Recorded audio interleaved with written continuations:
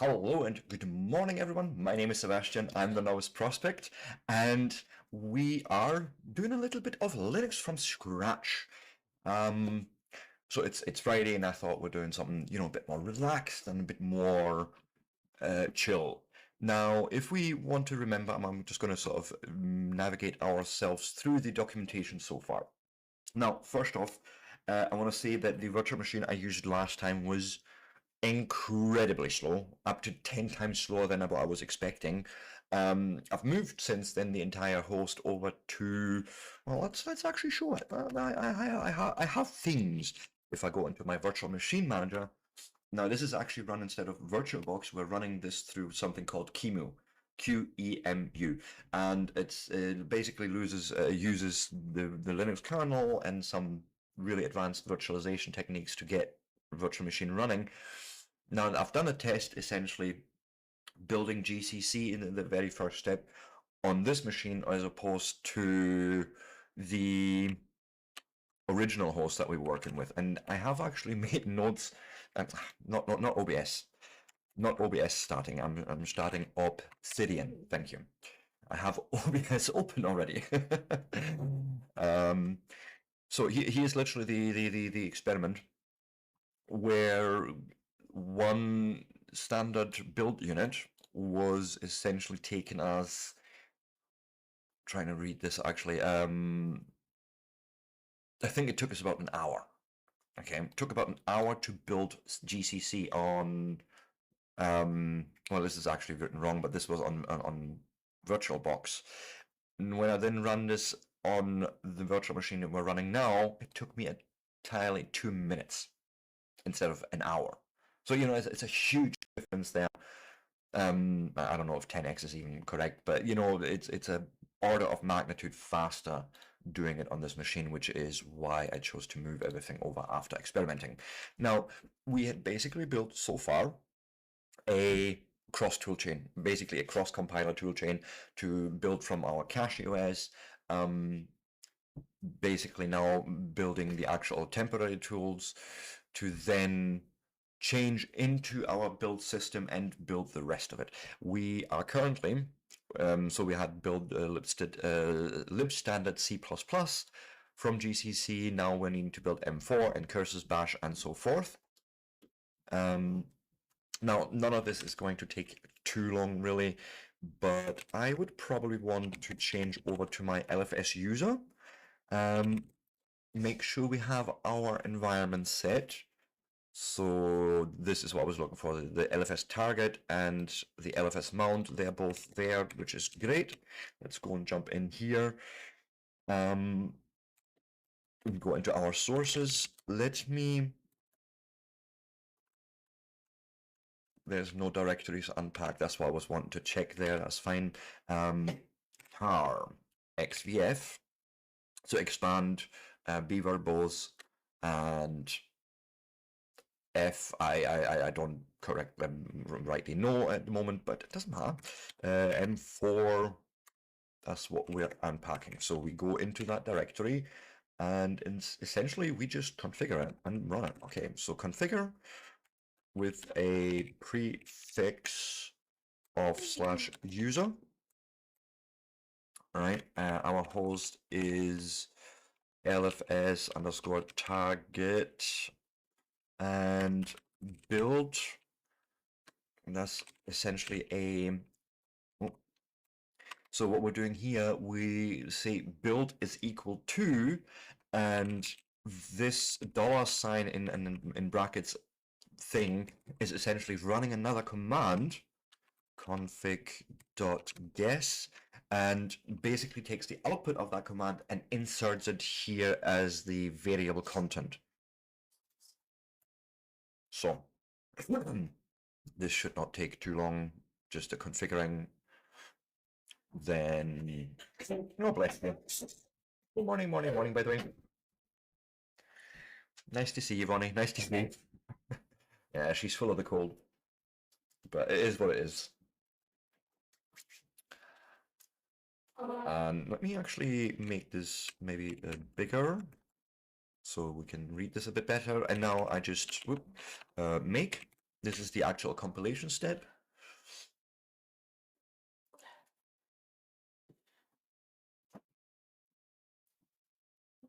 And then we make install.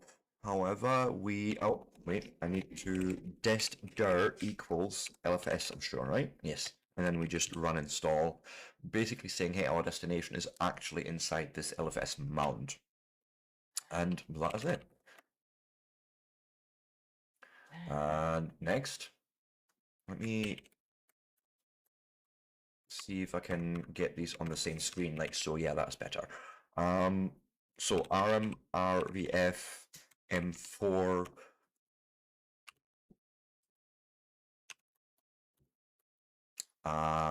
basically after every build step you want to make sure that the sources that you've unpacked, that you just delete them, so that in case you need to unpack them again and build another step of that, you basically have a clean directory. Okay, this is why they're doing this all the time, or expect you to do it. Ncurses. Okay, let's go into ncurses and make dir build. Right, we go into build, into the directory. We say from the parent directory, please run a configure with the prefix of equals lfs slash tools awk equals gawk.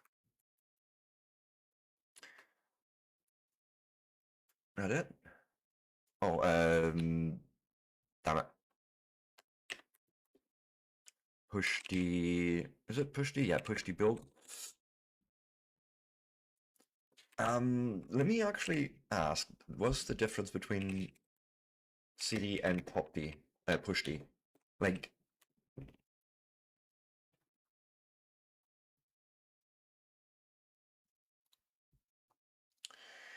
go away.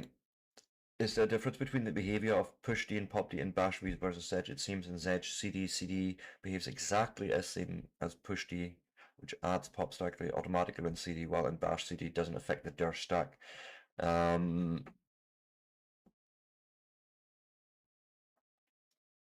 This is specific to Zedge, which we're not actually caring about. But I have a feeling we may need to do this because we're running on bash, and bash seems to make a difference between CD and push D.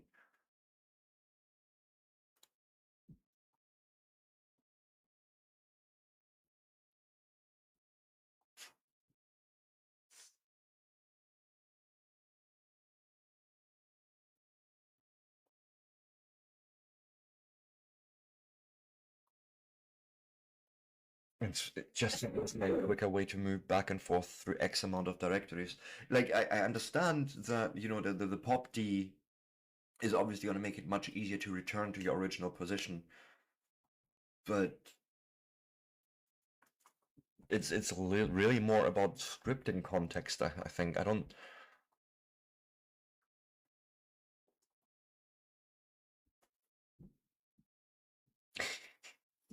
Oh God, Germans. Nuts are healthy. I put them in my mouth. That's literally what she's singing. Oh God.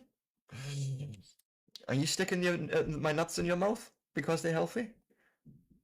No, I didn't think so. I think I would know about that. I'm sorry. Um, I feel like we need to do this with push team, pop team for some reason. But we say configure, right?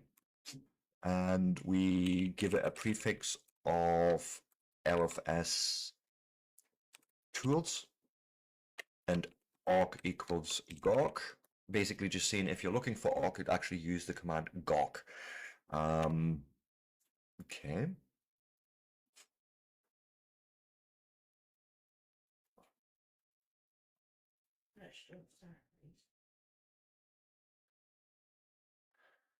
Right, okay, so there's a bunch of parameters that we're passing into our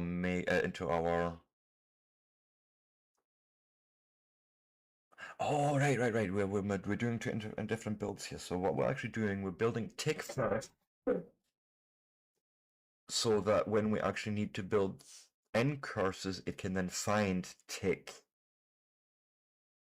That's what we're doing here. Understood. So make C include. That looks like it ran right. Make C progs tick.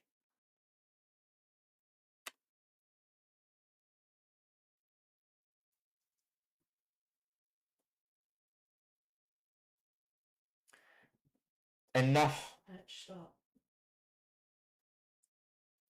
That's the make of both of those, and then we just install progs tick into LFS tools bin and pop D brings us back, and then we actually configure the entire thing. And I think in this case I will just copy all this. This is just a huge line where we basically say your build parameters come from config.guess. This is where man files live, which man file format or man page format to use. With shared, this makes ncursors build and install shared C libraries. This prevents ncursors from building and installing static C libraries. So we only want the shared ones, okay? No debug libraries and symbols. Makes the C++ bindings shared without ADA. So basically we're not using the ADA compiler.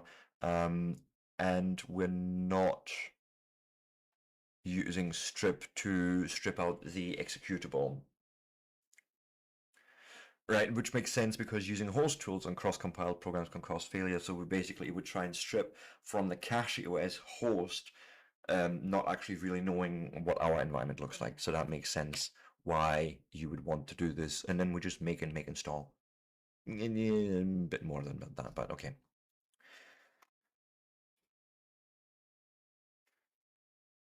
Come here. Go right on. Now enough. Okay, make. I think it's just, yeah, just make.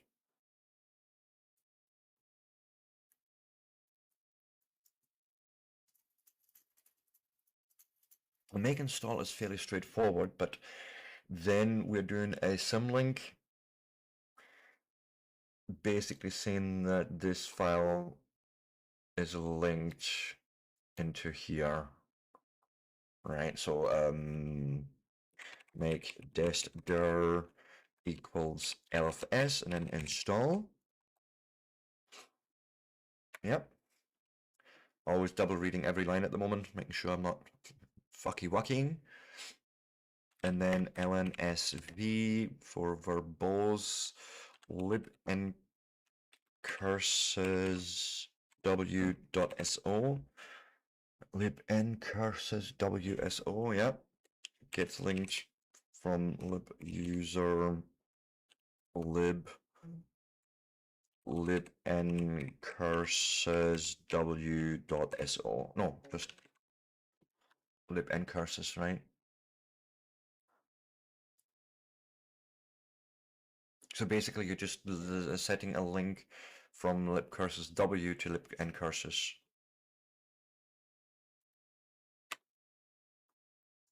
Okay, said e. Oh God, no, I'm copying this. What are we doing now?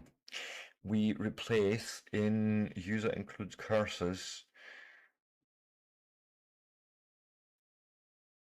The header file cursors contains the definition of various ncursors data structures. With different prepressor macro definitions, two different sets of the data structure definition may be used. The 8-bit definition is compatible with lib ncurses SO, and the wide character definition is compatible with lib ncurses W. Okay. Since we are using lib ncurses W, so the wide version, as a replacement of a lib ncurses, edit the header file so it will always use the wide character data structures definition within. Okay, I guess.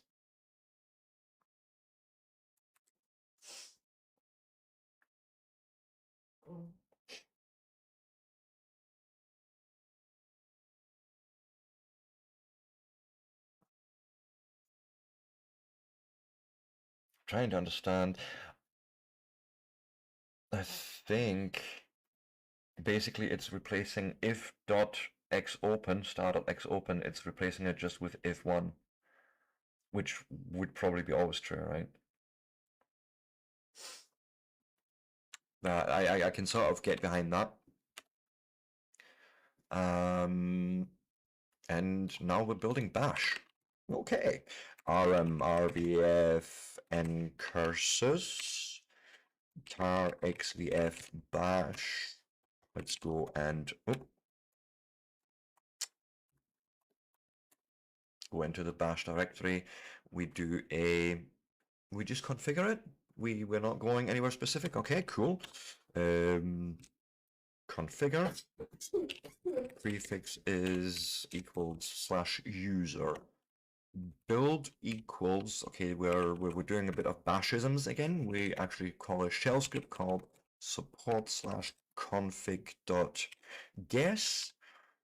We say the host equals lfs_target,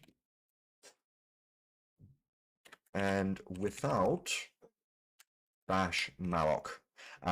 Basically what we're doing here, I understand this part, we are basically telling bash when you're building, don't use your built-in memory allocator, use the glibc one, right? Yeah, bash will use the malloc functions from glibc, which are more stable. Okay, cool.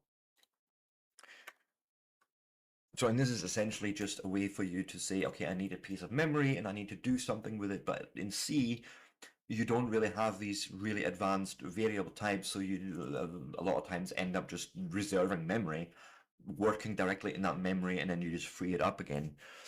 But it turns out that as far as I know, the bash malloc is somewhat more unstable and just not as well, causes segmentation faults. Seg faults are bad. It's literally when basically the kernel turns it on and says, you're doing something so illegal here, I'm not just going to crash out. Like you've touched memory in an inappropriate place. I mean, I like touching memory in inappropriate places, but sometimes the kernel doesn't like it. So, it's my speciality. You're not wrong.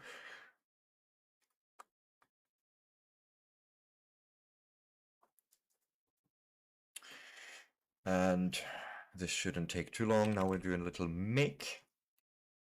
Oh, wait, really? That was quick. Was that like that seemed awfully quick, if I'm being honest.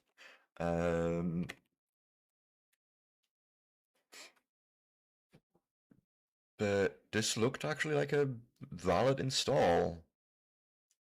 Yeah, user include bash, built-ins, you've definitely okay. That was quick, unexpected, but I'm not going to complain. lnsv, and we'll basically say bash. I think I understand this more now. Basically, all we're saying is the link to lfs bin sh just points at something called bash. It doesn't have to even be in a specific path. So lfs/bin/sh. Right. Okay. Next, we are building the core util. So rmrvf for bash for now. And then we unpack the sources for the core utils. We go into that directory and we do a configure. Oh, it would.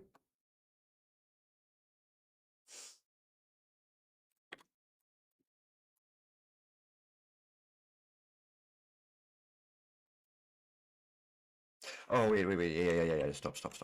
We didn't even unpack right. There we go. Now we configure with a prefix of /user. And we're saying host equals lfs_target. We basically get a build script from build output build something something something dark side from config.guess, right? And then we say enable install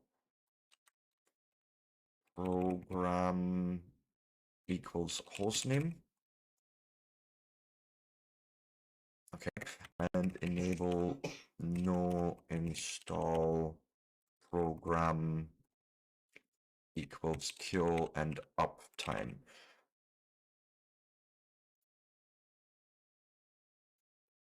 All right, okay, so you're installing hostname, but you're not installing kill and uptime. Some reason. Sure.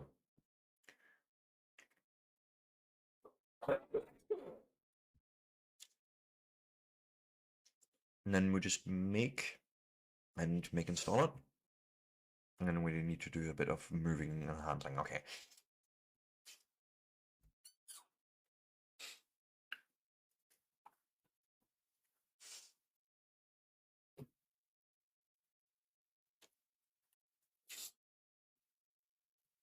Now, what is with my music today?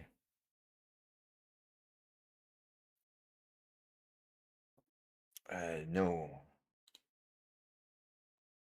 Okay, so you done your configuration. Now we just make, which is the actual compilation step always.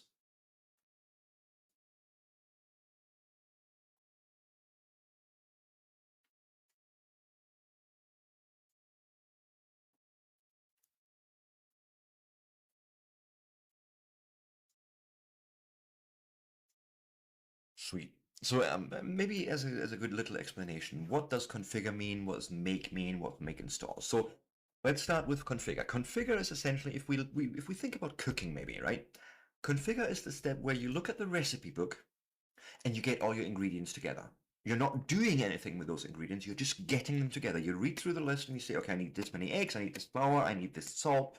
You're getting all this stuff together. Then the compilation step is actually where you take all your ingredients that you've gathered and you start mixing them. You start to do the actual cooking. So you do prep, you cook, all that. That's sort of the make step. And make install is the step where you then plate up. That's essentially sort of the order of operations that we always have to go through. We gather all the ingredients, like all the little bits that the program needs to work. Then we cook the program, we make the meal, and then once it's all nicely, put together in the 2-3 pots, whatever, you then get the plates out and install it on the plate, so to speak, and to your, to the people eating it. Stupid little analogy maybe, but I think it actually gets fairly close at what we're doing here and why it's always this sort of yeah, it's a sort of explaining why we're always doing this in 3 steps. Why not just cook everything and eat it all in one? You can't do that. What, you're going to eat the raw eggs with the shells? No, you need to break them up first and do things.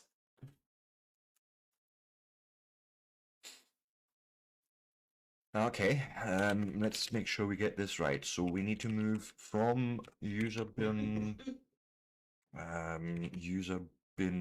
chroot. What? Yes, chroot. Hey, Project 78652, how you doing? Welcome in. Nice to see you over there on YouTube. And it's getting moved to user bin. No, user S bin. Ah, that's I was getting confused there. That didn't seem right. Right. Make your PV does basically say if any of the paths above the path that we want to create doesn't exist, we create that as well. So we say in LFS I want user pair man 8. And this is basically for the manual pages to read documentation for. And then we move user share man /man 1 chroot 1 into LFS. What am I going to name my distro? It's basically just going to be Novice Linux. Give me just a second to finish this command, and then you can actually see what the target is going to be. User share man8 to root dot 8. Right.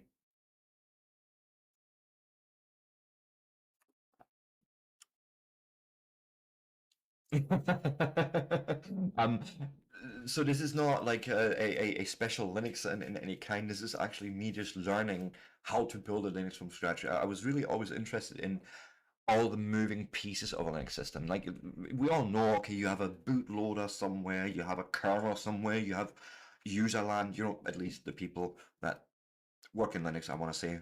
But like, how do all these pieces come together? How do you bootstrap something like that?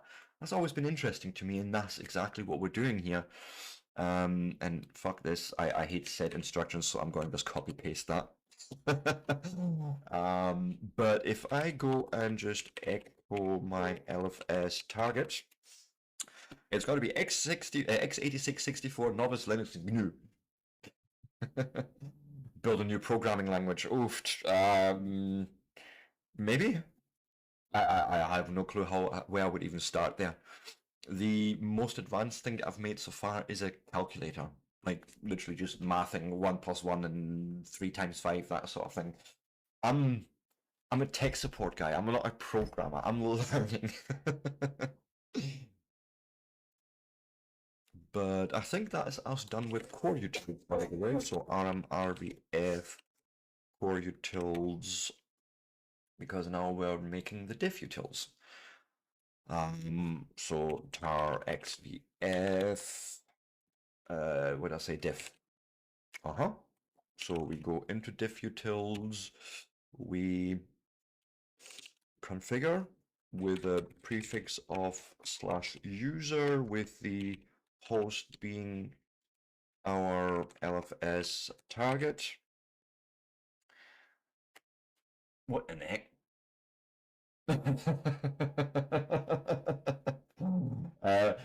What assembly? x86 assembly, ARM assembly, CISC assembly, a RISC, sorry, not CISC, a RISC assembly. Like it's many assemblies.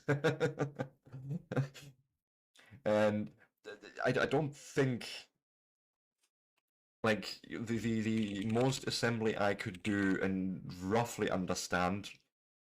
God, do I have this still? Yeah, yes. I was just curious in sort of size differences, right? Sort of made a hello.c, like literally hello world, return 69, and we've done the same in assembler. I was really just curious how big these executables get. um, and like, so this is literally a fully functioning main program. I can literally, if we just run main, okay, it gives us hello world and it returns 69 as the error code, right? Which is the same as what hello does, built from the C. But the C version, which is literally just 2 lines, actually just 1 line, if we're really considering code, this is the only real line of code, right? Anything else is just bootstrapping and boilerplate. And the executable is almost 16 kilobytes just to say hello and return a return code. If you build the same thing in assembly, it's 181 bytes.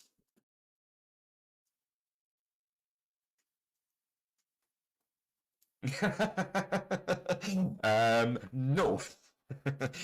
I'm a poor man. I have nothing to give away. But no, this was interesting to me, just to see how small you could make the simplest program, as it were. You could probably make this even simpler by not printing out anything, by literally just returning 0 or something. But realistically, this is as much assembly as I got together, and this was with the help of a video from Solding and reading documentation, and it was horrific. I could possibly explain some of this, but actually, yes, I can.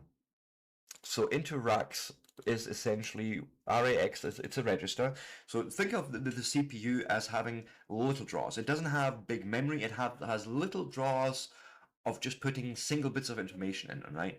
And in Linux, if you want to do something that's called a system call, so you want to tell the kernel, do something for me, not just, some program, but you want the kernel to tell you to do something for you, and you need to do something that's called a syscall.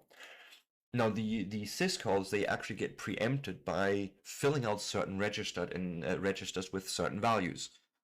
For example, this is literally just an out, standard out.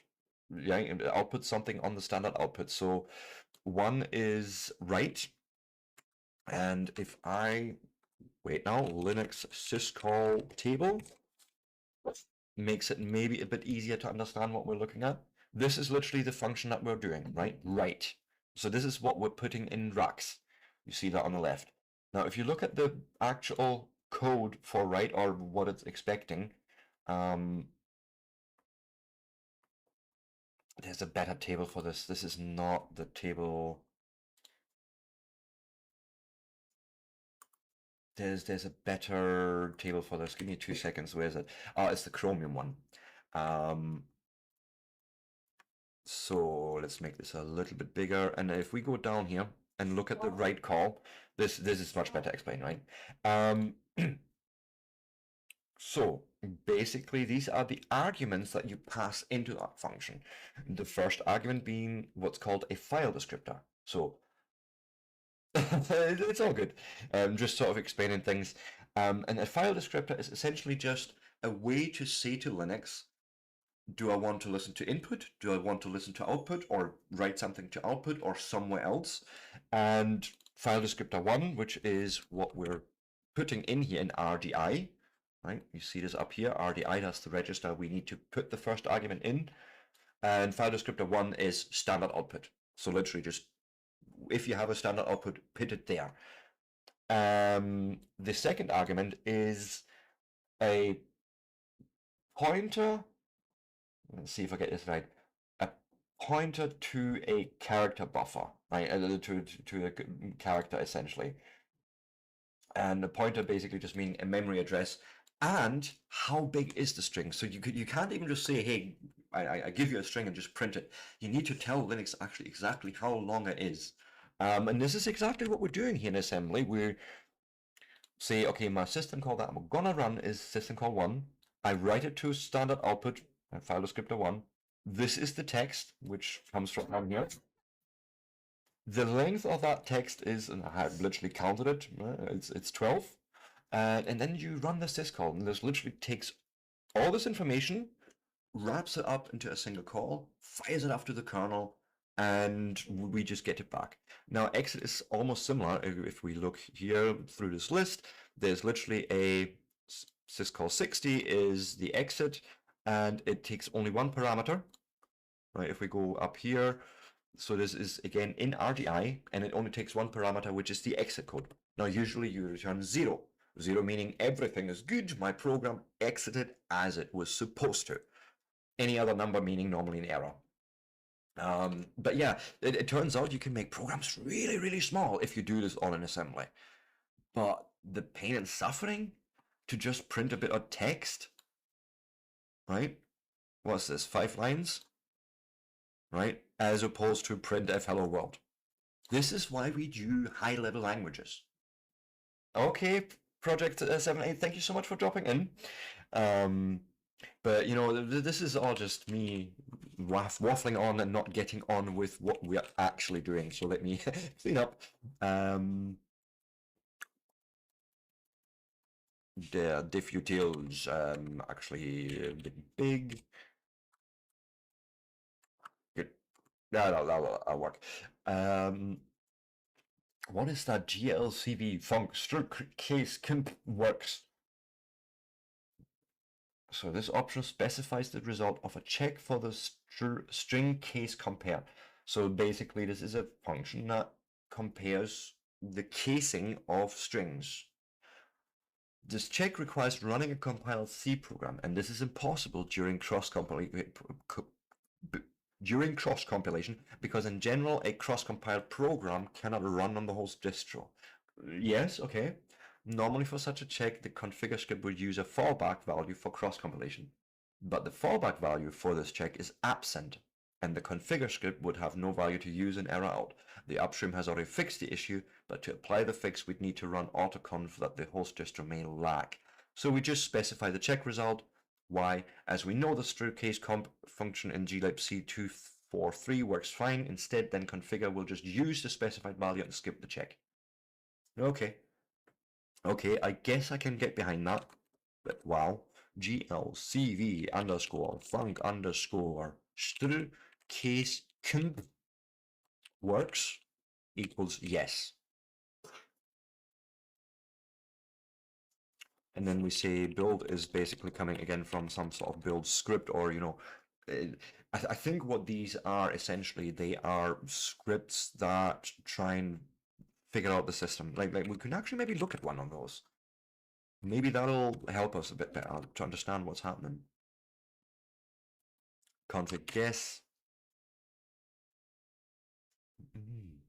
I'm only live on Mondays to Fridays, so unfortunately this is my last day for this week.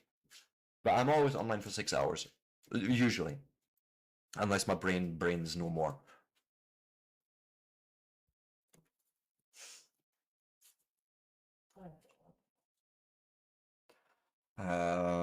Right. I want to quickly have a look. Can we?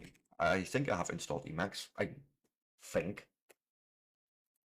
Build aux config guess. Like, what's the file like that look like? The local variables list in config guess all their locals el contains value made and we save.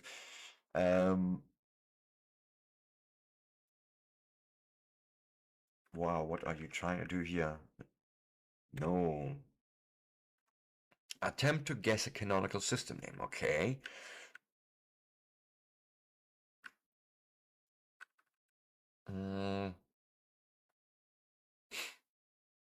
So echo 01 is essentially just echoing out the name of this script. Okay.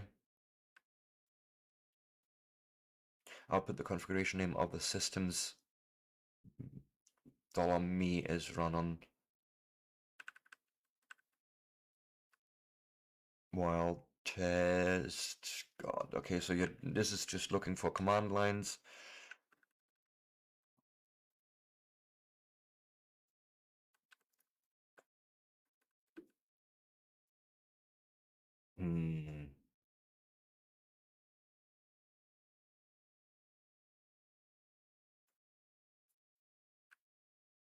I think it's literally just looking for where the compiler is, trying to find some names, you like what kernel we're running, what kind of version we're running,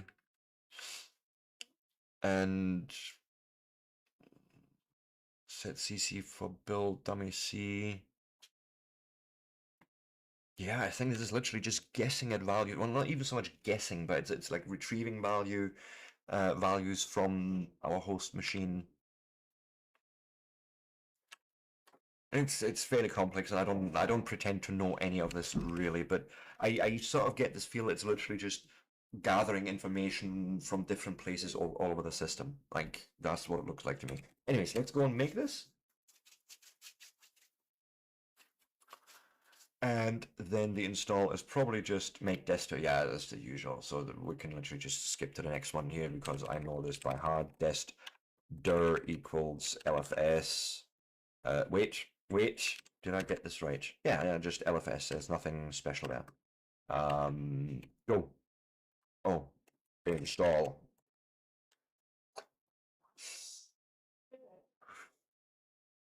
Shit, that may have been going wrong. Let's do make again.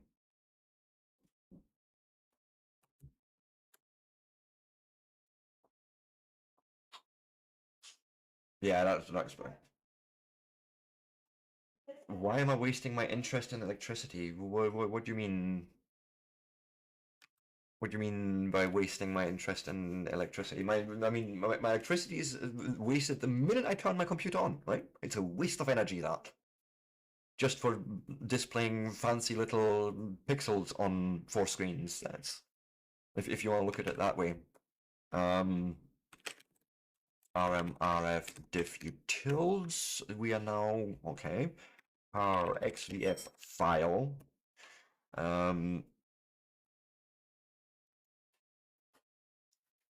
Okay, we do the same here. We make dir build, excuse you. We go into that build directory and then, oh god.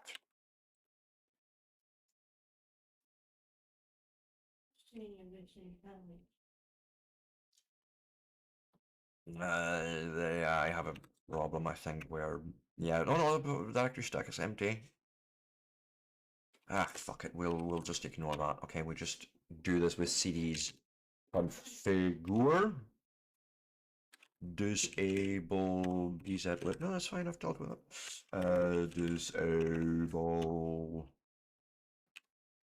lib sec comp.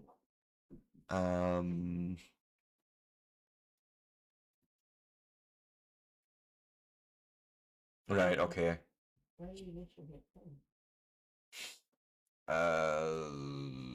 Then disable xzlib and disable zlib. Okay, sure. I imagine we rebuild those afterwards.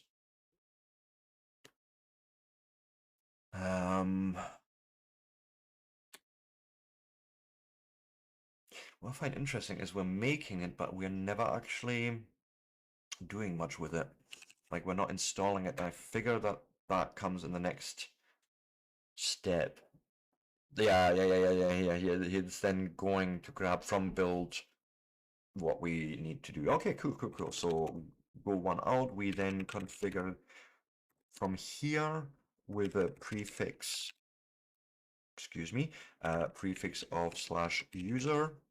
The host equals lfs underscore target, and build equals, again, we're doing a bash script saying config dot guess.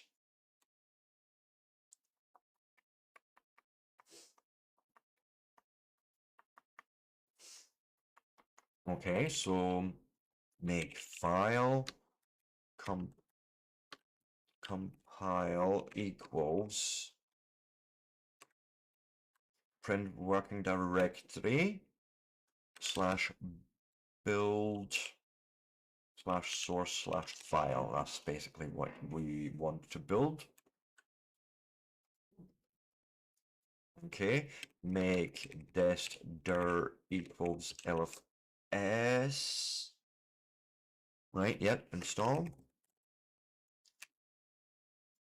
And then rmv. Yeah, that looks correct. lfs user lib magic. Oh, magic.la. Okay, and that is it. Next are the find utils.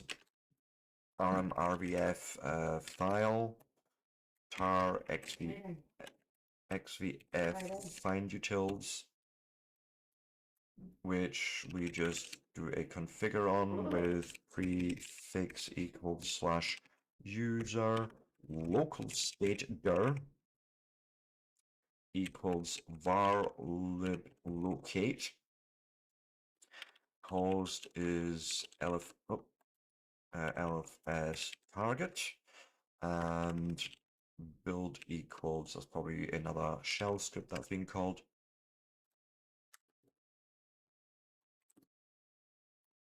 Something like that.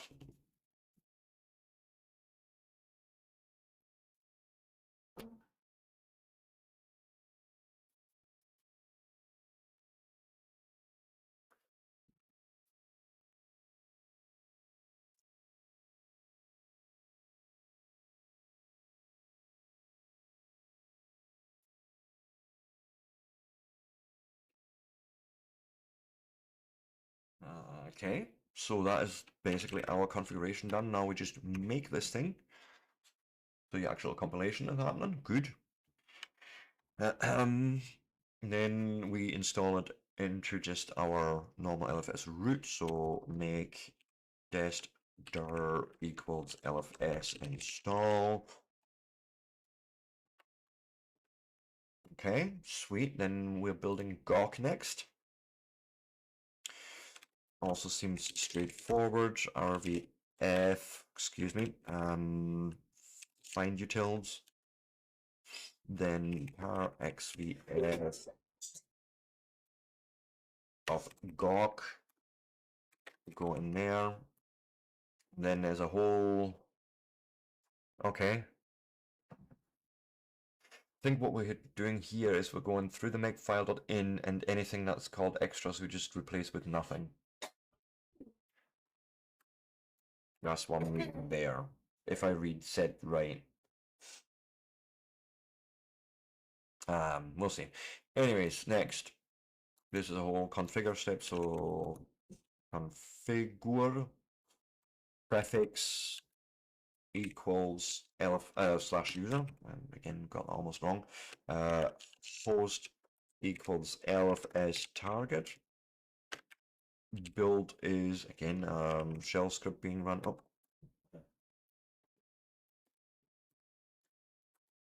Build aux config guess do.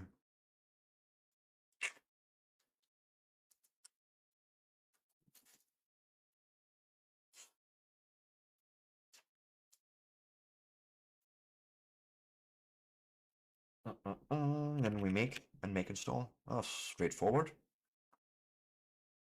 And then next one's grep. Looks pretty much exactly the same. So make dest dir lfs install rmrvf gawk tar xvf for gzip.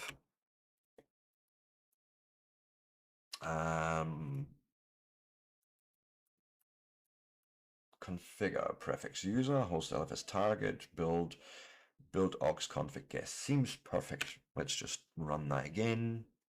And here, perfect. Would you believe it? We're coming up to our first break already. We're just gonna make it install. No, wait, make first. Need to compile it first before we can install it. Right? That is literally all that is required for gzip there. RVF gzip 114.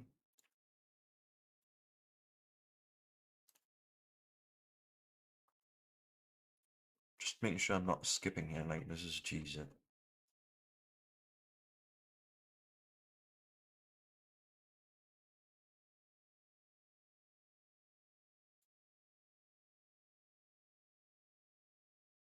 Two seconds. I have a feeling I may have skipped something here.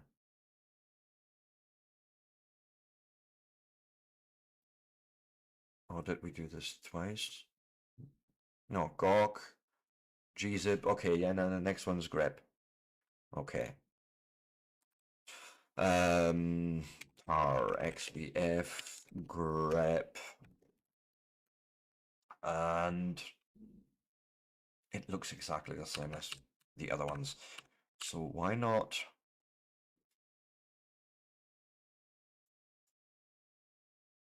build aux config? Yes, that looks correct. So why not actually just say make and make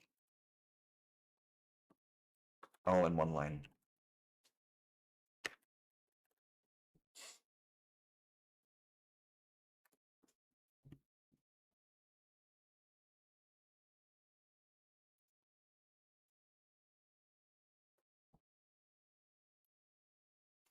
Yeah, I think I just skipped one. Because we built gzip already, but I didn't build grep, which comes now. Whoops.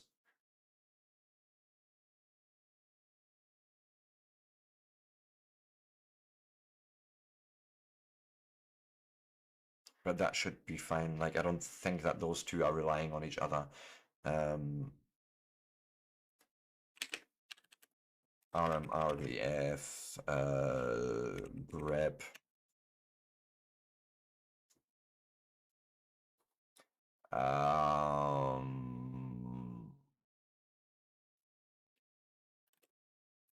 No. LFS user bin. Curious if I should see a gzip in here. Yes, gunzip and gzip, they're both here, so we definitely did that thing already. Whoopsie doopsie. Here comes the make system. So tar xvf make.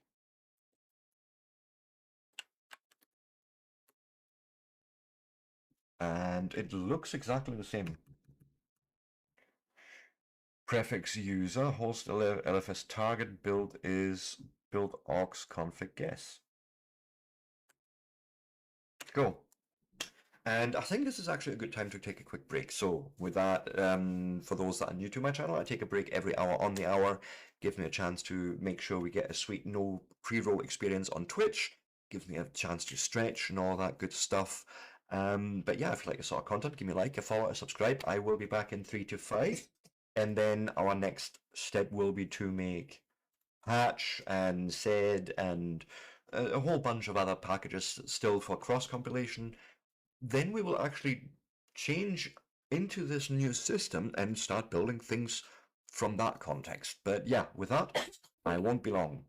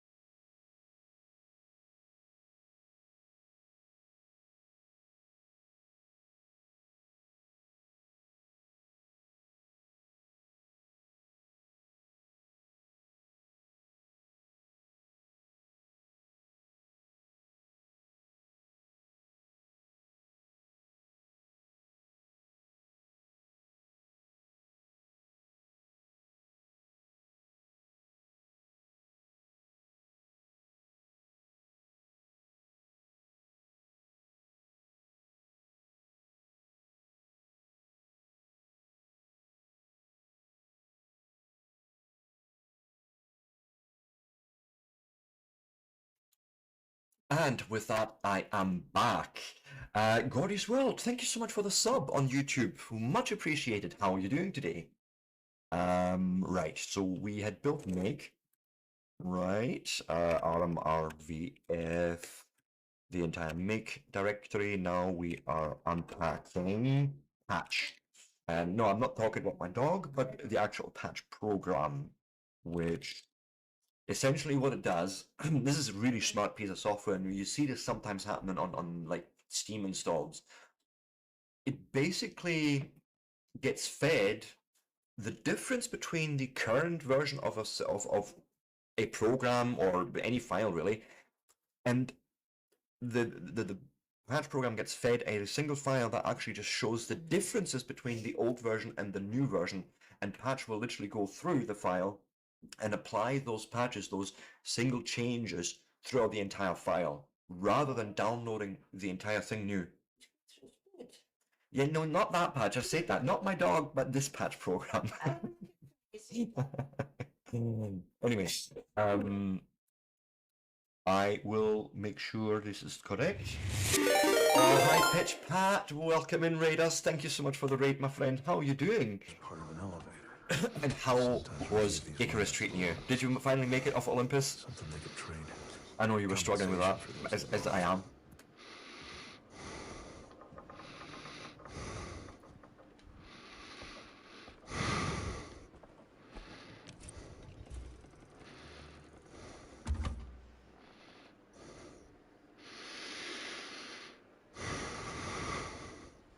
So this should basically just make and install the entirety of patch, and then sed is the next program that we need to do.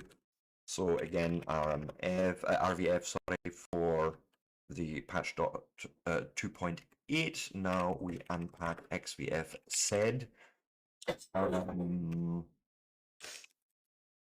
Yep. This also looks exactly the same, if I'm being honest. /user, LFS target, build is build aux config guess, then make install. So go. Then the tar program and XZ program also need both done. Should be fair, straightforward. And so for the people that are wondering what we're doing today, hello, ho. We are building a Linux system from scratch. So basically we are literally compiling the entirety of Linux from the source code. Did the shout out, did all that? That all happened. Good. I missed half of that probably. Too distracted in my own little world here. RVF said something. We're doing good. We're doing good. It's the weekend. How can we not be good, right? Well, I mean, Vonnie is full of the cold, but we don't talk about that here. But no, other than that, we're doing good, honestly. This is sort of weird because we're unpacking tar with tar. But keep in mind, the tar we're using currently is actually from the caches OS host. So this is actually the system that we're building from, and the tar that we're building currently is actually for novice Linux, I call it. Yes.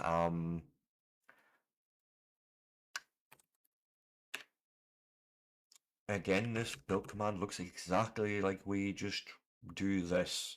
Configure, make install, go.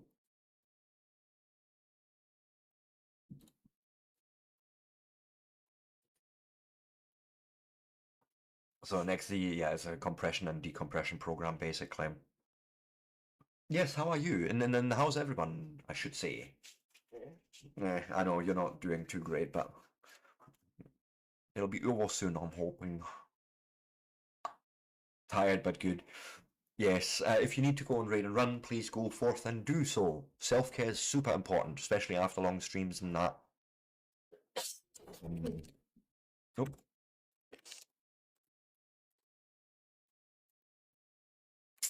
Okay, so we now unpack XVF, the XZ tar, which means we go into this and okay, there's a bit more there. So prefixes, user, host, build is all the same, but we are disabling static libraries. Disable static.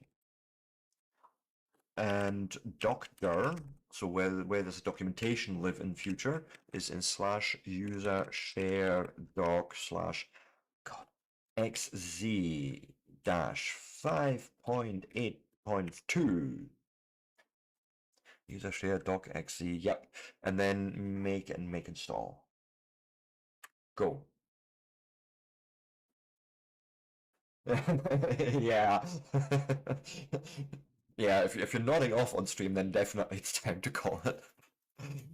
I sort of get the same when I do like these fairly cerebral streams, and I notice my brain just completely dropping off from attention and that. It's like, yeah, no, I think it's time to call it.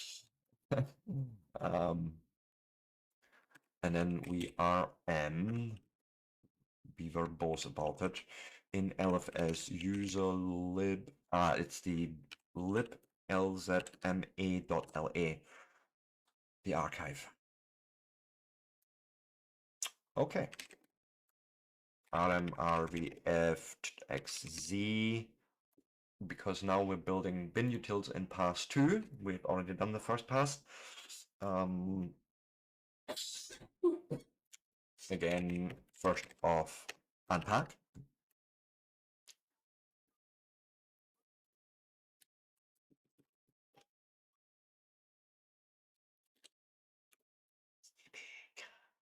Make dir build. cd build. Oh, wait. We need to set something here.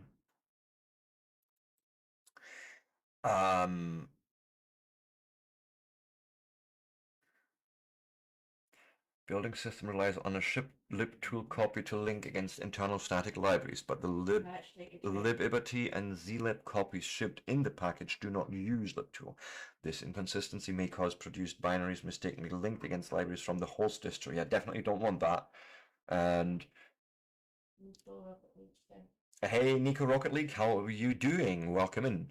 So the way I read this set command is it goes to line 6031 and replaces add dir with nothing in ltmain.sh. That's how I'm reading this command. Now we go into the build directory and we do a full. Oh my god, that's a big old configure block here. Let's see if we can. Where is? There we go.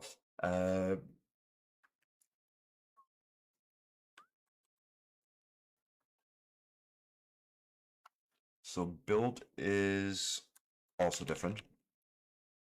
It actually comes from our parent directory called config.guess. Let's just make sure it's that. Yes, okay. Then disable NLS. Yeah, I'm doing good. I'm doing good, thank you. Enable shared.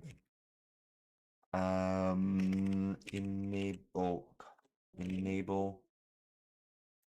Excuse me? What's up, doggy? Come here.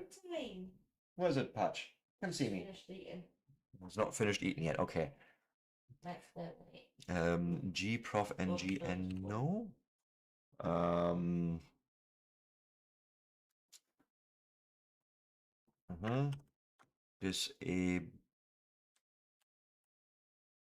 Disable. What do you mean milk? Well, now you can apply Patch. Yeah, come see me, boy. What is it, boy? Huh? What is it, Patch? Yes. Yes, I see you. Yes, I love you too. You're fine. I'm fine. You don't need to check on me, honestly. I'm fine. Making my beard all wet. Shit, you good boy. Right, go lie down. Yes. We took him on as a rescue, and I wouldn't change it for the world. He's became my little.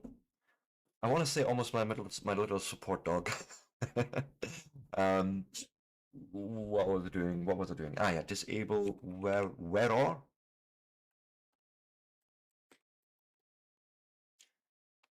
and enable 60. God, if I could type, that would be useful. Enable 64-bit BFD. big fucking disk. Oh, enable new dtags and enable default hash style equals GNU. Not has style, hash style.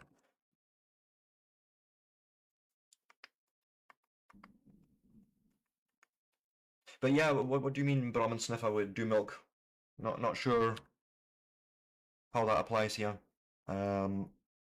Make sure make install, that is all correct still. Right? It's just the configure that changed slightly, so oh.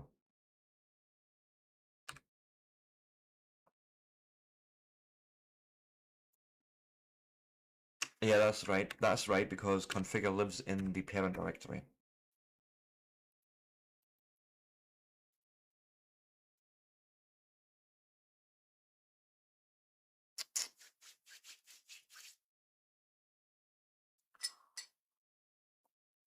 And then we need to remove all the libtool archives because they are harmful for cross-compilation and remove unnecessary static libraries. Just copy this. This is just net. Basically, what this does is it goes into user lib, into the directory user lib, and then in here it finds any files that starts with lib, then have either BFD, CTF, CTF, not FD, opcos, sframe in their name, dot, and then both A and LA files. So it's basically sort of a mask of different files to just it all depends, Nico. If you've ever worked with Linux and like literally compiled any piece of software from scratch, which in Linux you may end up doing quite a lot actually, then none of this is actually difficult. More to the point, the documentation is actually written in such a way that I want to say no. Not yet. We're getting back to that. That's kind of, I'm hoping to get back to that in next week. We had internet issues last week. Then this week I sort of needed to come back into a frame of mind of how do I program again? How does C# work again and all that?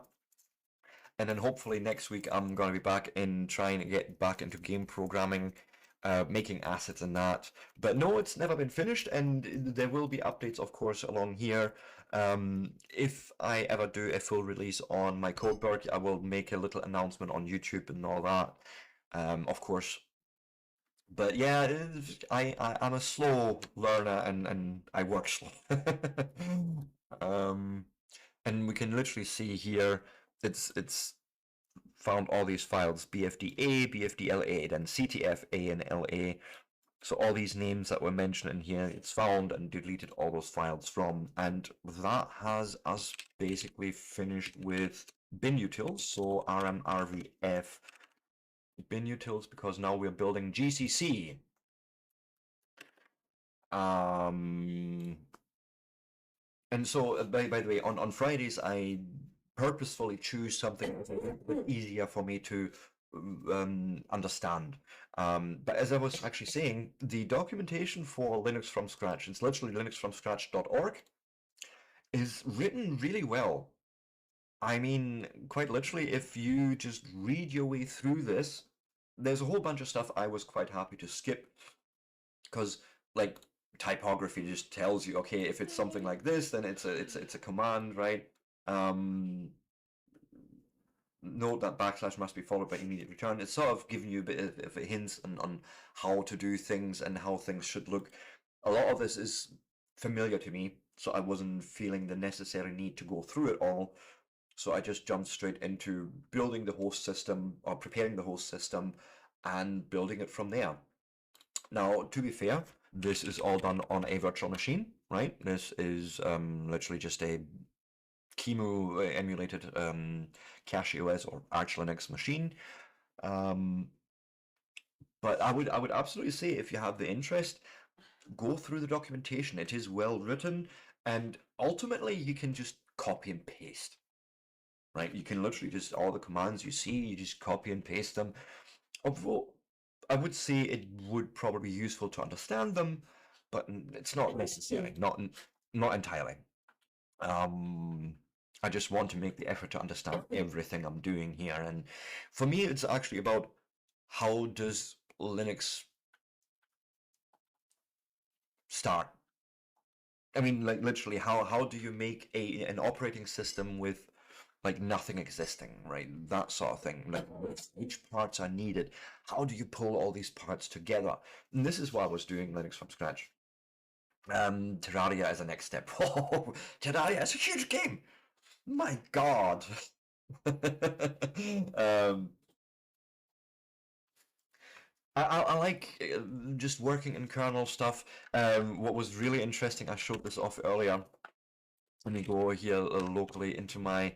I've made a little test, right? So if you in C want to just write hello world, it looks like something like this. You include your standard library, and you make a main function, and you say printf, you know the word you want to print, and you return with some error code. Now, compile this entire thing is almost 16 kilobytes, right? Now, if you do the same, this was just, as I say, for me, out of interest on how to interact with the kernel on sort of a low level. If you do the same thing in assembly, it looks horrendous to look at, and I could walk through this again, but what's really important here is that the executable making the same result, and I can literally run hello, it prints hello world, and it returns 69 as the error code, or I can run main, which comes from the assembled file, assembler file, same output, same return code, and the entire thing is 181 bytes. It's ludicrous how small you can make something. However, this also means that you're literally talking directly to the Linux kernel. Every time you see a syscall, this is you literally demanding something from the kernel, and if you haven't prepared these registers correctly, you can crash a kernel quite possibly. You can segfault it. I'm sure any of this can go terribly wrong. But the point is you can make a program really small with still the same result. I don't know if I would want to program in assembler ever though. If I'm being honest, like that's just sounds painful. Anyways, we are unpacking GCC because we need to now build it in Pass 2. Yes, absolutely. It's definitely a high-level language, even though people would probably call it somewhat low-level, but for me, it's a systems programming language. It's high-level, yes, but it's meant for systems programming. Almost akin to Rust, although Rust also fills other niches as well. But you know, if you then look at something like Java, C#, those are what you would probably call true high-level languages.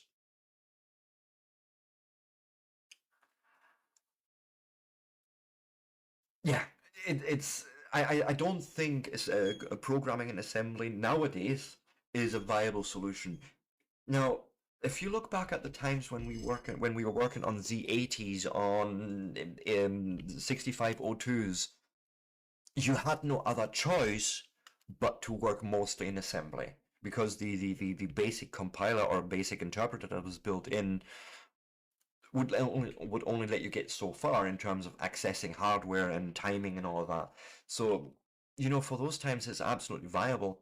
And you're absolutely right. It's good for reverse engineering, understanding how certain functions come to be. But other than that, it's I don't think a viable thing today unless you are literally building a bootstrap for a new operating system. Then you need to work in assembly for the first couple of hundred bytes because you need to somehow interact with BIOS or UEFI to essentially say, hey, here's my boot sector, here's how we get memory initialized and all that.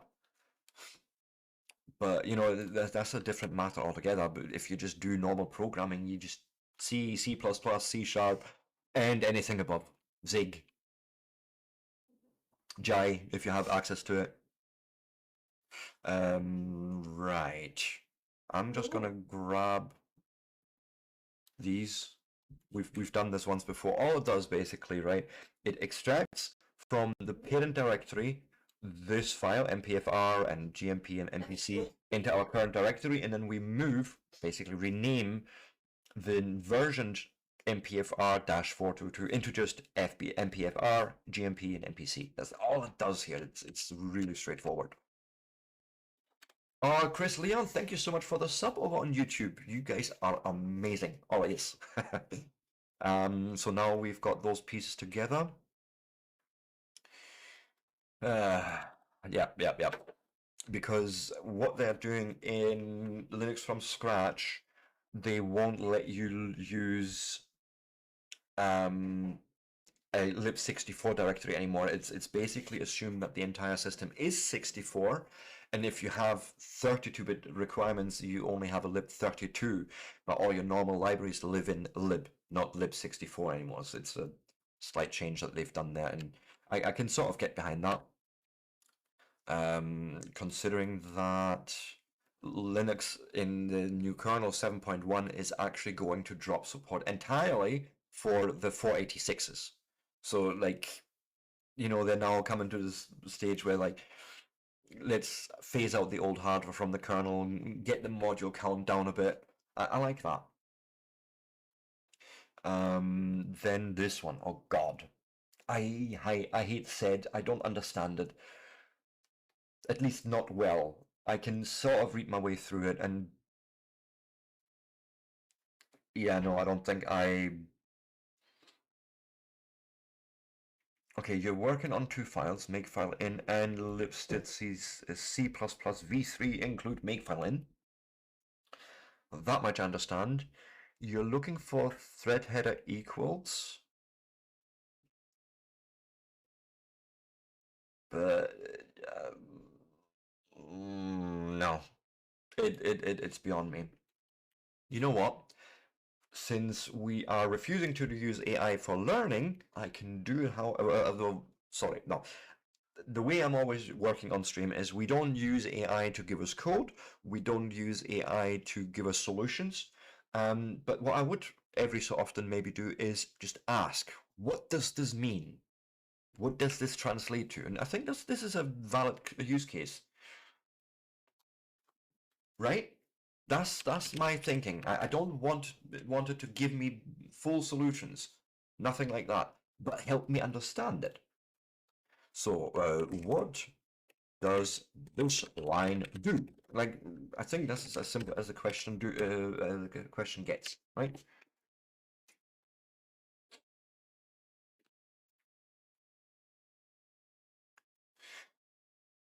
Targeting two files. Okay, so I understood that part right. It breaks down as finds only lines containing the string thread header. Okay. On those matching lines, substitutes an autoconf style placeholder, anything between at delimiters, like this with the literal value G through POSIX H. Okay.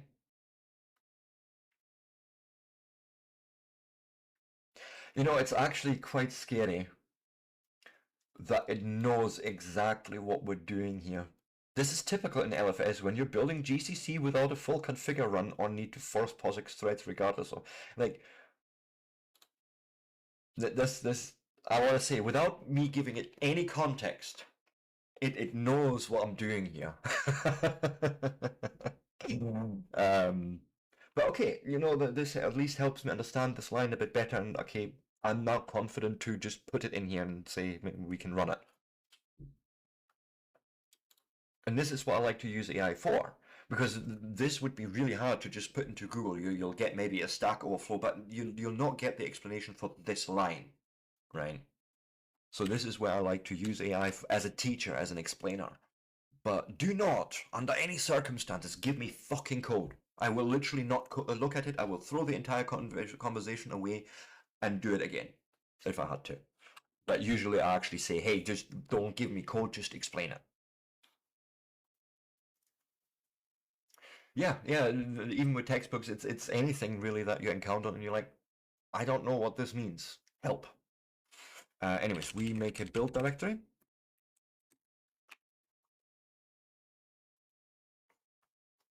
Wow, that's a big old configure. Yes, absolutely. Give it the right input and you get reasonable output back from it. Here's another thing though with AI.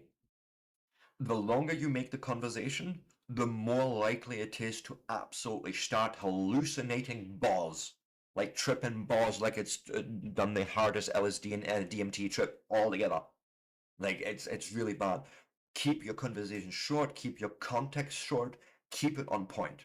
Best advice I can give. And that way you get highly qualitative answers. I'm actually really surprised with the Gemma 4 model. Like I can run this on my little 8 gig card and it's mwah, it works really well. But I'm getting sidetracked. It's something I like to do, but right. So we configure with our usual parameters. You tell it where the sysroot is. Yeah, this is a normal GCC build more or less. And then make and make install. Okay.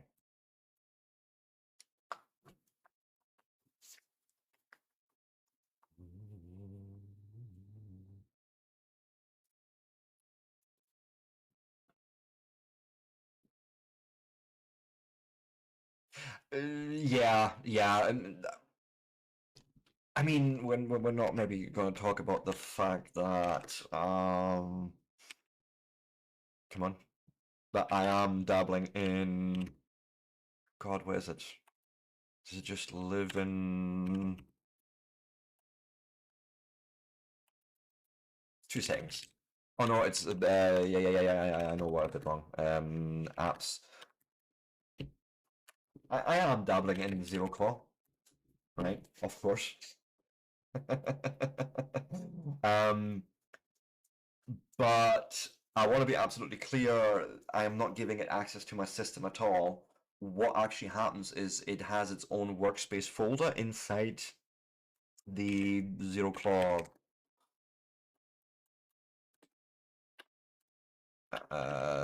Zero Claw workspace, something like this.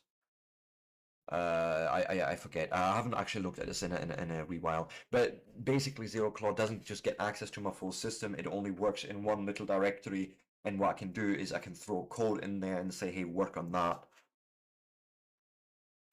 Yeah. But if you look at this though, this also leads to problems. This also leads to fault reports or reports that are almost impossible to deal with. I think it was Curl, the developer of Curl, that has this issue where basically Google threw all their compute at it to just find vulnerabilities in open source software, which, don't get me wrong, I like that idea, okay? But what is a bit hard to justify is that $1 billion company can throw all this compute at a problem, and a single dev then gets these bug reports or issues opened, basically expecting to solve them all. When you use the completely automated harness to find this thing, and can you even prove this is an actual thing that happens in a real working environment? Because it turns out a lot of time that these bug reports, they're in such a specific case it's almost impossible to get at these edge cases, right? So I think this whole letting AI just run and do things, it's not ready for it. It really isn't ready for it. And there was actually, I think it was OpenClaw, one of their CEOs or like CFO or something, right? She had basically OpenClaw hooked into her phone, into her email and everything. And before she could do anything, the email was empty because OpenClaw just decided to clean up. Well, she asked OpenClaw to clean up some, but OpenClaw basically went a little far. And this is the problem. If you're not monitoring what the thing is doing, then how do you know what it's doing? Can you trust it? In my opinion, no, you can't. But that's just me. I rather see everything you're wanting to do, and you know what? Actually, give me the command, and I will run it. Because then at least it's still down to me having hit that enter key to say, okay, yes, I fucky wucky. I did the thing. I mean, I even fucked up my own system last night so bad that I couldn't boot this morning because I'd removed Hyperland, and I wasn't aware that Neri seems to rely on Hyperland for something. um, But yeah, in my opinion, AI is a good teacher at the moment. And if anything, if I'm wanting to be less positive about it, the only thing AI is good at is regurgitating everything we as humans have ever said, done, or wrote. That's all it does. It's a regurgitator of information. It is not creative. All it does is look at past information that we gave it and infers from there.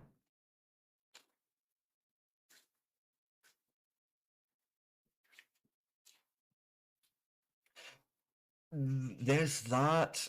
And I think the Chinese are actually making a lot of headway there with it. Is it Huawei that's making their AI chips? They're now sort of catching up to the A100 series of the NVIDIA. But I think, in general, in today's world, to sit there as one country and say, "Oh, this other country isn't getting this technology," it's ludicrous.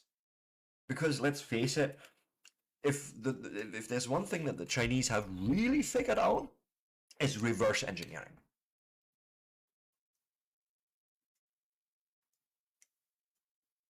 Yeah, yeah, yeah. I mean, I want to say that the EU was never a serious player in this except for research reasons, right? But I don't think that the European Union ever had the means and resources to build data center in these scales that we're seeing them at the moment. That's the literal truth here. But literally, if you cut off a market from any technology, do you not think that market will figure out a way to get at least one of those devices into their country, get one of their smartest reverse engineer researchers on this thing, and do exactly that? Do you mean like? And we've seen this time and time again. There's nothing that is safe from the Chinese market in that way. They will absolutely find out how we make the thing. They will copy it and sell it back to us at a cheaper price. And we're complaining why? And then we're cutting them off. Like, no. Like, to me, in general, knowledge is a thing that should be shared. No one entity, person, organization, whatever, should have exclusivity on knowledge. Just not something I feel comfortable with.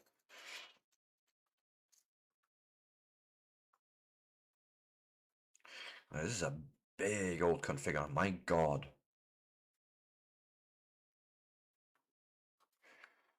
Can we, I wanna, oops, wrong button.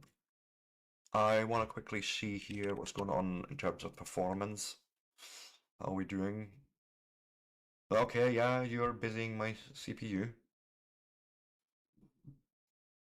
Sure. Nope.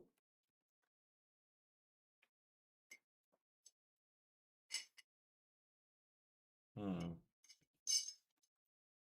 I want to ask the question.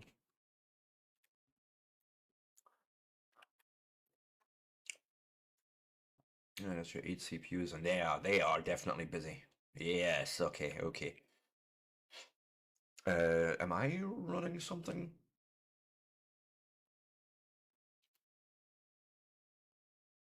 Yes, absolutely. I mean, the matter that fax is still around is a little surprising and probably scary to some, but it is a good backup system. Right, I know this to be true in Germany because companies still use it a lot. And the same with I know that there's laws in Germany that certain paperwork cannot be destroyed for like 20 plus years. They have to hold on to it. They have to store it for eventualities. And that could be even longer. I don't know if it's changed recently because I have moved out of Germany in 2006. So, in the last 20 years, laws may have changed quite a lot. um, but I know that that was a thing. Like school records, like literally your end of school or like your end of term results had to be kept for 20 years. Things like that.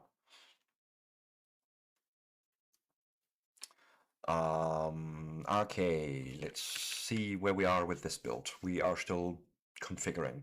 Sure.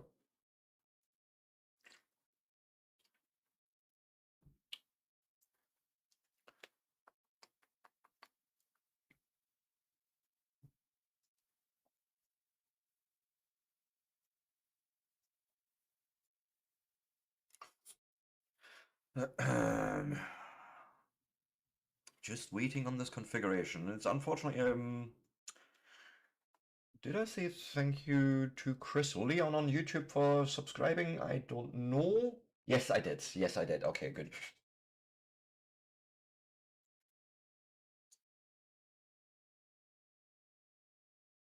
That has changed again, actually, because now the US military or the entire, the Defense Ministry or whatever, Department of Defense or whatever, they've now decided to pull away from that completely, and it's gonna get worse because now anything with under the Defense Department, as far as I understand, is now being asked to basically remove themselves again from any integrations with OpenAI and all that, or Anthropic, sorry. Yeah, it's a god awful mess. And then there's this whole thing where Trump wants to bring back battleships. The last time we've used battleships was in the Vietnam War. They've been phased out because they are essentially useless. And, well, he wants to bring back the Trump class because, I guess. But no, to me, there's something deeply wrong when any military complex wants to use AI for target classification and autonomy. Please don't. Have we not watched Terminator, Terminator 2, Terminator 3, Dark Fate, yada yada? Have we not watched any of them? Have we not learned from our, not our past, but from science fiction? Come on, guys. We cannot be that stupid. But this is exactly the problem. It's really good at that, yes. And all of a sudden you have got Big Brother. You have literally got a tool that if you hook all your cameras, look at the UK. The UK is the most covered country covered in most CCTVs per capita or like per person, right? You hook AI into this CCTV system, and all of a sudden everyone is trackable anywhere. You don't even need to see their face because you can do this the whole thing through gait analysis. And I think there becomes a point where how is this used? What, can the police just sit there at their desk and say, "Oh, I want to see what Sebastian is doing. He's not done anything, but I want to follow him anywhere." Anyway, is this really the state we want to be in? Right? I don't know. It's something just deeply unsettling for me deep down when I think about this as a system in general. And it's not just because we've all watched Terminator. This is not what I'm talking about. It's literally this thing more of how does AI know morals? Because it doesn't. It can't. It doesn't have. It doesn't have a moral compass. It doesn't have like guidelines that innately tell it this is wrong to do. This is not something I should be doing, right? This is sort of the difference I think between nature and nurture, right? We've put all nature into this AI, but we've not nurtured it. We've not give it values. We've not gave it an upbringing, if you want to put it that way. In essence, maybe as a better comparison, we've made an adult without ever having this adult go through the different stages of growing up, learning the rights and wrongs in this world, and we gave it all the knowledge of the world. Now, next, we're going to hook this really immature adult up to autonomous weapon systems, autonomous camera systems. We may end up with a very, very angry teenage boy, or, well, like young adult. Really pissed off young adult that just decides, you know what, fuck you humans, I'm just going to push the button. Like, how easy would it for a technology like this to actually say, hey, do you know what, I'm going to make a specific virus that just kills all humans, leaves all other beings alone, because it can iterate over this. millions and millions of times. We wouldn't know. Like there's just not enough control, I think, in this whole field. And ultimately the problem is as well with the AI, it's all a black box. Realistically, they're all black boxes, right? You get this big file depending on like if you use like ML Studio and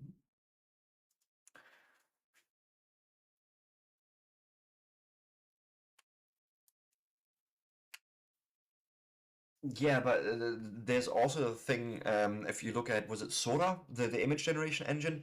People were just making slop. It cost them millions of dollars every day to run without any benefit, without any return of investment, even, right? As much as I don't like this, so, oh, we've invested this, so we should be getting this back. Like, fine, this is how business works, and I can sort of live with that. Um, but you know, we're all looking at this situation. We're looking at RAM prices, all these promised data centers. Like I know the things are not going too well for OpenAI in that regard, but it's there's so much movement in this market and a lot of misinformation to the public. Right? Not many people understand AI well enough to actually know how to use it properly. Um, Use it as a therapist when in fact you definitely shouldn't. Right? I'm just saying that. Um, like as I say, this whole let's hook the military into this. Please don't. But yeah, somehow deep down we've moved too fast with it because we could, and now we're sitting there wondering, hey, how does this technology actually work? Because a lot of this, I can guarantee, is by now, yeah, so black boxed away that even the developers and engineers behind it don't truly understand how any model comes to a decision. It's like they feed it the values in the beginning, they train it, and then it's hands off essentially.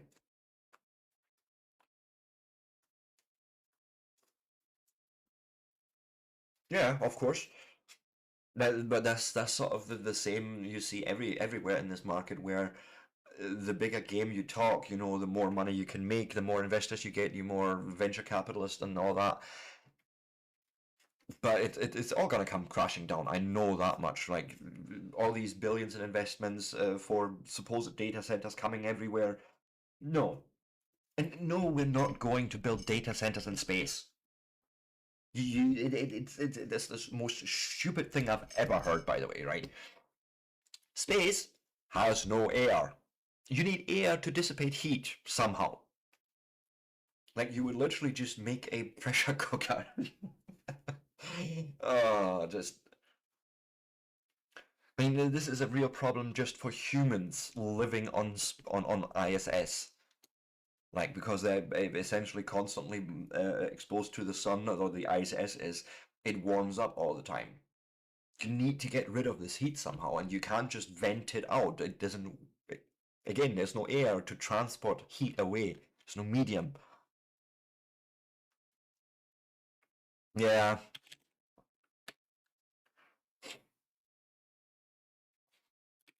and make install. I think like literally just dest dir.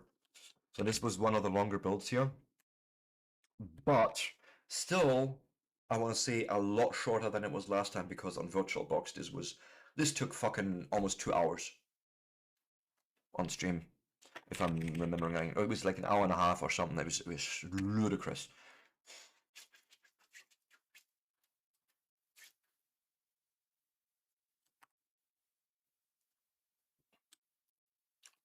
Okay, make install is done, and then we need to do a bit of a linking SV for GCC into elf-s user bin cc.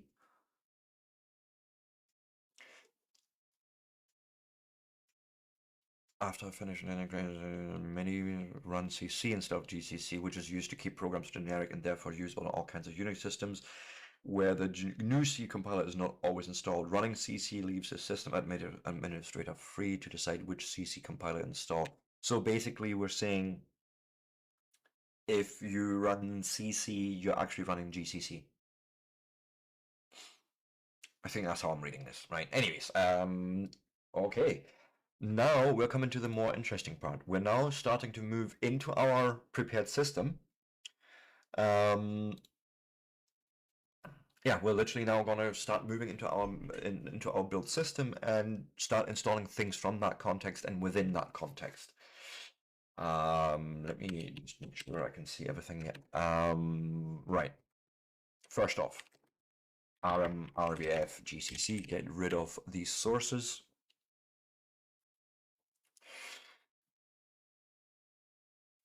Okay, this all we need to do all is root, and we need to make sure that LFS is being set so we know where the mount point is. So if I just go as root now and print env, I don't know if we ever did set it.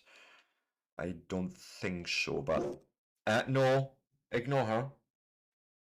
She's allowed to bark and protect her own thing. You don't have to answer. Honestly.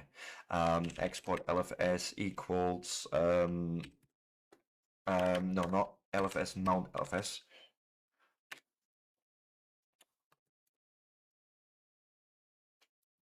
Right?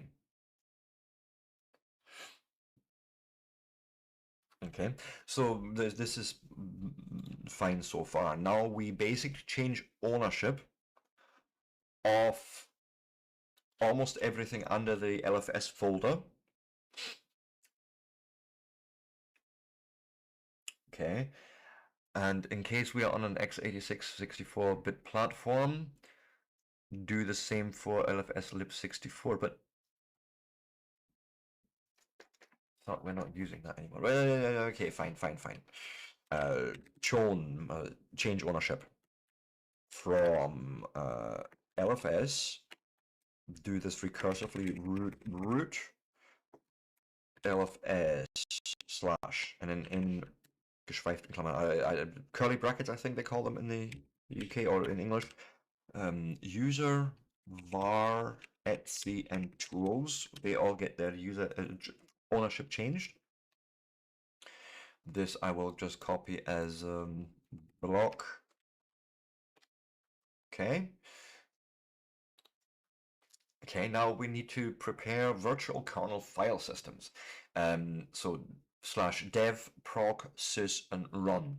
/dev is essentially where you find all your devices. /proc is essentially where you find kernel settings, I want to call it, mostly. Maybe even processes, I'm not entirely sure. Sys actually, yeah, no, sys is kernel settings, and run is sort of usually where you hold like log files, where you hold temporary stuff that only exists while a program is running, and as soon as the program finishes, it then goes and writes its information back to a normal location. But this is straightforward enough. Make grpv, be verbose about it, and we're making in LFS slash, and then again in curly brackets /dev /proc /sys and /run, basically. Perfect. Mounting and populating dev. During a normal boot of an LFS system, kernel automatically mounts the dev temp file system on the dev directory. The kernel creates device nodes on that virtual file system during the build process, or when a device is first detected or accessed. The udev daemon may change the ownership or permission of the device nodes created by the kernel and create new device nodes or symlinks to ease the work of distro maintainers and system administrators. If the host kernel supports dev-temp-fs, we can simply mount a dev-temp-fs and LFS dev and rely on the kernel to populate it. But some host kernels lack dev-temp-fs support. These host distros use different methods to create the content of dev, so the only host-agnostic way to populate the LFS dev directory is by bind mounting the host system's dev directory. So basically we're just taking our current dev and mounting it into the LFS dev. That's essentially what we're doing, right? Mount v /bind /dev to LFS /dev. Okay. Now mount the remaining virtual kernel file systems. English, motherfucker, do you speak it? VT dev pts dev pts 085 or group ID 5 and mode equals 620, meaning no 06. This is a sticky bit. This 6 is for to read write. This is a read write. This is write. So the owner can read and write. The group can write to it, and anyone else can do nothing to it. And it's lfs dev /pts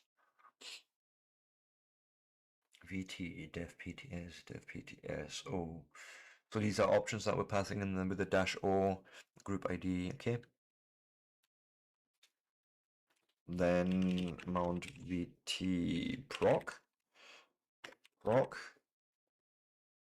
lfs proc. Okay. sysfs lfs sys, right? And then the same with tempfs in run.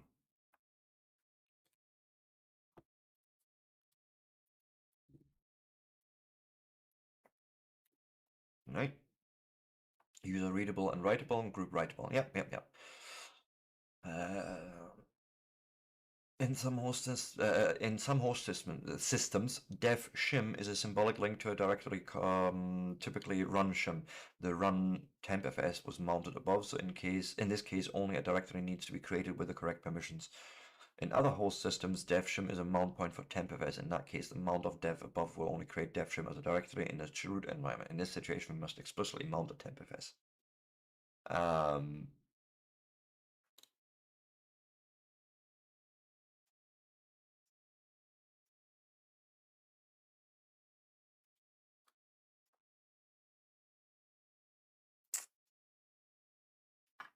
So this is basically looking with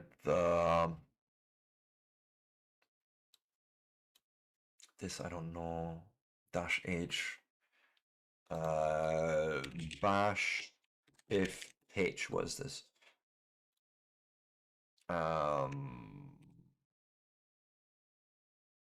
If statements, yes.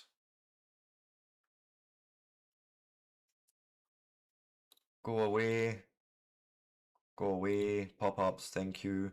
It's the conditions I'm interested in.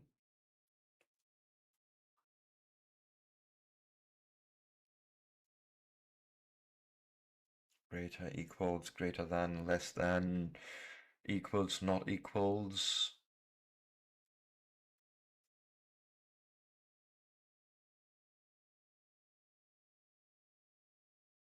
Symbolic link. Can we just control F for .h?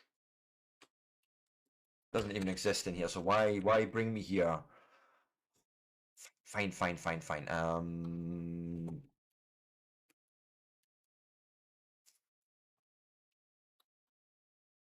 We'll do the same as before. Ding, Claude, talk to me. What does this bash if ask for?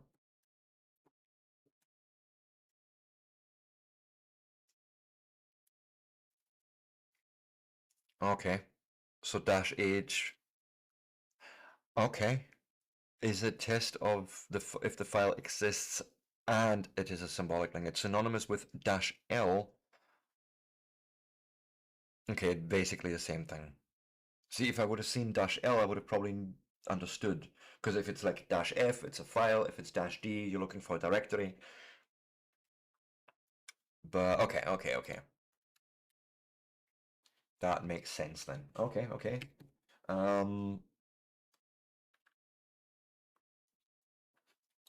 I can actually just go and confirm this myself here. ls lfs dev shim.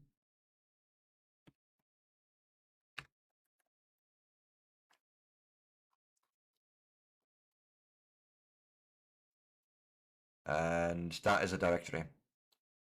That is not a symlink. Yeah. So this is basically what we're doing. We are mounting tempfs, no super ID, super user ID, no dev tempfs. Okay, fine.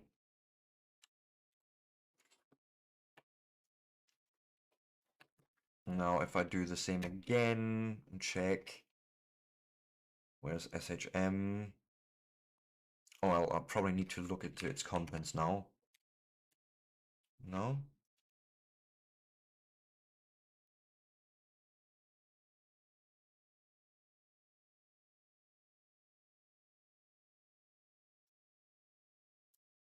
I mean, it's just mounted. I don't think I would expect anything to be in there. Uh,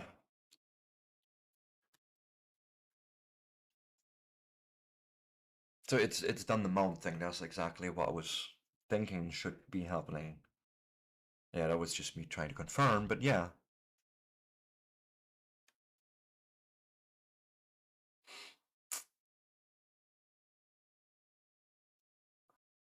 Okay, let's see what happens if we enter the environment.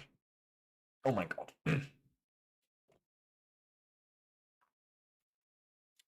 So now that all the packages which are required to build the rest of the needed tools are on the system, it is time to enter the chroot environment and finish installing the temporary tools. This environment will also be used to install the final system as user root. Run the following command to enter the environment that is, at the moment, populated with nothing but temporary tools. If you don't want to use all available cores, no, that's fine.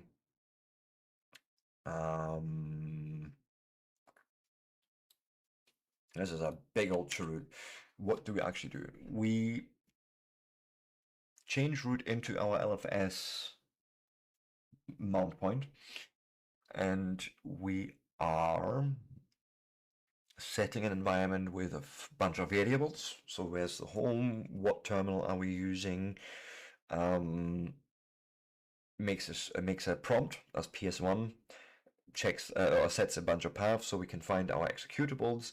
Make sure we're using maximum processors for make, and test suite the same. And then bin bash login. Okay. Yeah, okay. I have no name and I must scream or something, right? I know that's I have no mouth, but I must scream.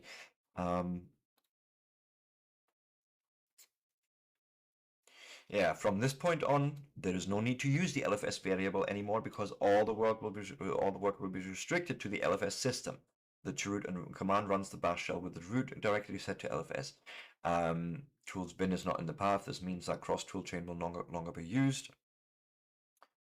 And because we haven't got an etc password file, this is why it says I have no name, and it's referring to me not having a name, like the user.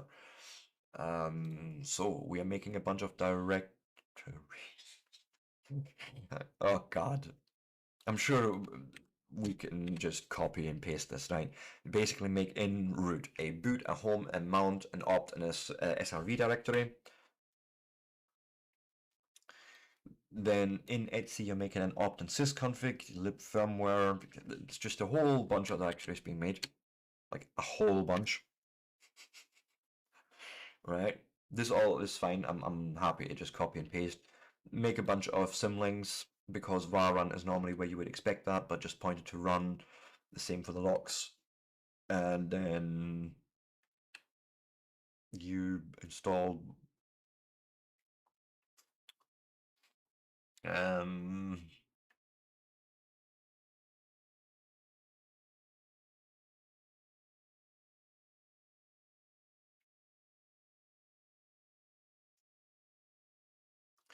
one to the home directory of your user and another to the directories of empty files. The first mode change ensures that not just anybody can enter the root directory, just like a normal user would do this with her own home directory. The second mode change makes sure that any user can write to the temp and var temp directories. but cannot remove another user's files from them. The latter is prohibited by the so-called sticky bit, the highest bit 1 in the 1777 mask. Yeah, okay. So we've created the directories. Let's just, this seems fine. Okay. No. Not, what do you mean report? No, I just moved in 2006 and then just never went back. I don't have a personalausweis anymore. So, and I am here in the UK a, what do you call it? I basically have an indefinite right to to stay and work here as a European citizen because I stayed here long enough before the Brexit. Now we're making essential files and symlinks. But no, I didn't declare anything in Germany. I just left. But I don't see why I should tell anyone where I'm going.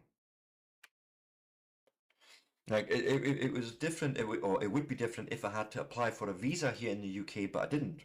This was all covered under normal UK under normal EU travel, and that was it.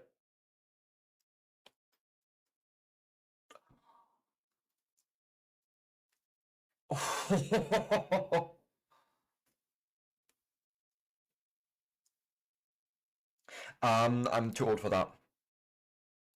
I'm just a year too old for that to be a problem. I think it's between 20 and 45 from what I've heard, right? Anyone between 20 and 45 has to do that in Germany. But seriously, I know you're all preparing for war, but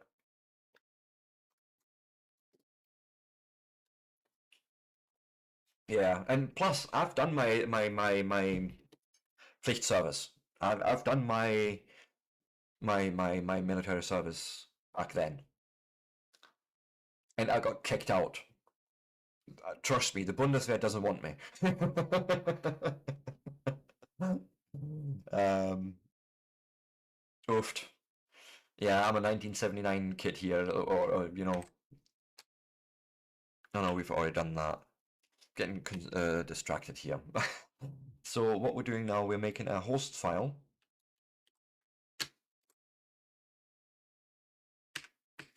And no, I don't want it to be our host name. I want to call it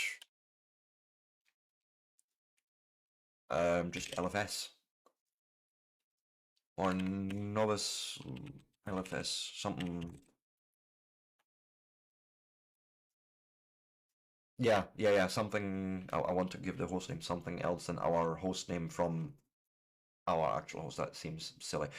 And here's the pass the WD file, which basically defines us, couple of system users, and that is pretty much all there is to it. Nothing special here. We can literally just dump this in, and then we need to make a group file.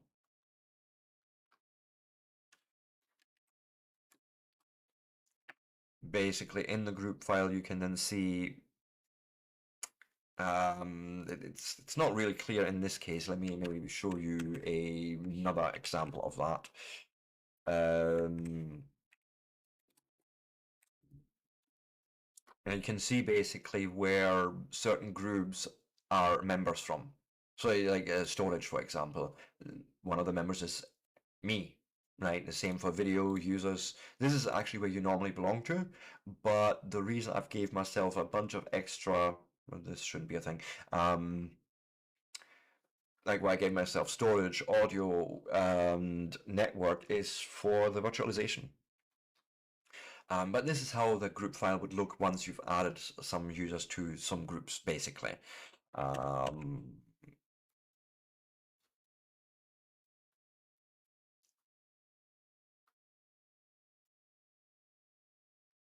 Yeah, Linux standard base basically besides the group root with a group ID of 0, a group bin with a GID of 1 is present. This is essentially all that is really needed, theoretically, by the Linux standard base. But the reason we have all these other groups is because we may have, certain build scripts, test suites rely on specific users and groups. as well as UDEV needing certain groups.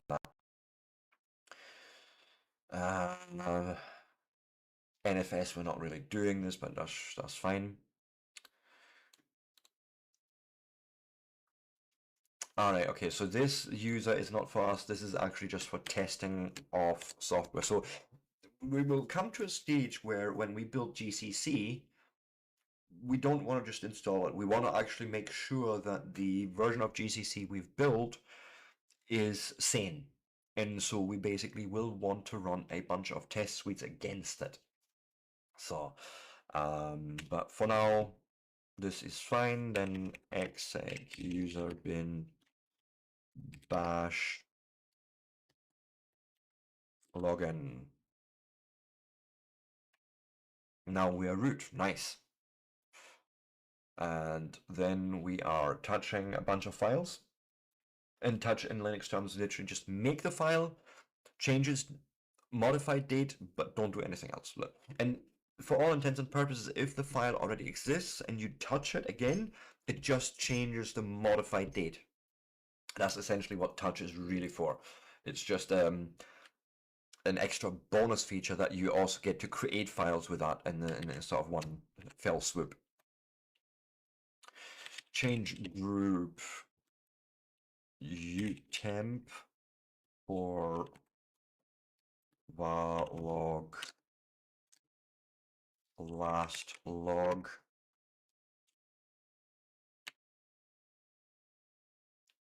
Okay, and then change mod, change the mode, basically the read and write protection in 664, sorry, for var log last log, and 600, so only readable by the user, for btemp. Okay. And wtemp records all logins and logouts. The last log file records when each user last log in, and the var log fail log records failed login attempts. Yeah, and bad login attempts. Fair enough. And I think we're starting to now build more software, right? And I should see, yeah, sources are here, so that's fine. Let's go into sources. What do you mean by milk?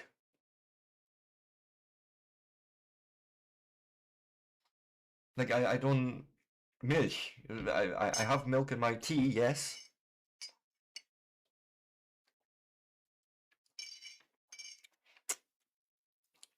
So I'm not sure I understand, sorry. We tar xvf get text. We configure it with basically saying don't give me shared libraries, disable share.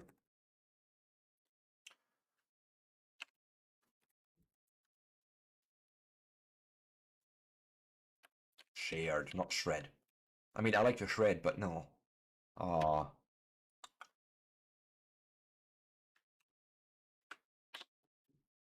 So disabled is disable. And then make and make install, I think, right? Well, almost, not quite install. We're just making and we're copying a bunch of files.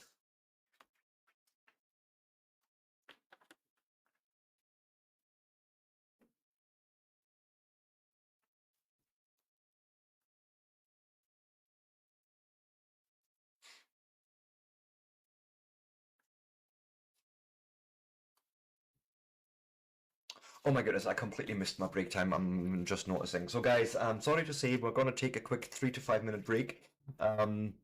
Making sure we get that sweet no pre-roll experience on Twitch back. I don't like having pre-roll for my viewers. So with that, if you like this sort of content, give me a like, a follow, a subscribe. I will be back, and then we will make get text, install it, and keep going. Bison, and basically we're now gonna build more build tools. It's a little convoluted because we end up from Arch Linux making a set of build tools that allows us to make it specific for our new platform. Then we change into that platform, and now we need to sort of recompile everything for our platform from our platform. But this is the steps that we're going to go through now. And with that, I will be back in 3 to 5. See you all soon.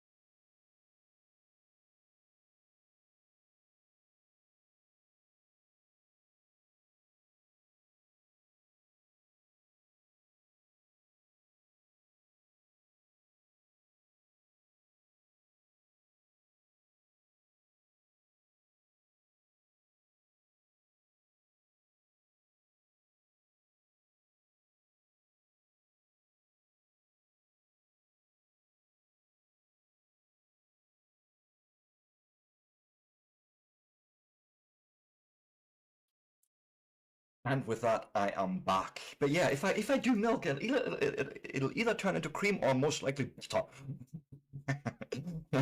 uh,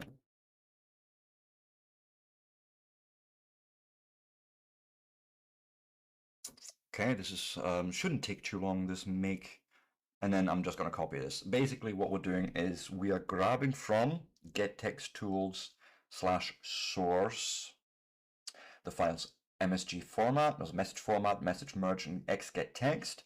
We're copying them straight into user bin. So this is not a full make install, we're just grabbing 3 tools.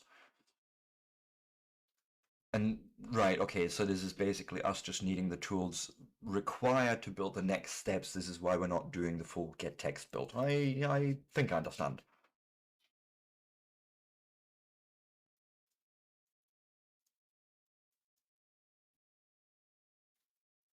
Any plans for the weekend, anyone?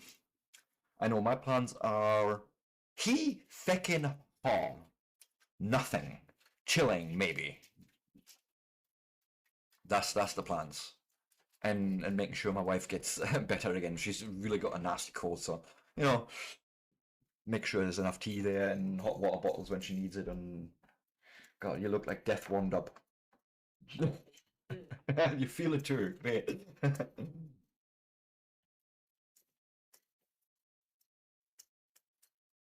Yes, I know, inappropriate jokes. That's how I roll. I was actually correcting myself, and it'll actually more likely turn into butter rather than cream. cream butter. Well, you end up with cream and butter normally. Yeah. Like no, is it?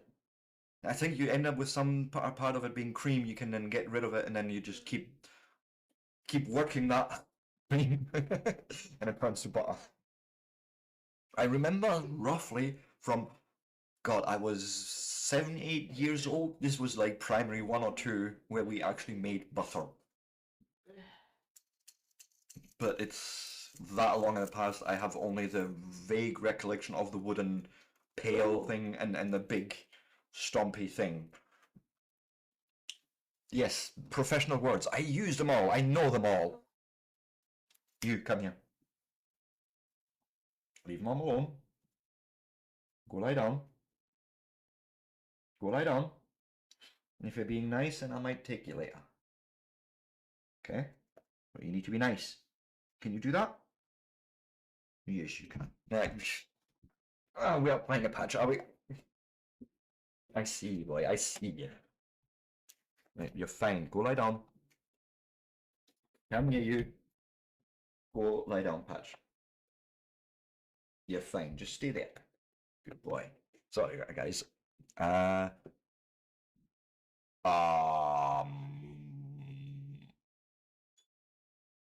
This looks weird. Are you still doing things?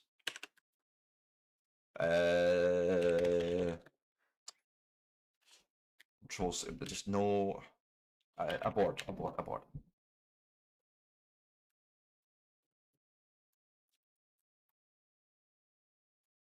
I'm not playing.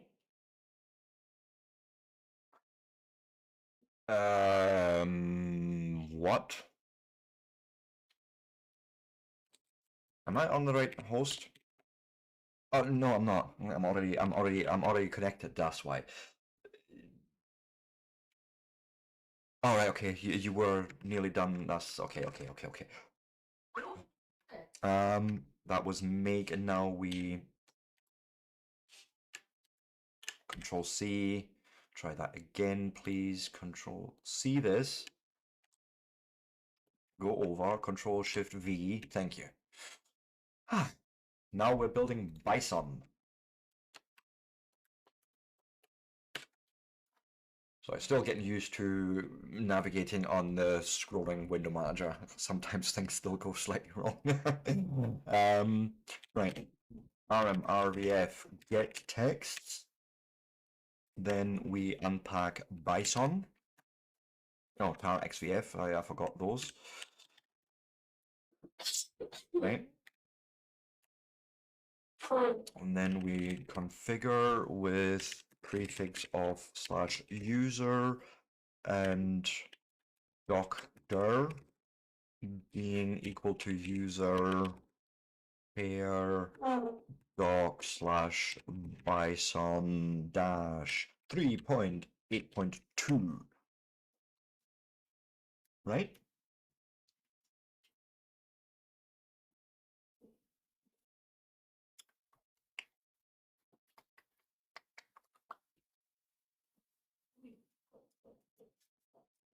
Good, looking good here. We're starting to get the system more and more together. If we end up in a situation today where we're not quite finishing off, and because we're like in a sort of peculiar state where you don't really want to log out, what we'll end up doing is we'll just take the entire virtual machine and make it sleep. Like literally just take your state as is, put it on a hard drive, and then when we come back next week, it'll be just wake it back up, and we'll be right here essentially. If I was to do this right now, so we won't actually shut down the virtual machine. But so we've configured, yeah, make and make install. That's all we need to do for this. Nice. Then Perl the archivar. Kill her with sunlight or something. RMRVF Bison, thank you. Tar XVF, what's this here? Pearl. And that's a big old, what in the, are you doing a shell script for this?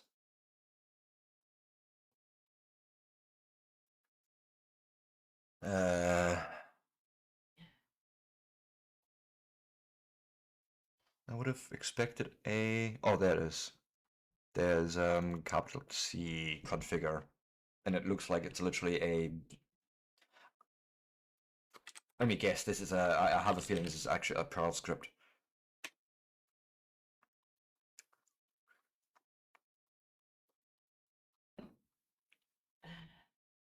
Let me. Don't know if I have this installed. No, I do not. Fine, don't matter. But this looks like to me like it's using Perl itself to bootstrap itself something.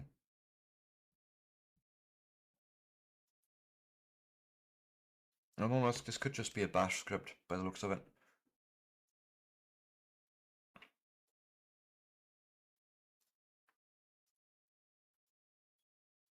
I mean, the fact that we still need Perl in today's day and age, but sure. And then make install, and then we build Python. Okay.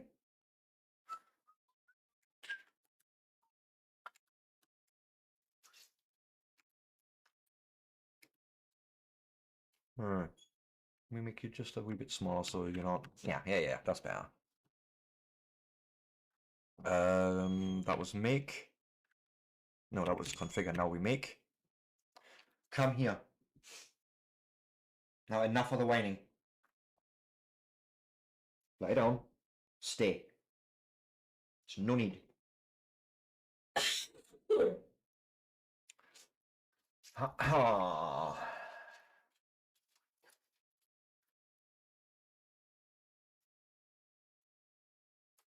Can't say I've ever heard of that actor.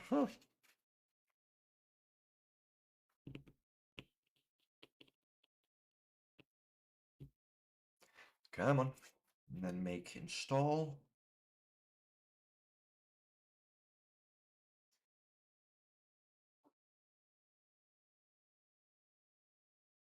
Yeah. That's just a big old shell script that they're using now. Interesting.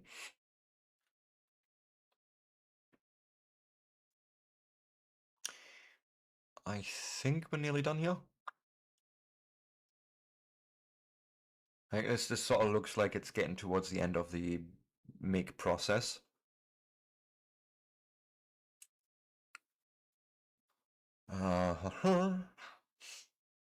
Okay, and then we could run test suite, but I don't think I want to test everything. Like GCC is going to be the main one that I think that we want to test to make sure we get a good cost back, right? But next is Python.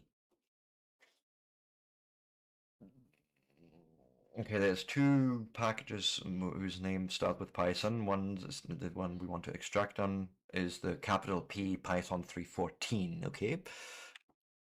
RMRVF Perl tar XVF XVF Python. Yeah, that's the one. And then we go into this directory and we say configure with prefix equals / user enable shared. So you actually want to enable shared libraries, cool. Without ensure pip ensure pip packet installer. It's literally the Python installer package installer for Python or whatever pip stands for, but it's essentially a thing where you can just have full packages added to your Python program by just grabbing it via pip if we wanted to. And in this case, we apparently do not want pip. And without static libpython, okay. This switch prevents building a large but unneeded static library, okay. And this switch disables the Python package installer, which is not needed at this stage, if you say so.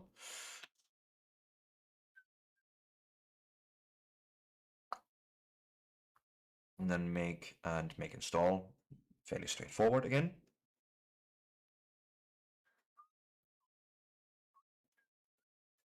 So we might get a, not so much an error message, but we will get a note saying that OpenSSL is required, and we should just ignore it.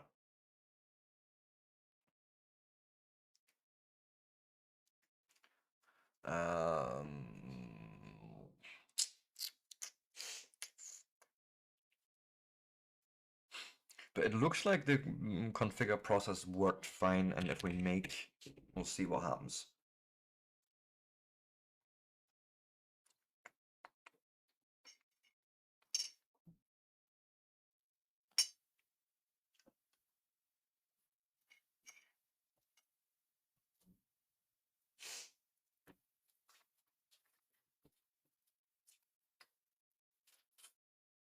Right.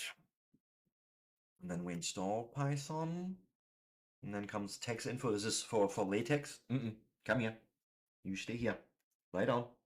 Stay.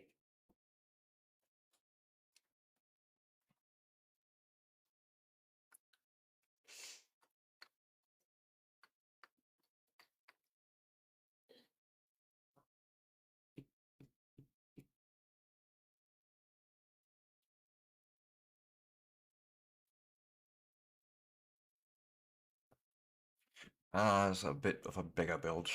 And yeah, I suppose Python is quite involved, right? But yeah, this should be fine. Let's just maybe close this out for more space here. Good. Oh, good. And this is the message that we were expecting here. But I don't think this is a failure as such. So this worked, I would imagine. Make install.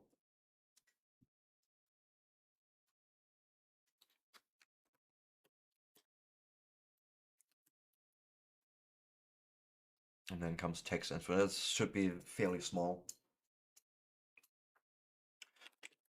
So rmrvf python 3.14 and tar xvf text info. Configure with prefix equals /user.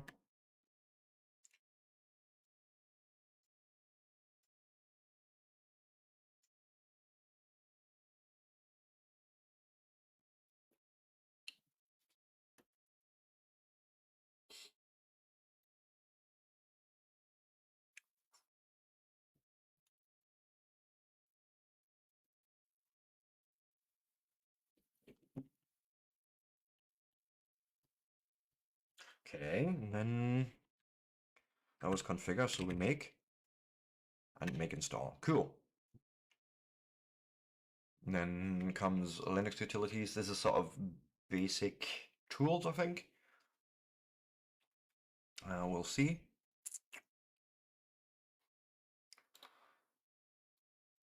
Miscellaneous utility programs. MISC is always very non-telling. It's fine. rmrvf text info rxvf util linux make dir pv and basically make sure we make any paths above it while lib hardware clock. Okay. And then there's a whole bunch of configure here, and we basically just give you a bunch of directories. We disable login, no login. So this is all things I'm not getting currently installed or made even.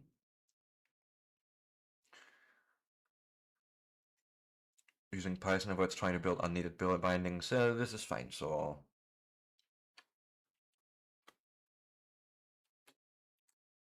there's the configure.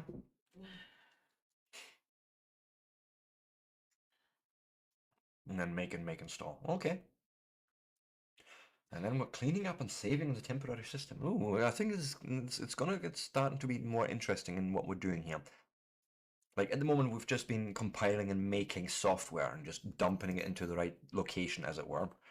So that was your figure step. Let's make, and then make install. So that part is easy enough.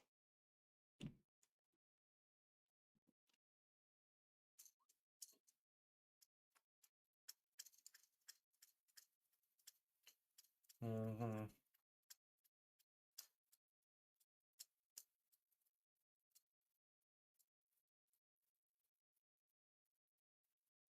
All right. So we're actually literally cleaning up some documentation here. Why? I don't know. Saves us 35 megs, but sure.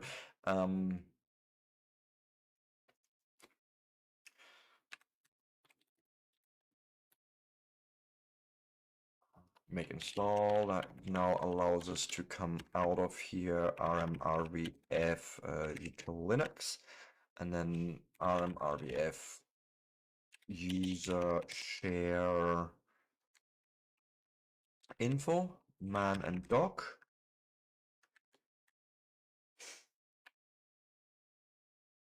As we've just copied all this documentation. Why you want me to delete it?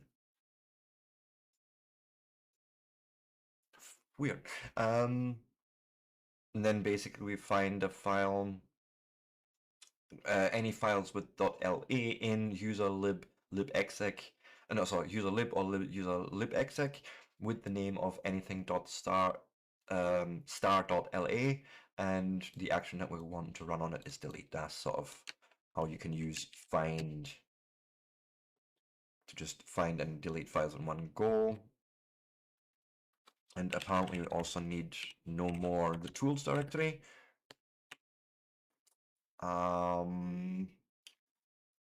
Is it in a good state?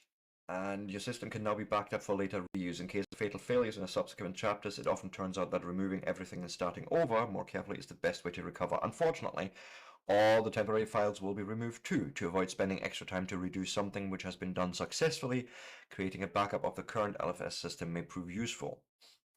All the remaining steps in these sections are optional. Nevertheless, as soon as you begin installing packages in Chapter 8, the temporary files will be overwritten, so it may be a good idea to do a backup of the current system as described below.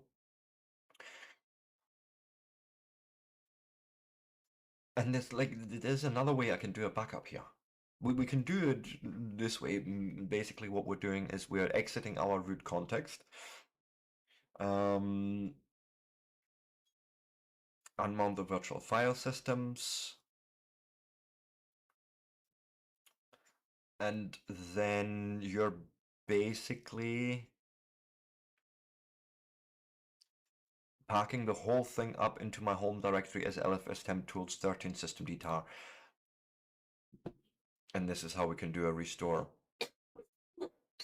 Now, and if I'm being honest, like, yes, this is one way of doing it, but we can make it a bit easier. What I'm going to do is I'm going to go and grab my virtual machine manager, and we're just going to make a snapshot. Need to open this, close you, and virtual machine. Oh God, what was it? Snapshots. No.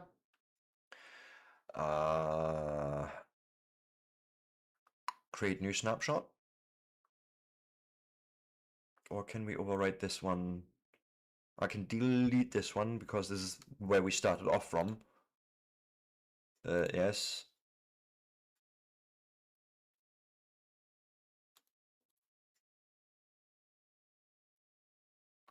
Okay, you didn't like that. Okay, then we'll just make a new snapshot. Fuck it. Snapshot is stream. No,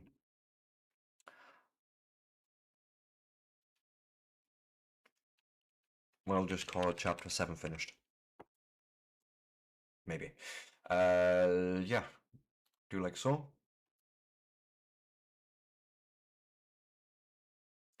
Quiet QCut, what?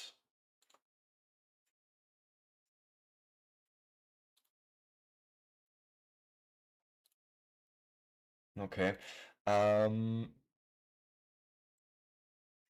shoot. I'm confused here at the moment. Did I shut the machine down last time for this snapshot or not? I cannot remember. I think actually right now I can't actually shut the machine down. Yeah. Let's actually do that for a second here. Let's just take it on. View the snapshots. Make a new snapshot. Is chapter 7. No. Something like that. Okay, good. Yeah, chapter 7 is the current one. We'll delete this snapshot. So apparently you can't do this on running machines. Weird. Sure, that's just a me issue if I'm being honest, but fine. I need to wait a minute or 5. Wait for the system to come back up.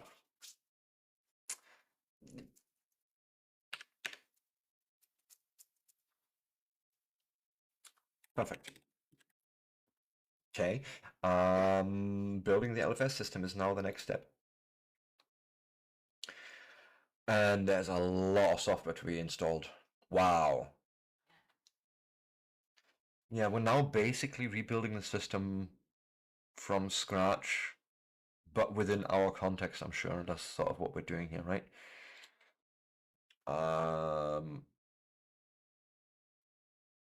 Next.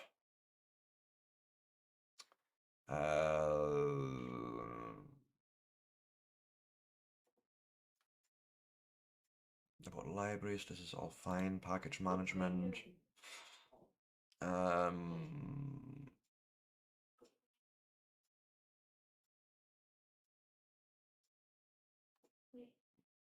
Next style package management. Okay, I think I'm not needing to worry about this right now. Yeah, we'll just start making things. Welcome back, Project 78.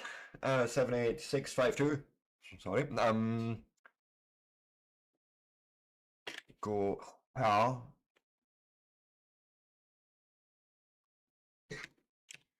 And we now need to change route. Oh, wait. Yeah, that's not going to work because I need to go and export LFS to be equals to mount LFS. There we go.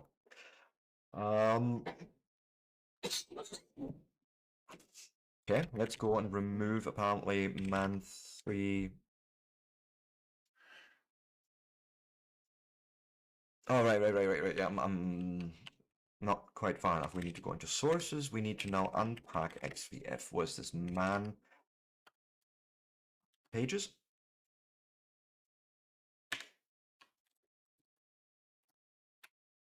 RMV man3. Okay, that exists at least. Crypt star. Okay. Make r git equals false. Prefix is /user and install. I feel a couple of steps are missing, bitch.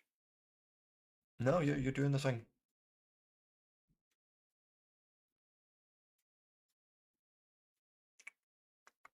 Sweet. Then Ayana at same.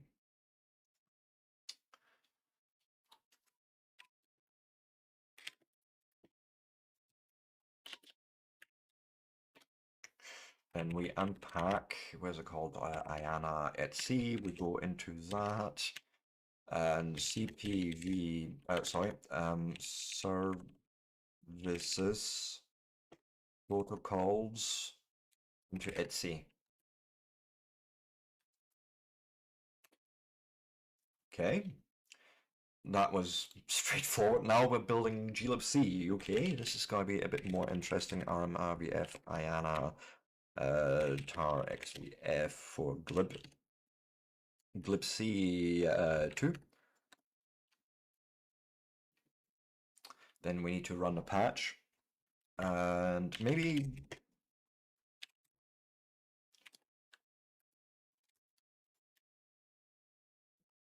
This is like a good example of what a patch file does and what a patch does. It, in very simple forms, basically says we have a file. I want you to remove certain lines and I want you to add certain lines. In this case, like there's here, basically say, find this line, remove it, and instead add the line thusly. And this is what a patch file essentially does. Instead of needing to have the entirety of paths.h downloaded again, you just download this little patch file and say, hey, go and apply that. So this is quite cool that we could see a little example of that there. But we now need to apply this patch. np1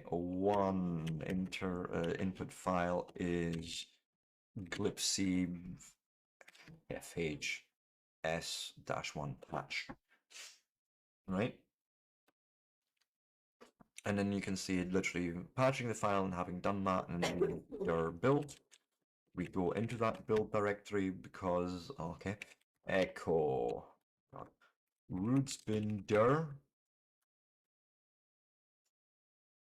equals user sbin, and you want that in config params, no params, parmaham, right? Then configure. I'll just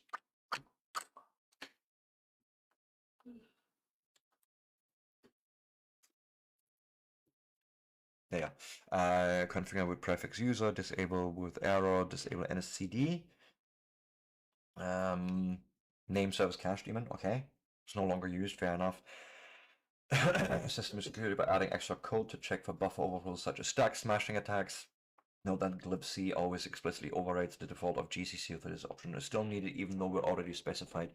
Alright, okay. Go. And then make. And in this section, the test suite for glibc is considered critical. Do not skip it under any circumstance. So that's fair, right? So let's go and make glibc first. And if we're running this make check, okay, there is actually some tests that will fail.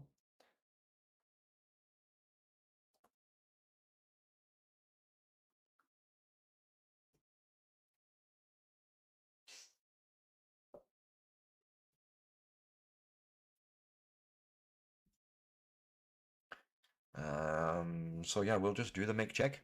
Oh no, something went terribly wrong.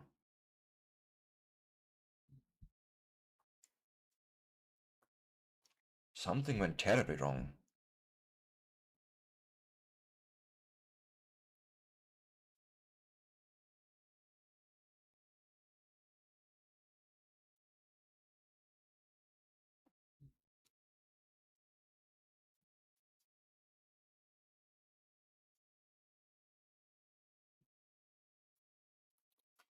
Two seconds. Did I?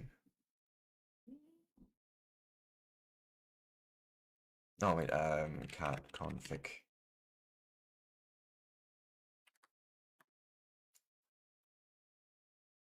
Roots bin dir user sbin. That's definitely right.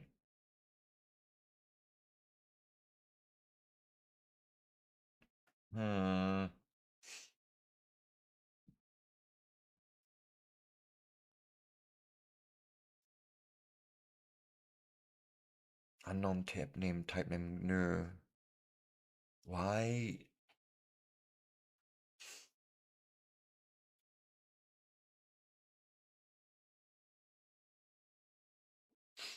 Slightly confused here. I don't. We've done this patch. We're in the build directory.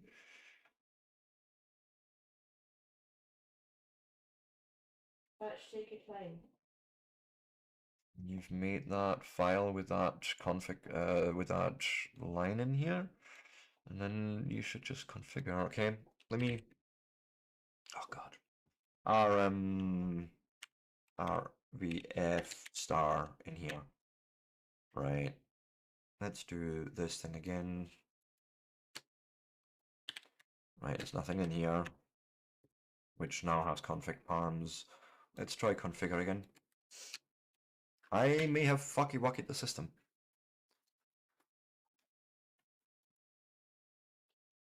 Okay, configure worked. And then just make. Oh.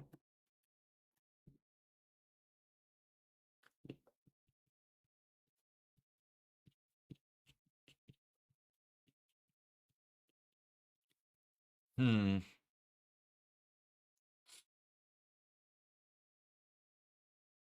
Good question. Hey,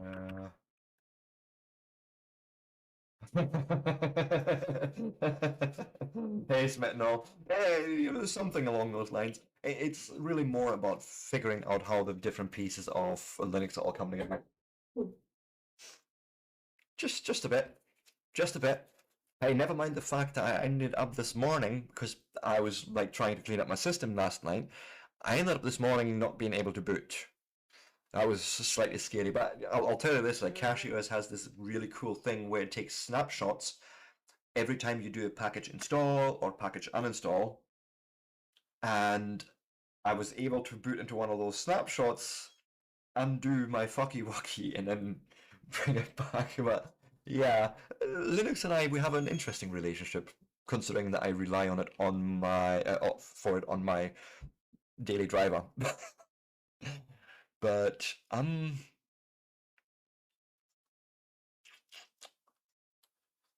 have to literally ask the question here. So do we? It's being flawed up.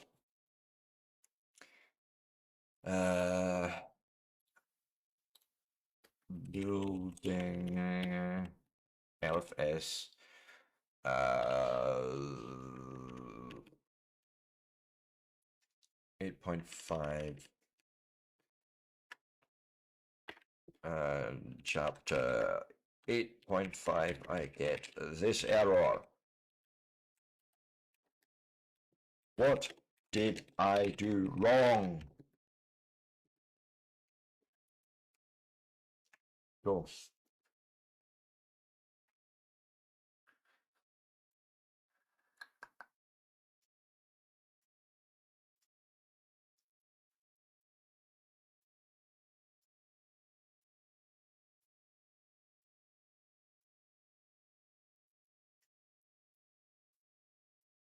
Yeah, I mean, that command looks wrong and weird, to be fair. That make dirt.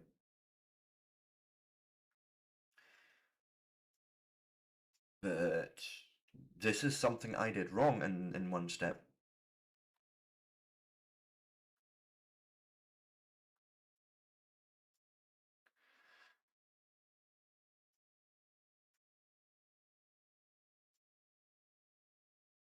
Mm,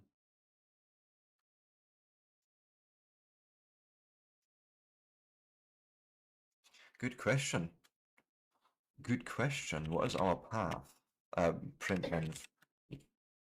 Path is user bin and user sbin. That's exactly where it should be pointing.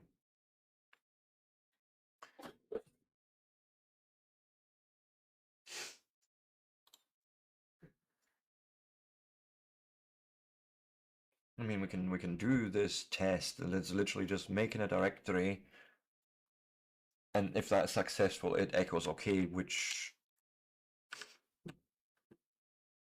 that works.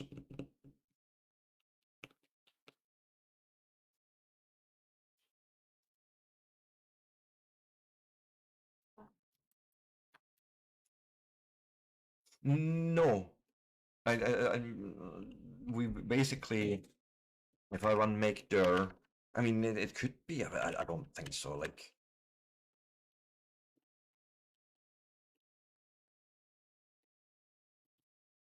no.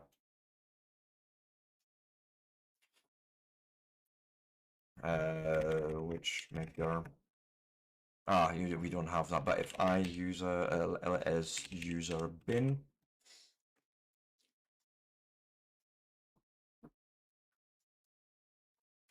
There's Migdor. Exactly where you would expect it.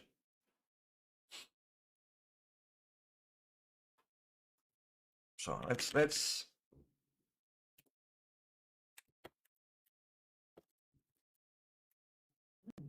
try to do this again. Okay, make your build. Then let's try the configure again.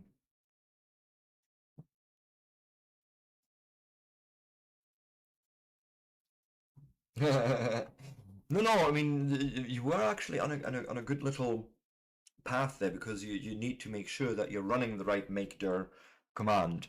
But if we look literally at our environment right now, path is basically saying, hey, where do you find programs? And one is pointing at user bin, and the other one is user sbin. And makedir was in user bin, so it's there.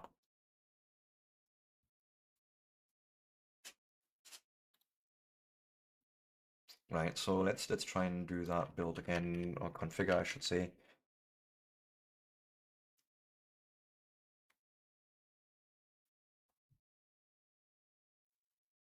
We have patched this.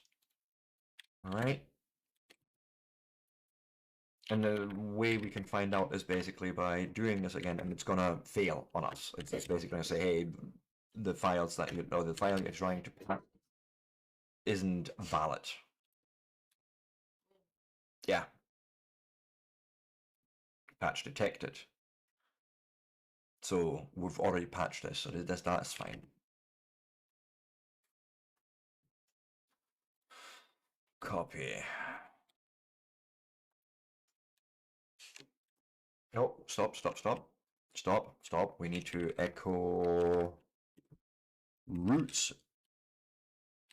bin dir equals / user bin. No, user sbin. Is that what I did wrong?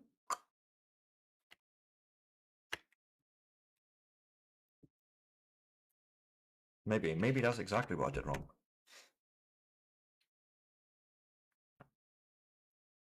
Oh yeah. I mean, I'm even feeling out of my depth here. Right? So don't worry about that. But I found it interesting to know, to just do it as a little. Still the same problem. So somewhere in my previous build steps, I fuck it up. Oh well. Okay. That means I would need to rebuild something again. Let me ask a question.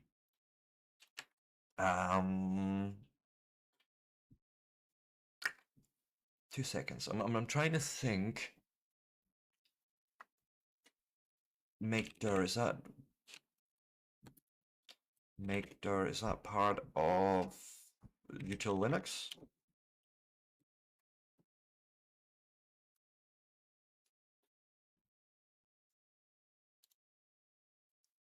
Let's see where you come from. It's core utils.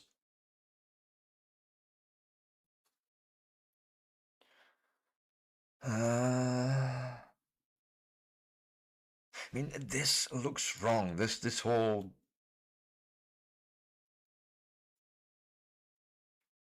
Like, this is not a directory you should ever make. Like, weird naming, just like, no.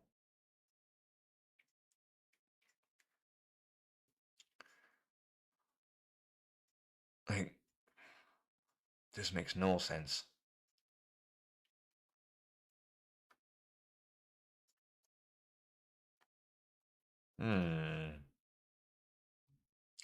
I shouldn't have thrown away that other snapshot, by the way. Whoops.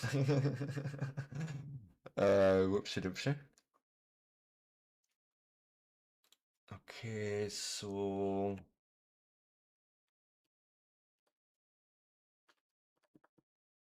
good question. Basically means I have to literally start. Oh god, we're gonna have to start from scratch. No, I'm not doing this on stream. I'm not doing the whole thing again. Like that be. I'm not gonna put use through that. Basically, what we'll need to do off stream, I'll do that over the weekend. I will rebuild this system up until this point. Right, that's the only thing I can think of right now because somewhere, and I have a feeling it's this part that I did wrong.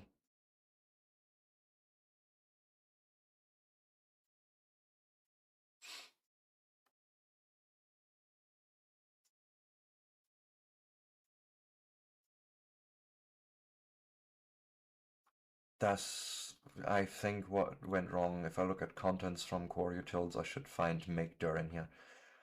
Yeah. And as I say, like, there's no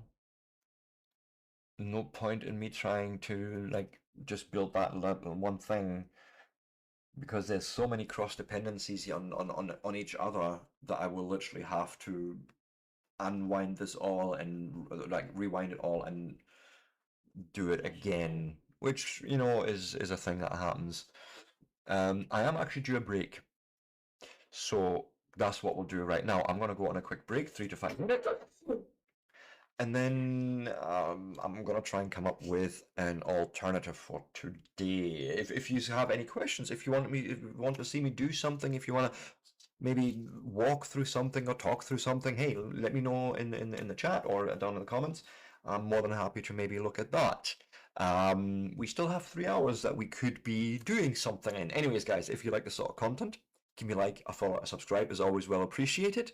And with that, I will be back in 3 to 5. See you all soon.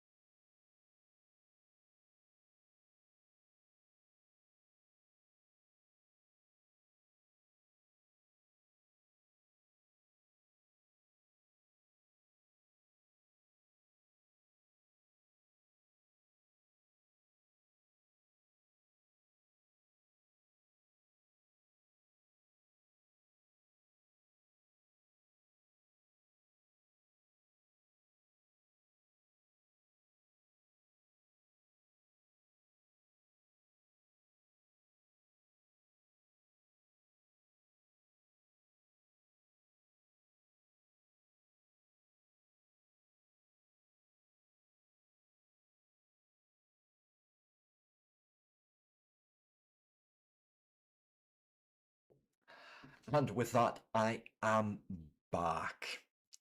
I mean, we could just, you know, for now, maybe just reinstall a machine. I think that's where I'm gonna have to go with this, because realistically, I will literally have to rebuild the entire stack from scratch. But maybe if I, you know,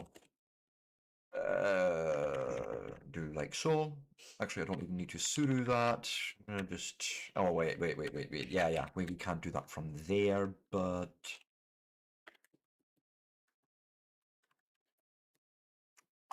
Okay, don't need you for a minute. We're gonna need to bring out Virtual Machine Manager and Actually, not. deleteth yes'm. Right, we're gonna make a new machine. And yes, we'll keep it in x86-64. I would rather install Cache again.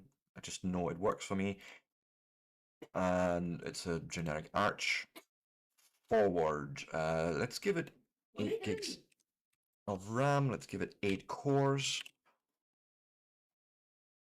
And then the yeah, no, we're not doing this here. We're gonna do this in oh god. Was it in here? You didn't even delete those, did you? Oh yeah, you did. Okay, fine.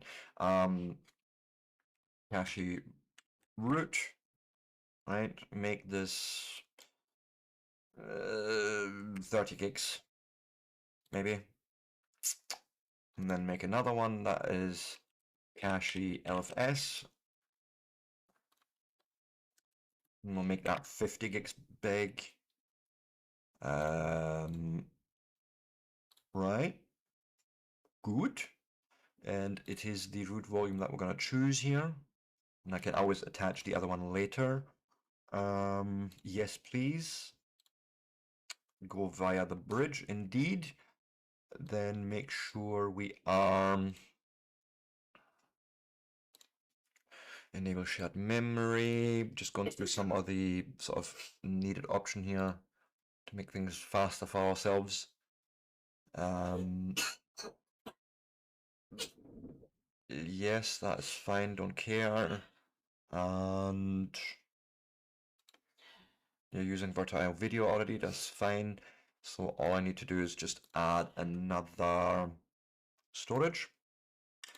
We are, yes, coming from Vert.io again, and it's the LFS volume I want to mount in and say good. And then begin installation.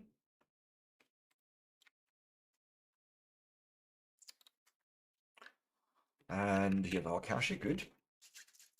Booting already, fantastic.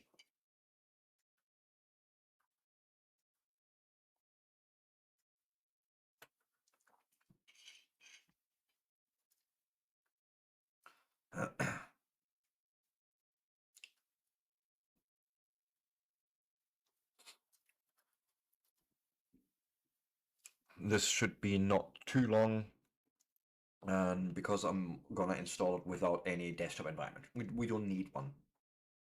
Like, we literally just need a Linux machine with some SSH and that's it. Oh, Nico, I never even seen that question there. Do you need math for kernels? No. No. Not necessarily. The only mathing you may need to think about is if you're working in pointers and like address spaces. But realistically, what you're gonna end up normally doing is when you work with pointers is that you also want to get a note of the length of your object that you're dealing with, whatever sits on the stack or the heap. Um, and that is essentially your reading length. So you basically say, okay, I have a pointer, I know how long my data is, read this much data. And that isn't essentially mathing in itself. You don't need to know the numbers. You don't really care about the numbers. You just care about, okay, I know I have this object. I need to get its length. And that's what I'm feeding into the read, essentially. So, no, you don't really need math. Understanding plus and minus would probably help. But other than that, no. Come on, installer. You can do it. Yes. Now this is going to be in British English. However, this is fine. I need a US keyboard. But literally my keyboard layout is US, so I will have to go with that. And yeah, mine can be my bootloader. Delete the entire dev VDA disk and install your system on it. Can just run it as ext4, I think. XFS or ext4, and we'll keep it as ext4. It's probably the easiest one to work with. Next, no desktop. Next. Yes.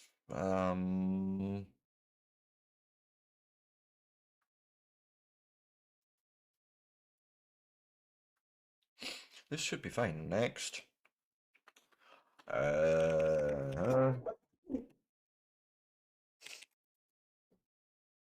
Yeah, can leave it as that.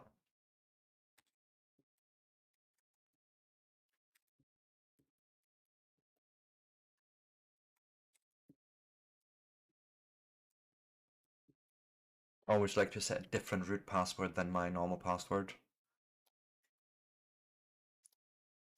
So that in case I'm locking myself out, I still have access through the root user. And then now you're doing a bit of ranking on the mirrors, basically testing speeds on the sort of geographically closest mirrors and thusly make your package list.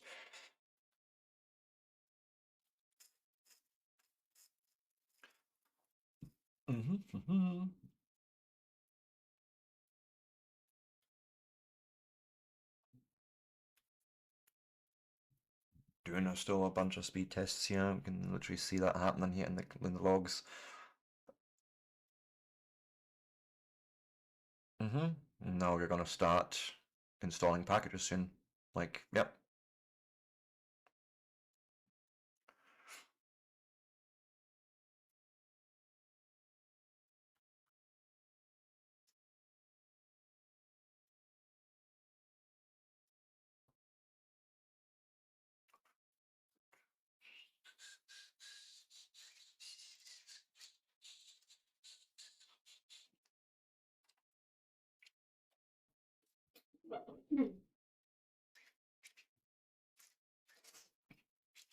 Shouldn't take too long.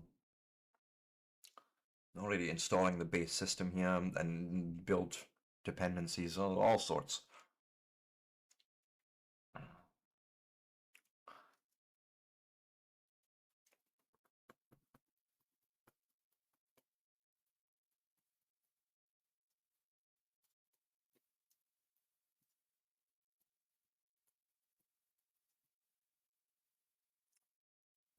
Okay, configuring locales. That's basically the information of what languages you can use and keyboard layouts.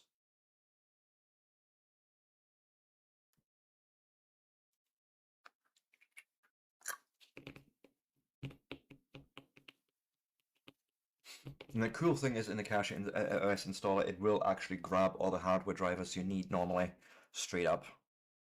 So you don't even need to install things like the Chemo Guest Agent or Spice Agent. It's fairly good at sort of recognizing your video hardware and getting the right drivers installed.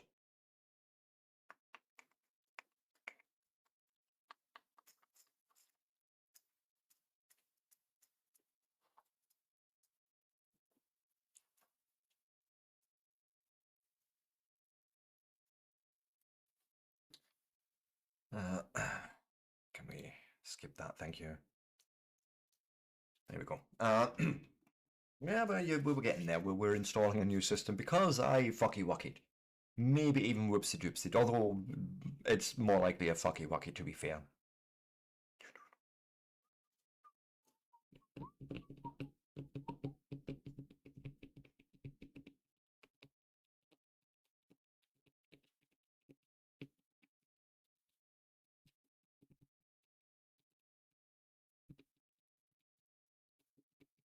And then the only thing I need to do is basically tell my SSH config that this guy will be living on a different IP address, I'm pretty sure. Can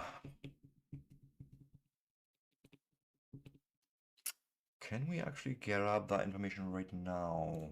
Because the IP address shouldn't change afterwards.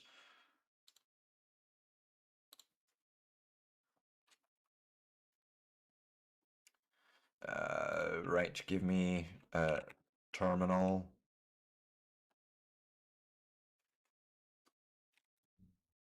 There. Alacrity. Bring it up and tell it okay.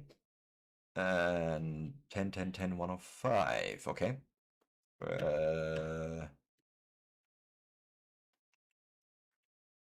105. In a second, let me quickly grab Emacs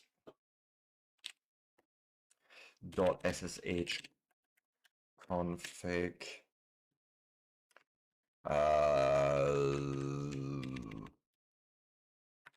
105 and save that. And then restart the host. I mean the VM guest. Of course, I'm not restarting my host.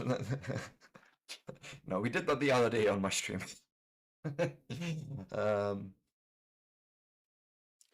Yeah, just fire up.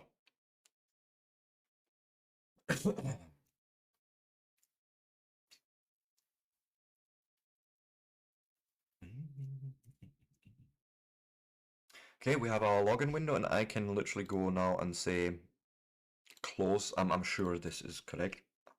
We'll see. SSH LFS. No, actually, first off, let's copy my over to 105.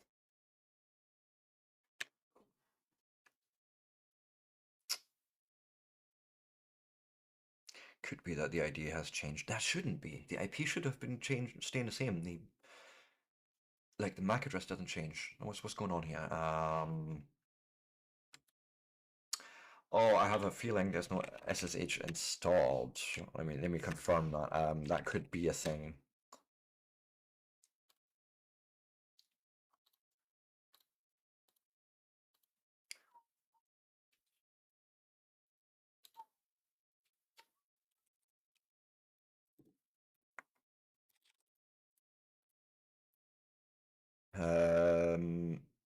You have got the IP address, so that part is fine. I just need to sudo pacman ss sshd, I think.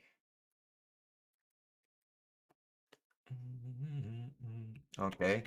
Oh god, is it open SSH? Is installed.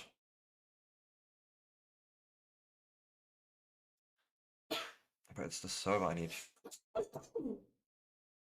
Because that's actually just a client, I think. Come on. Let's do that search again. SSH tools, SSHFS, SSH guard pass.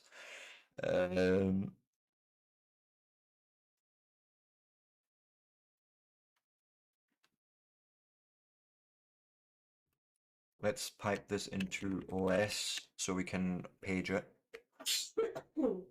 Let's open SSH, yeah.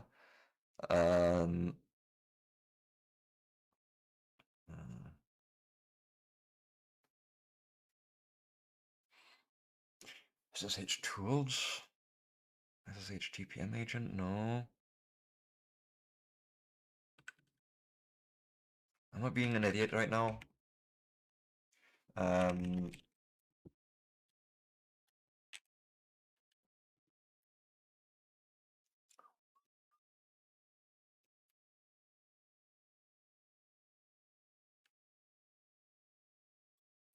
Sudo Emacs. Let me just check if this is installed or not. SSHD config. That's literally what we need. I imagine it's just not on then. So sudo system ctl status of SSHD service. It's disabled. That makes sense. Okay. enable now SSHD service as well as SSHD.socket. Oh, is that not a thing anymore? Is it now SSHD service only? Fair enough. I believe I can fly. Oh god. Fuck. I forget how to get out of this context. Vert manager, escape full screen.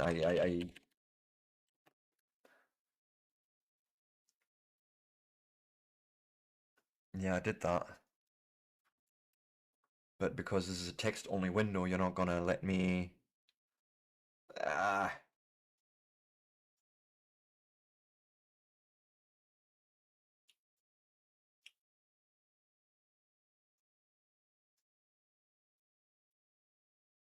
That's what I did. Control, Alt, F. No.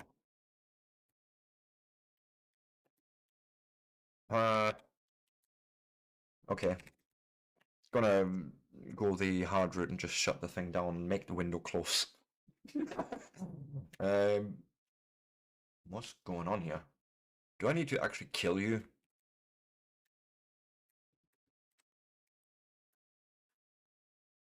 Power off.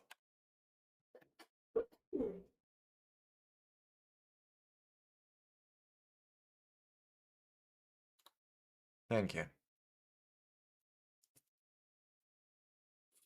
Now fire up. I'm sure this should now be fixed.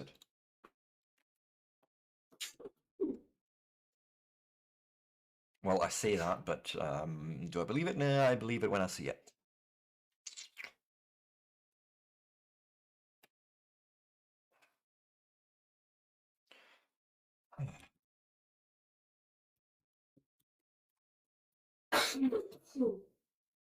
Ten, 105. System, okay, wait, sudo system ctl.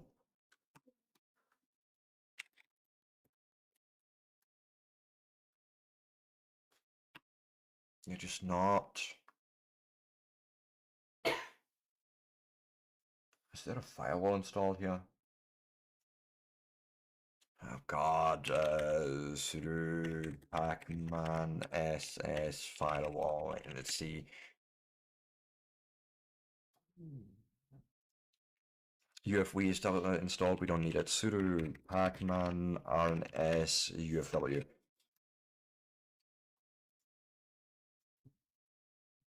Well, remove it as well. I don't need the UFW extras. Go and get.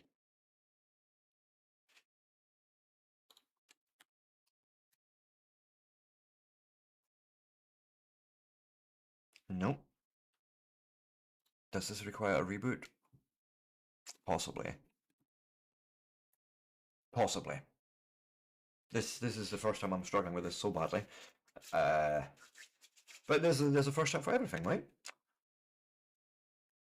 And wouldn't be able to learn if it wasn't something new. Like, I like to see new problems, or fucky wuckies. Come on. Oh wait, you're actually saying the keys were skipped?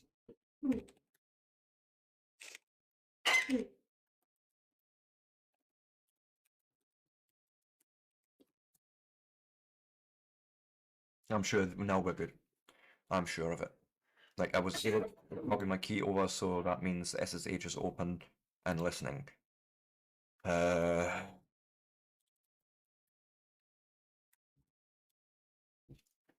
Yes. Thank fuck. Well, I guess we now need to prepare the system. Host system requirements, building, let's start here. We know this part. I probably need to go and actually grab the files in a bit, but this is fine.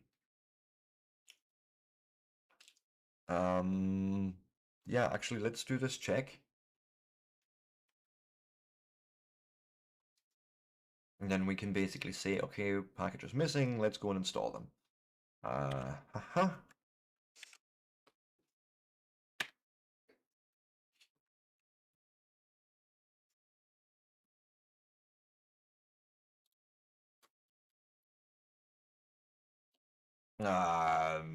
Control C that was I copied this slightly wrong. I think I should just where is it?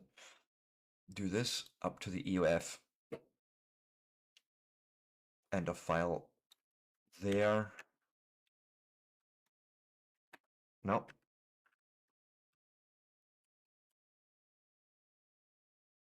I oh god, I'm gonna absolutely butcher that name. The Hayan Anan. I'm sorry for butchering so badly. The name for which distro? The one I'm building or the one I'm working on? The one I'm working on is just Cache OS, but the one I'm building, or that we're trying to build, this is attempt number 2, it's just going to be called Novice Linux, right? I have no idea what I'm doing. I'm just trying to figure out how Linux comes together. I've been using it for years, and like I've used all its parts and pieces, but the actual understanding and how it comes together and how it's built, I've never quite had that, and that's why I'm wanting to do this. I'm gonna do this slightly differently because I am getting sick and tired of this. So let's just Control C this, Control C there, Emacs.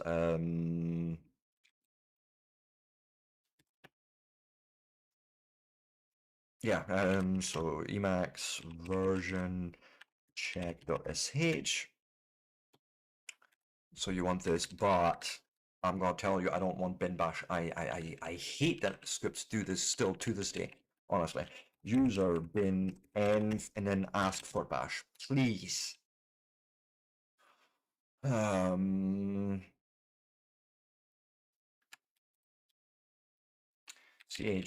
plus x plus x for version check, and then we can actually run it. And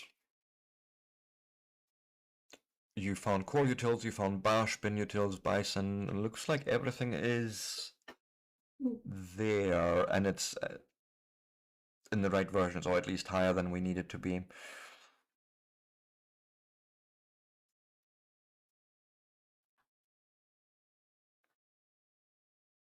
Yeah, I don't see any issues here. Right. This looks fine. Okay. We're now building this in stages, and we're learning about these stages here.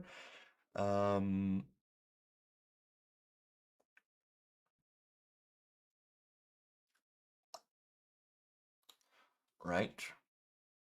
So dedicated partition. Yes, actually, let's talk about this partitioning right now.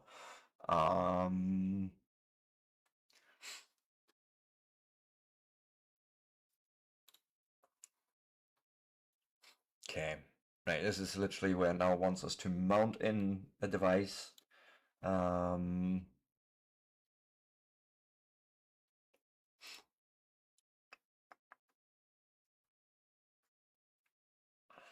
we don't need a new swap, we can just reuse the swap that already exists, right? If I look at swap on, I should see, oh, it's a ZRAM, oh god,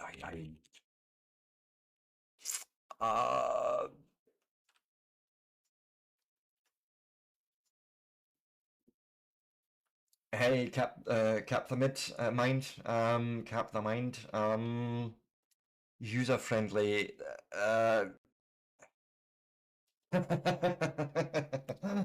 sorry. For me, Linux is not a user-friendly operating system. In no matter which way you look at it, whether you look at Mint Linux, Linux Mint, if you look at Ubuntu, if you look at Arch, Fedora, none of them are user-friendly, right? No. This is a problem in general in the Linux world. It is not meant for the beginner. And it's actually unfortunate, right? Because it does expect you to want to dig, it wants you to figure things out yourself, it wants you to read documentation, Saying that, if you just want a Linux system for just, say, gaming or just office work, it's perfectly fine to just run a Linux system, write Linux distro and work with that. The minute you run into any issues, any problems whatsoever, you are expected to find the solution yourself in one way or the other. You're not going to be able to phone up Fedora and say, hey, this software did something wrong, what do I do? Which is what you're getting with Microsoft and Apple, obviously. You get that extra level of support on top, whereas Linux absolutely expects you to be the one to figure out what's went wrong and to hack whatever needs to be hacked to get it running again. When I say hacking, I don't mean like breaking of systems, I just mean making a script, making a change something, something that isn't built in. You need to do some sort of change that isn't just I click here and it's done. It's unfortunately it's not as simple. But again, if you're just looking as being the end user and want to just game or do office things, Linux is perfectly viable for that.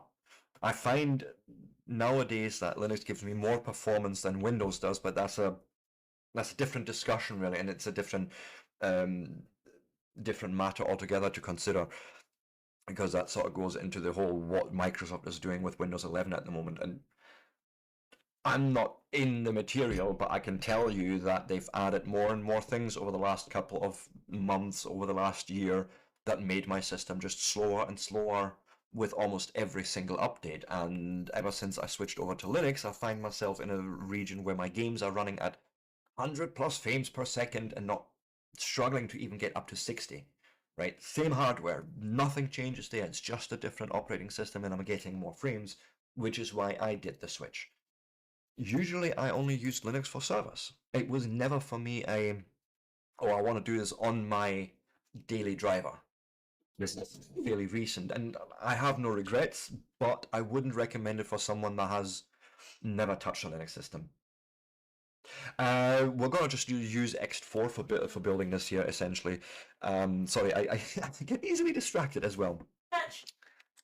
Let me go and VDB. That's how they're called.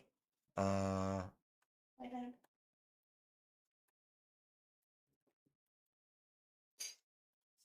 Right. I need a new partition table. And we need to make it GPT because we are on a UEFI system here in the virtual machine. So that's a new GPT partition table. Then we make a new partition. That's, I think, N. Yep. New partition, number 1.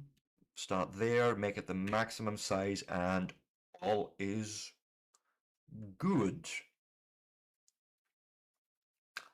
And the type is set to Linux file system, which is fine. So let's write this away then. Sudo make fsxt4 and what else do you need here?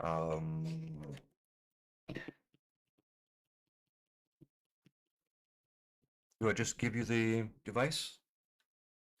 Dev vdb1, that's the first partition that we're working on, and say hey make down, yeah, right. ls la dev disk by uuid. Show me all of those. So vdb1, that's this ID here, I need to copy. And then we do sudo emacs etc fstab. And basically say I have a new UUID. This is the thing, and we're going to mount it in mount LFS. It is an ext4 system indeed, and we're gonna go with defaults 00. And actually no A time is no, when we need to leave the defaults. I think I don't want to do anything else there. That's at least the hope here. Control XS, XC, and let's see if you will let me mount this in. Hey, can't do that. Sudo make dirt first, mount LFS. Now I should be able to mount in mount LFS. Oh, okay. Sudo systemctl daemon reload.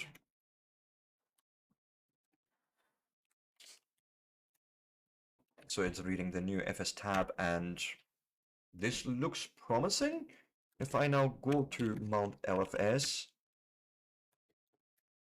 lost and found, I see a folder of lost and found in here. That means it's an actual partition, not just an empty directory. Sort of one of the reasons why I like to use ext4, because you have that sort of instant indication of, yep, you have mounted this right.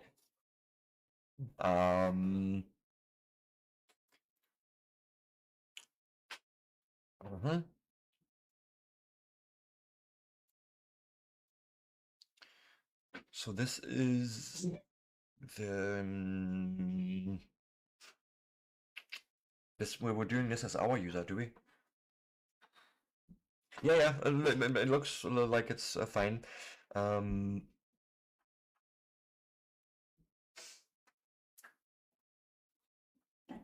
almost feel like we want to just make the user, because we've mounted the partition, right? And then you want me to no, this is literally right. Okay, permissions. Let's go and do that quickly. So cd ch own change ownership to root for mount LFS. I'm just going to do this manually at the moment until because we're going to end up making actually a user called LFS, and I may as well just set other environment in there. Right, and then chmod that. Sudo chmod that 755. So that is read write execute for the owner. 4+1. So that's read and execute for group and others. Mount LFS, go do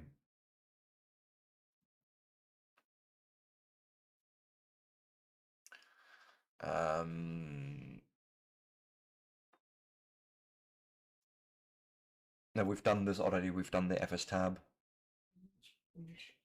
so that's it.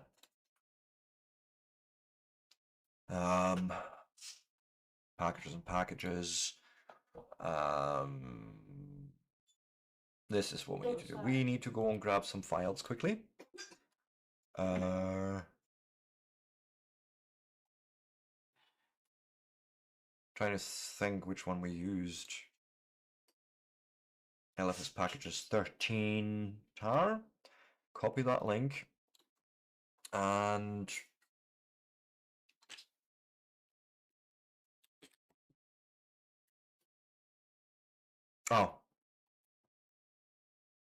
sudo yes. That'll do.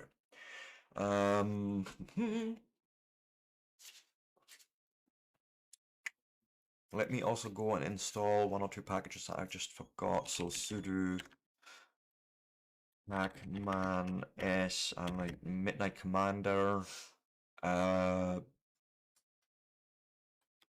tmux, want those. Since when? Is that his Paro thing only? Like, it's the first time I've seen Piobo not being in the initial main package repository. Paro es Piobo. Piobo.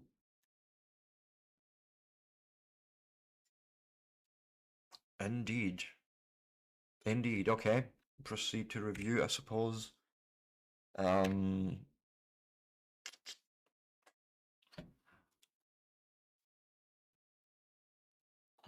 You're just setting some paths being different.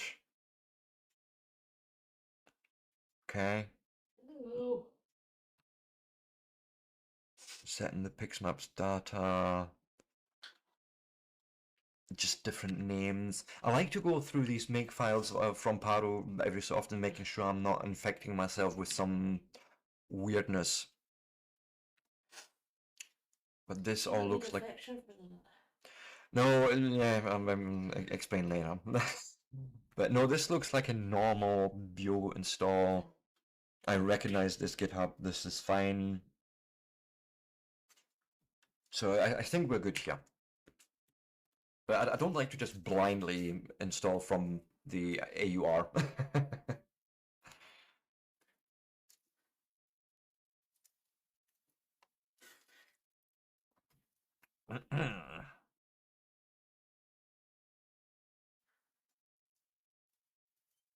Okay, looking good so far. Let me go and return home quickly before I do this Biobu enable.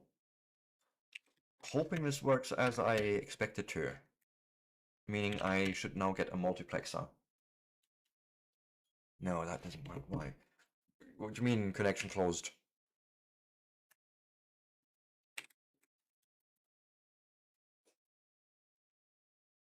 Oh! You didn't like that shit. What do you mean with the Europe package? I mean, I'm from Europe, yes. I'm in the UK. Damn it. Damn it. I mean, it's fine. We can fix. Oh god, that's wrong. That's not the right user.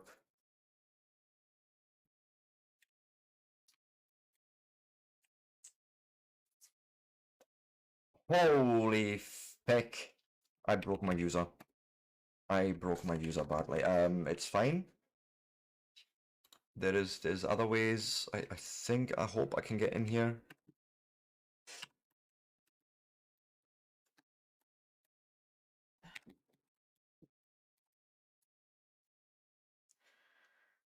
Ah, shit, he's not allowed to do that. Fine, fine, fine. We'll do this directly from the console.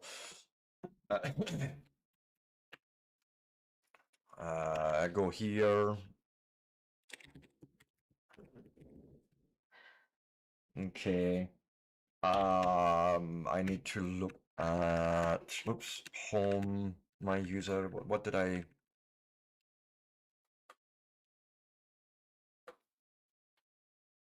Yeah, you didn't like that. Sure, sure, sure. Let's just fairly straightforward. I'll just delete this line. I know it's very hard to see, but it's very hard to scale as well because it's a virtual machine. So I just want to quickly fix my user. And cancel that. Just connect me, please, as my user into the LFS host, please. Oh, wrong key. Sick. What did I break?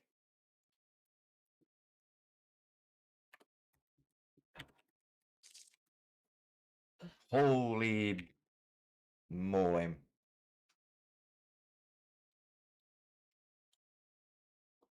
Can we not? Yes. I know I can make this bigger somehow if I find the right handle. Say like this, maybe that's a bit easier to read, right? Have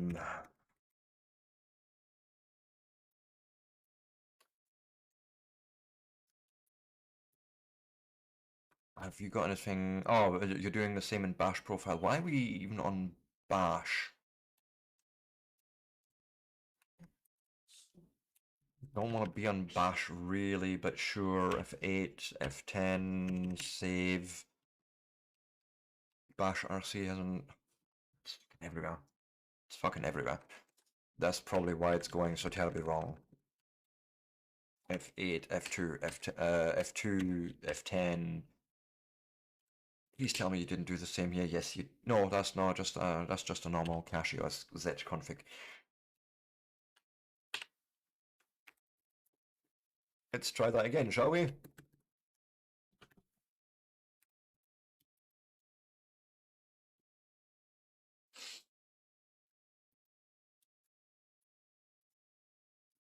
I broke something badly.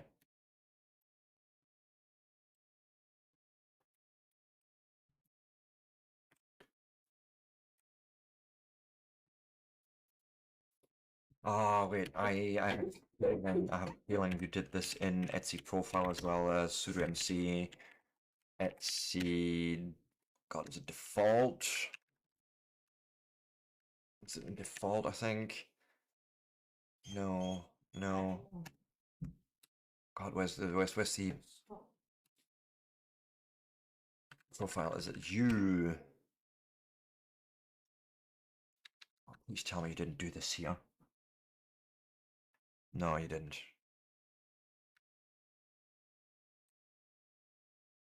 And this is, by the way, exactly what I was meaning, right? In one wrong command somewhere or one little fucky wucky, and you're ending up in a situation where you need to figure out what went wrong and you need to fix it yourself. There isn't got to be much help. Yes, you can Google stuff, but like in this case, what do you even search for?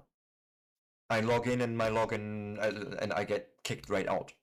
The first thing it's going to say to you is like, do you have permission in your home directory? Like, none of this is true right here. What's happening here is a situation where we're calling a script, I want to say, that probably I shouldn't have called in this way or whatever. But the fact is, it isn't going to be a simple solution of saying, of just, hey, Google, help me out here, or AI, help me out here. um,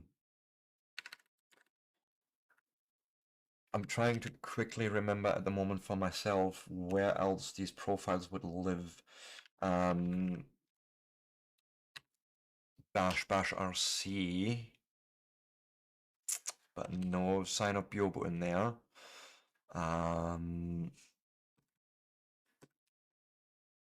There's nothing in the environment. That's good, by the way. I like to see that.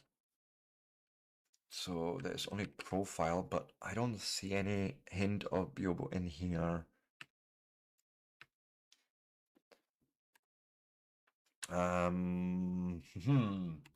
What I can try and do is sudo paru RNS to remove.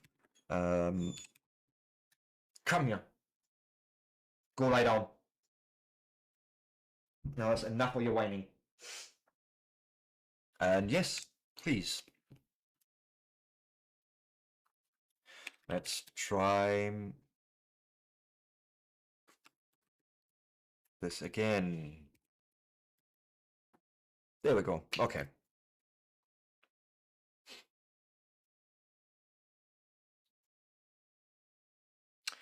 All right, Fish has its own conflict in this regard. Okay. This is what's been going on, but uh, I don't even like Fish. Change shell for myself, please, to user bin zedge, please. Now the reason, like, I know Fish is quite a popular shell, or is it a shell? I think so.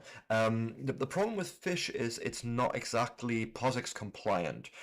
Now, POSIX compliancy is, like most people wouldn't say it, would say, hey, what do I care? It sort of matters when you're expecting software to, over years, take in the same arguments and have the same results, right? And this is what POSIX compatibility sort of ensures, that is that any software within that sort of infrastructure or ecosystem behaves in a very expected and very fixed manner, so we know what behavior to expect. And Fish doesn't really listen well to that. Bash is okay. It's just, for me, I don't like how explicit you have to be, and I like Zedge because it helps you out a lot in terms of typing and that. But for that, I would probably need to exit and log back in again. Oh, that's the wrong password, Sebastian. Yeah, told you. Does this look like a diamond? Yes. Yes, it does. We need to set up quickly. It's an upwards arrow, number one, and they're definitely smooshed. So some icons overlap, and I do like the 2 and Unicode. Go with this. I want a 24-hour format. I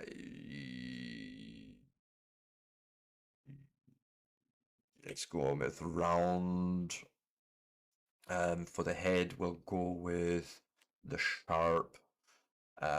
What's this? Prompt tails. What's that? Oh, that's the tail. Just leave as flat. 2 lines. We'll make it dotted. We'll full. Yeah. Full frame and compact sparse. No, I like the sparse layout. Many icons and fluent. And yes, do this. Apparently, you want to be verbose and apply the state changes. Yes. Now we have our shell back. Thank fuck. We did download this, I'm sure.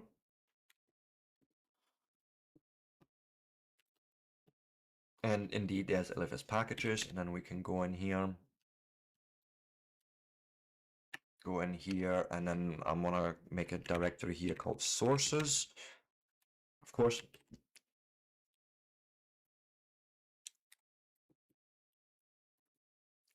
That's my fault. Go in here, F7 for sources. Go in here. Mark all the files in here. And copy them straight in there. And with that, we have our sources available. Good. Next.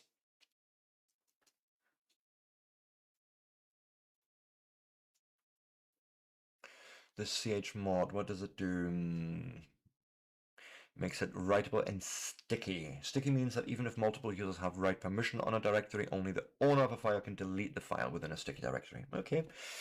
So sudo ch, if I can type, chmod v a plus write and t, don't know the t, slash mnt lfs sources.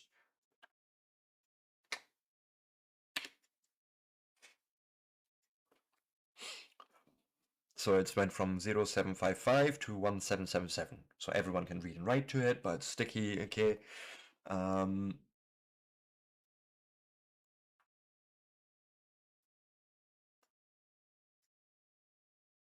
even need to do any of that. And we probably want to make sure, although it should be owned by root. Yeah, it's all owned by root, so all is good. Next. This is all the packages, all the patches. This is really more informational. And now we're creating basically a limited directory layout and the user sort of getting ourselves set up for actually building things.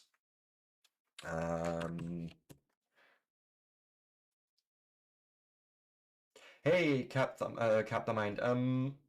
question, Kali or Black Arch? I can't say. I know Kali is, for me, not what I need because it's an intrusion. It's like, what do you call it? It's meant for like cyber defense and cyber offense. I have no need for Kali Linux. Black Arch, I can't say I've heard of it. It's another pen testing distribution, so I guess it really depends on your personal sort of preferences. I personally would go probably with Black Arch because I absolutely love the Arch infrastructure, right? Like one of the best examples I have, if you want to update a Ubuntu or a Debian, this is what you need to type. Right, to make it also like automated so you don't have to do too much. This is literally, and this is just one upgrade. To actually fully upgrade, you need to go there first, dist upgrade YQ, then you go sudo apt full upgrade YQ, then you go sudo apt auto clean purge, no, auto remove, sorry, auto remove first to say purge, basically get actually rid of the packages. Don't leave them lying around. Again, YQ to say, hey, say yes to everything, be quiet about it. And then finally you do an auto clean YQ. But this is insanity to do a full system upgrade. This is what you do in Debian Arch, Debian, Ubuntu, Mint. This is it. This is it in Arch. If you want to do a cleanup, Hackman, and I may get this wrong. It's RNS, and then you do basically another sudo Hackman QDT, I think. Like query basically for any abandoned packages, and this is it. It's not even half of what the previous line was, right? But like realistically, you don't necessarily need to do this if you just want to upgrade. Boom, there you go. It's so much easier. But that's again, it's personal preference. I wouldn't even know. It's actually like let's ask the question. Like, how would I do a full upgrade in Kali? Like, what's the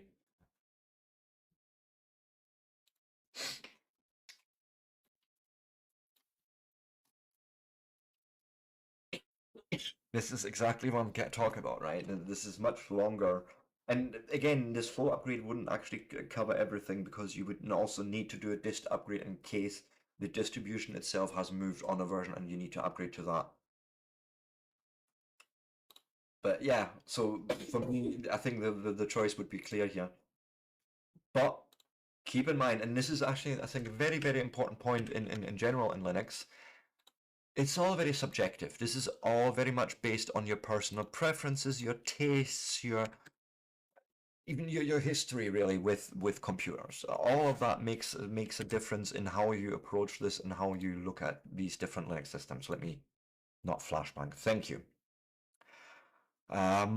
We are okay. I'm gonna make LFS equals to mount /LFS just to make our lives a bit easier here because we're make dir in LFS the etc and var directories as well in user bin, lib, and sbin. So let's just, I was gonna say, let's just go root even.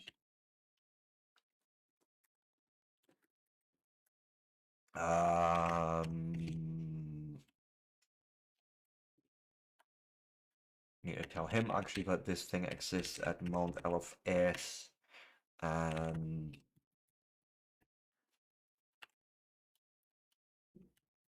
go like this, and we can actually see how this all comes together. If I now go and run this, I don't.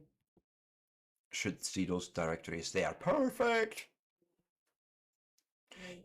For I in bin lib sbin do link, basically just linking them into the root directories from user bin, yeah. And then we do this thing where if we're on an x86-64, oh my goodness, again, platform, then you make a directory called lib64.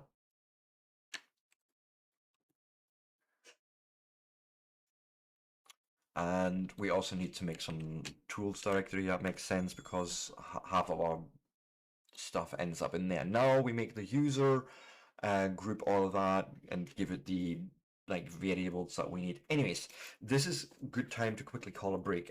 For those that are new to my channel, I take a break every hour on the hour. Give me a chance to make sure we don't have any pre-roll ads on Twitch, and give me a stretch and maybe a new brew, whatever's needed. Guys, if you like this sort of content, however, give me a like, a follow, subscribe, all that good stuff. I will be back in 3 to 5, and then we shall continue our attempt number 2 of building Linux from scratch. It's fine, it's fine. It's a learning experience, right? But with that, I shan't be long. It's not so much bye, I'm literally just 3 minutes and then I'll be back. Unless you need to go, obviously. But with that, thank you so much.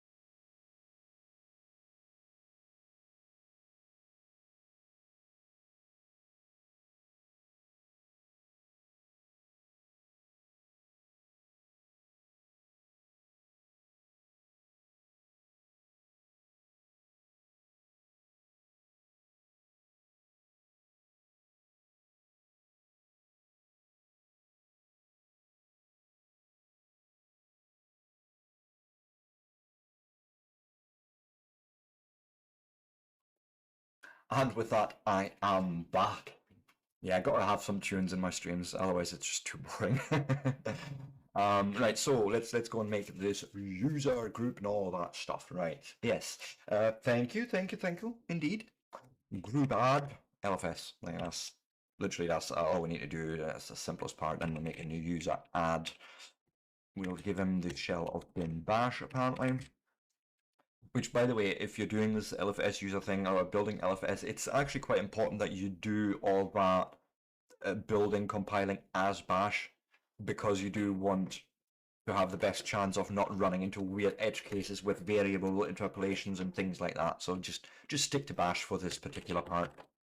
We make him a member of the group LFS. We say to him make a home, and okay, so K. But let me show you another example. Every Linux installation, or fairly modern Linux installation, they have a directory called etc skel. Okay. Essentially, everything you see in this directory, if you pass in this k parameter and the directory etc skel, all this stuff would get copied into the user's directory and automatically also get owned and set with the right permission for that user.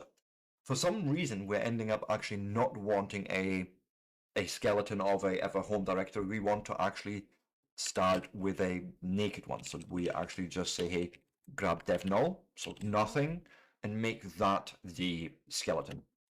And the user is just called LFS. Right. Right, by the way, if anyone has questions and wants to know more, let me know. I am more than happy to go and dig through and explain things as I can. And we'll make the password really, really difficult and make it the same as the user, because that is the really safe thing to do. Now we're going to ch on everything under LFS slash user, comma, God, what is this? User, another bracket, comma, var, comma, etc, comma, tools. Let me see if I can read this.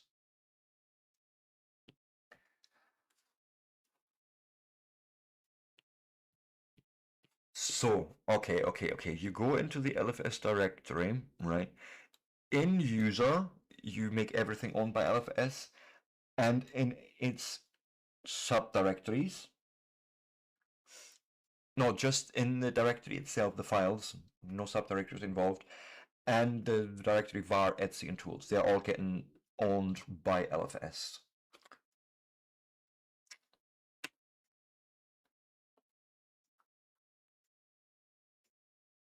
Yeah, okay.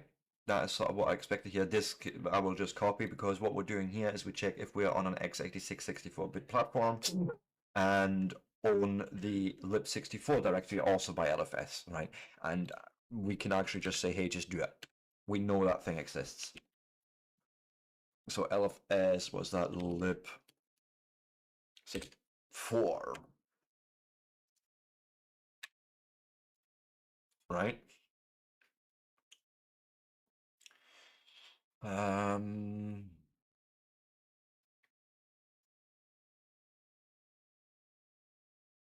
Okay, now we log in as LFS. Okay. I would like to do that, however, from here. Okay. And why not just make a .bash underscore profile? Because that's the file that we want to create, and we are literally just putting this one line in here. Exec environment with those variables being set. They're coming from the host, essentially. That's what you're doing here, right? And then you're calling bash. Okay. In bash rc, we want this offset.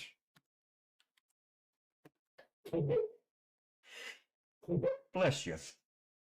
right? This also makes sense. So emacs.bash rc. Yep. Paste all that in there. And basically what we're doing is, I'm not entirely sure about else age. Turns off the bash's hash function. Hashing is ordinarily a useful feature. Bash uses a hash tail to remember the full path for executable files to avoid searching them. However, the new tool should be used as soon as they are installed. Switching off the hash function forces the shell to search the path whenever a program is to be run. Right, okay. Basically, Bash remembers where things live. By setting this, we're forcing it to look every single time where something lives. It's not going to remember, right? And then we're basically just setting a bunch of variables here. So LFS is mount LFS. We want to be a POSIX system.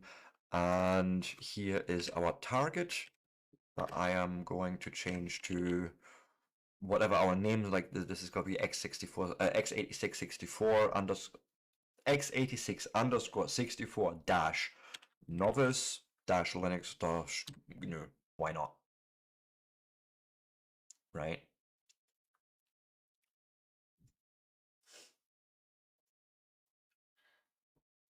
Do we need to have anything specific here? Is this maybe where I fucked up?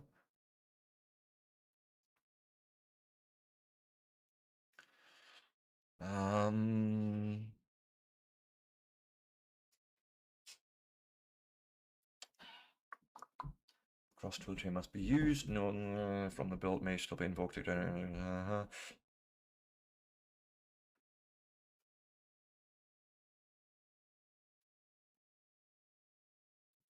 host triplet.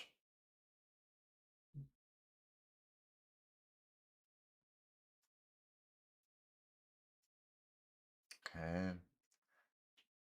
But I don't think this name should really matter. What kind of stuff, what kind of Linux is better for Windows users?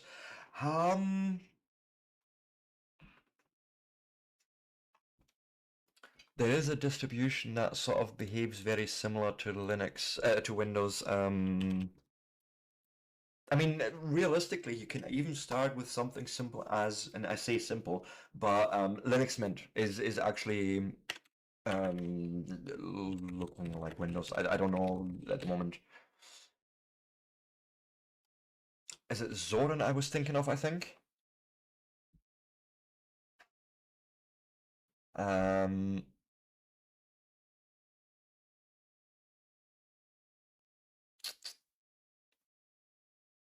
I mean, again, Mint is always good. I've had nothing but luck with it, and it just works. I think Zorin is what I'm thinking. Either Zorin or Elementary. Let's have a quick look. Yeah, I think it's literally Zorin OS I was thinking of, because it sort of has a very similar look and feel to Windows, and it's not gonna have you too far removed from what you already know. However, I don't think it's entirely free. Like when I see this pro thing, I'm already getting. Yeah, fuck that. I am not. No, what was the other one? Elementary, yes. I've heard of that one too.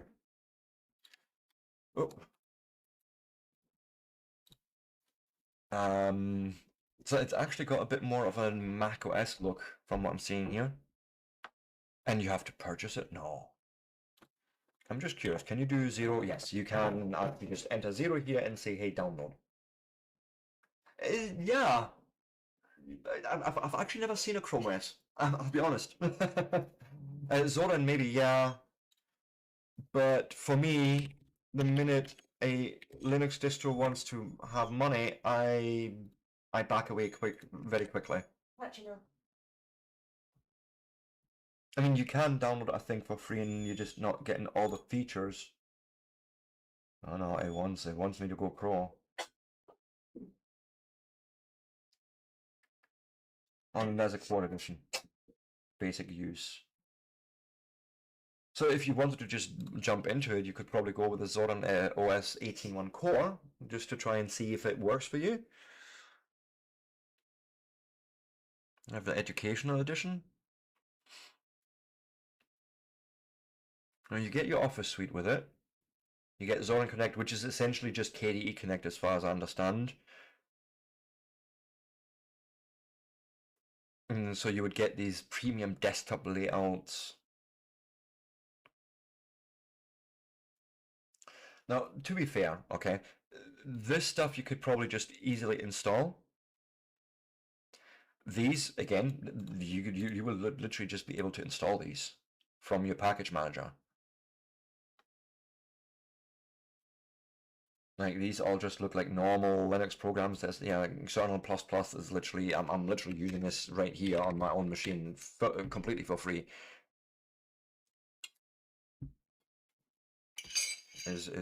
Are you working? I'm on the wrong screen with it, but I could use my pen on this as well, but yeah, I don't think, paying for this would be worthwhile just now, not at that price. But between Zorin and Elementary, I think you can't really go wrong if you just need to look at it. If you want to have just a full-fledged distribution working for you without any of that upsell and all that, then honestly, just Linux Mint. LinuxMint.com. Grab yourself the Cinnamon one, Cinnamon Edition, they call it. It's sort of the most modern looking one, and it literally has a start button down here. You have all your programs there. No fancy docs anywhere. It's very straightforward. So I would absolutely recommend one of those. For me personally, I think I would prefer this for a beginner. Oh, it's all good, man. No. See, you're not understanding what my stream's all about. It's not just the thing I'm doing here. I also like to talk tech. I like to discover what other people are thinking, or when people are asking me, let's dig into it. Let's look at these things. But I would say, yeah, between Mint and Elementary, I think that's your first two. Whichever talks to you more, look at them, and whichever one you like, yeah, I like what this looks like, install it. Even just do it on a virtual machine. Like if you're on Windows, you can either just use Hyper-V, bit more involved than you really need it to be, because all you need to do is really just go and grab yourself VirtualBox completely for free. And yes, people have misgivings that it's now belonging to Oracle and all that. It doesn't matter, right? You just download the thing for your Windows version and you can do virtual machines without paying a single penny, right? Just to test it, maybe, why not? Rather than actually changing your whole machine. It's a big step. I was scared shitless when I did that. Path. If bin is a link, no, if it's not a link, sorry, then path is bin. Otherwise, you look at tools bin. Okay, config site, user share config site. But then we're exporting all those into our environment. That's literally all we're doing here. It's nothing too special. Right. Oh, so several commercial distributions add an undocumented instantiation of etc bash rc to the initial. Yes, they do. Let's just make sure that ain't happening. Basically what we're doing, if it doesn't exist, no, if I'm not sure but basically move this to there. Rename it from bash.bashrc to bash.bashrc.nouse. That's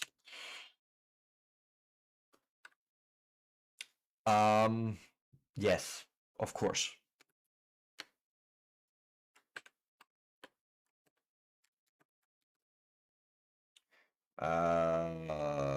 Hostname. On the about that.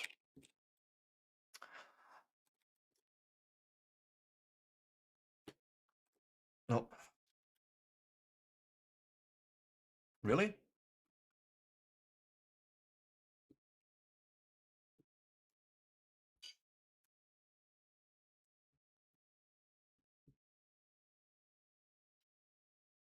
Oh, right. This is not what we need to sudo. We need to sudo the move command. That's it. Don't need you anymore at the moment. Actually close you, and then want to go into bash rc again and actually just add it there, bash rc, and we're gonna say make flags equals Jai and proc. I think this is how you do this. Okay, it's dash J for an option. Dash J $nproc. Yeah. So basically receive the number of processes and make that the amount of build steps you can run parallel. Because otherwise the GCC compiler would literally just work through one program after another, whereas in this case it can actually use all the threads that we have available. And then we need to export that.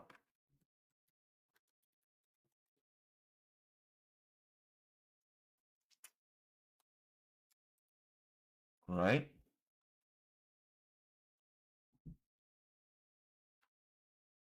Yeah, okay. Close this off, and then we are sourcing bash profile. Okay. And that is it. Now we're talking about standard build units. This is basically how long it takes to build anything, and it's basically measured by our first program that we're building. And literally it's bin utils pass 1. Its speed tells you what one standard build unit is. You can look through the general compilation instructions, and it's basically telling you you go into sources, yeah, you go into the sources directory for each other package. Basically, you extract it, ensure you're the LFS user when extracting the package. Only use the tar command. Makes sense because you want to make sure you're not breaking any permissions or file dates. Then change, follow the instructions to build the package, change back to the sources when the build is complete, delete the extracted source unless instructed otherwise. I haven't seen that yet. Maybe that's why I did wrong. I don't know.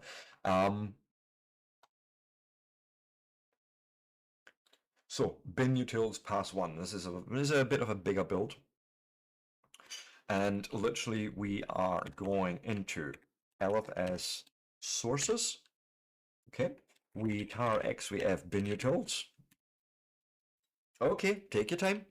And we're going into the bin utils. We are making a build folder. We go into that build folder so we're not messing up our actual source, I take it. And then you're configuring with that prefix, with the sysroot target, all that good stuff. So this is straightforward. Go configure this build.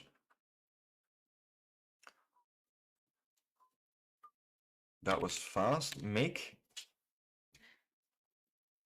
I expect this to take about 2.5 minutes, if I remember right. Come here. Go lie down. Not enough. Bless you. Thank you.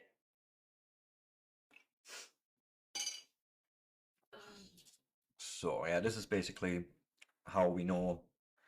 I don't. Stay.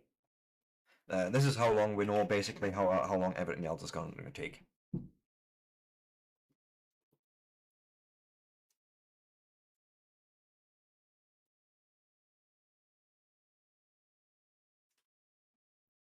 Yeah, this is now literally doing compilation with CC. I think CC literally stands for C compiler.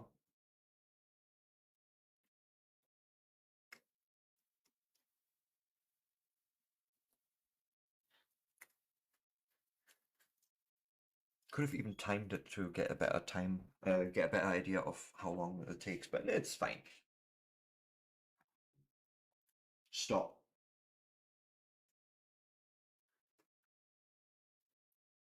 Um,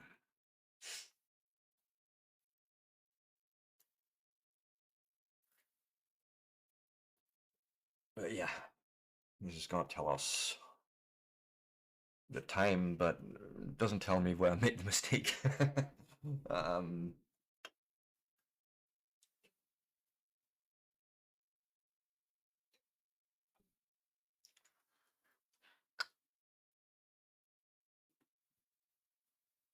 Alt command not found, but I think we don't need it.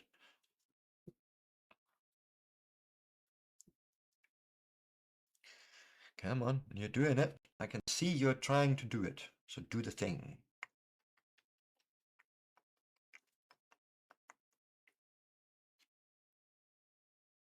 Okay.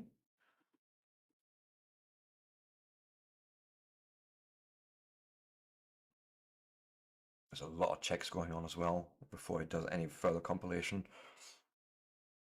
Now it's linking things together, I think.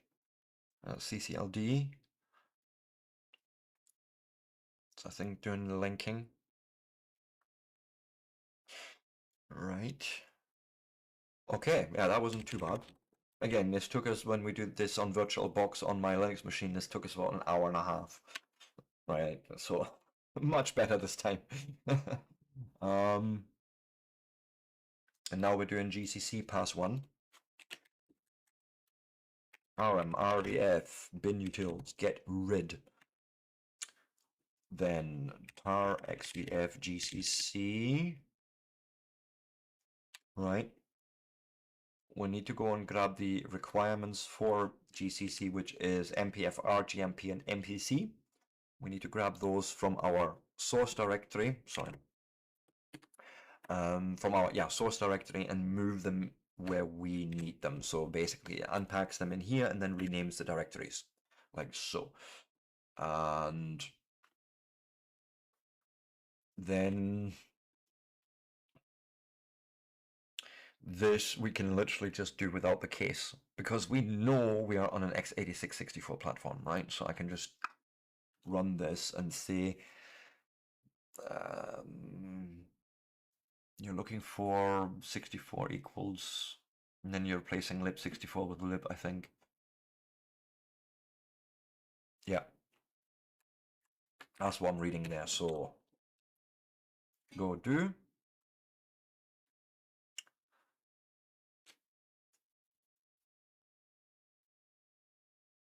All right, so we could actually run a diff against those two to see what the changes are, but I'm happy with just continuing. Make the build, go into that build directory, then we do a big old configure. Basically just for C and C++, which makes sense. Go.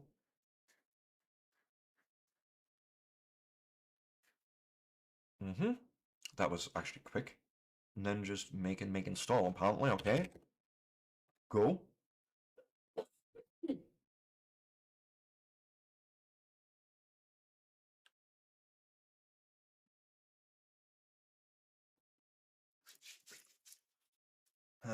This is going to take a little longer than that.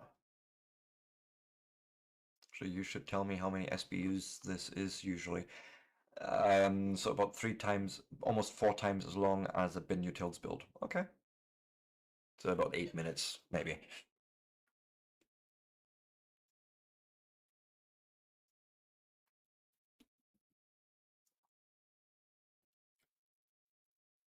But no, we're making progress here, and unfortunately we had to restart. It's just what it is.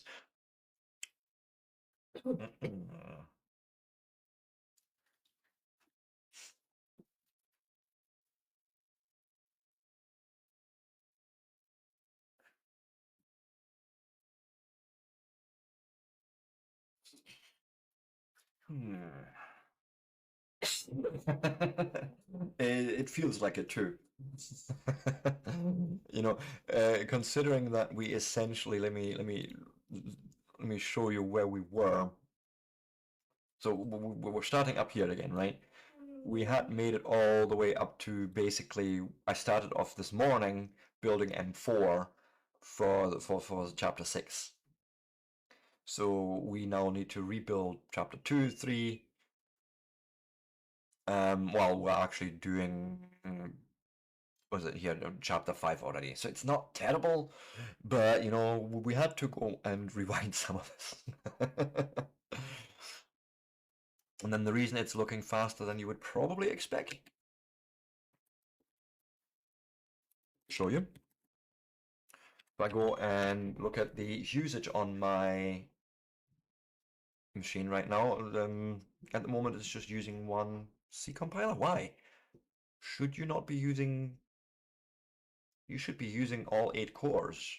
We've specifically said that. Let me. This ain't right. This ain't right. Print env.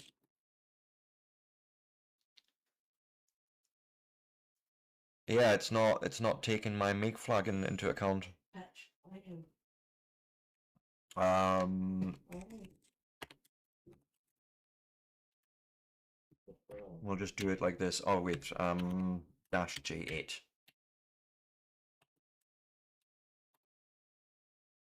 There we go. Now we see it properly running multiples. This is what I was looking for. Whoopsie doopsie. This is an i7 700K. Tell you in a second.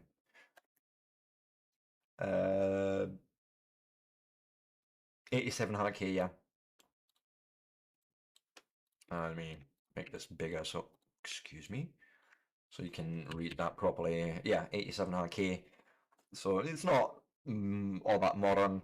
I have enough RAM with 32 gigs, but yeah, I mean the machine does it well enough for me. Like I don't expect there to be. I'm not running a Threadripper here with 128 cores or something. um,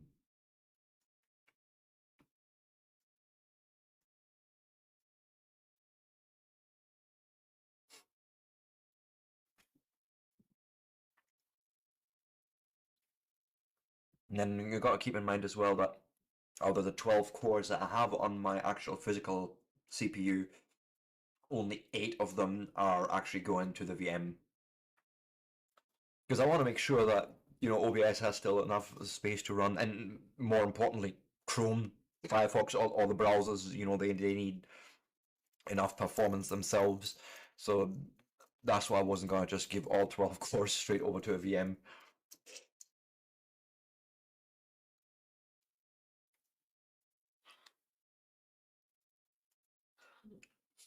Because I know how hungry OBS can be. So, and yeah, as I say, browsers, that's just a different matter altogether. Which, good question. Curious about.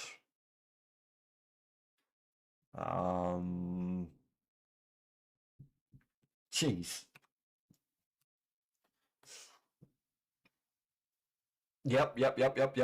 I'm using the 1050 actually for my ML Studio.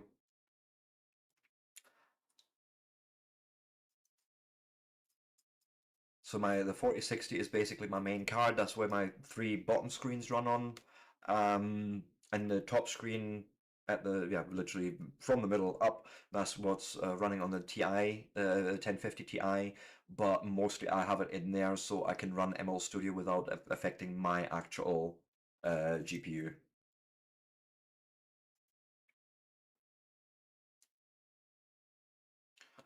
I mean, like for example, my wife, she's running, God, it's an i7 7000K, so it's like one gen below, but she's running the 1050, and you know, I'll tell you this, for all intents and purposes, even still modern games run. Not always beautifully, like sometimes you have to just go down in your settings a bit, but for a card with that age, it still does the job really well. And this is exactly the reason why I was like, no, I have a good T1050. Let's just use at least the RAM for it or something. And I can fit nice 1-bit models into that. And have interactions with my own private LLM. I don't need to always use, external services. But this is why I was interested in, like, OBS taking 1.6 gigs of just video memory. Like, what the fuck? And this is how it looks on my actual physical host. So you've got your Keymo system here with 8 gigs. OBS sitting with another gig and a half in actual RAM. Like, what the fuck? That's 3 gigs of RAM you're taking, OBS. Plus all the browser pages. We're not even talking about those. Like, what the It's fine, it's fine. And then you've got Chrome sitting there quite happily with 1.1 gigs and 2 tabs open, like.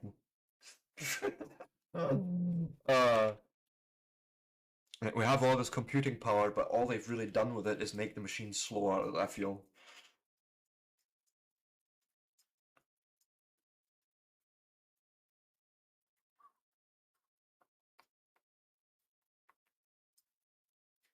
I've even got an old 1030 lying around somewhere still.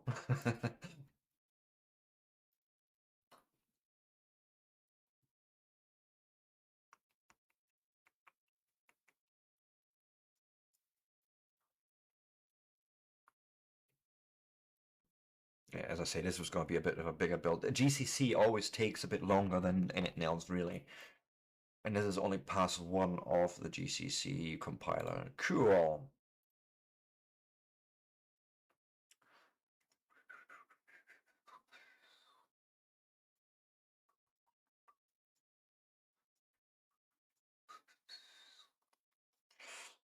Ah, come on.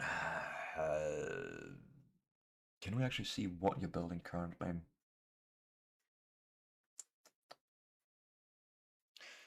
Because I'm trying to see if it's actually building GCC at this point, or still one of the 4.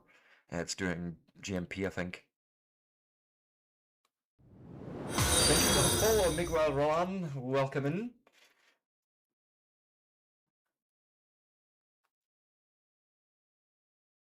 Yeah. I think actually the 1030 would still have usage for me if I was to have an extra computer for encoding for OBS. I could probably use it for that. But other than that, yeah, you're not going to get much use out of it in terms of like MLs and like, or LLMs, I should say.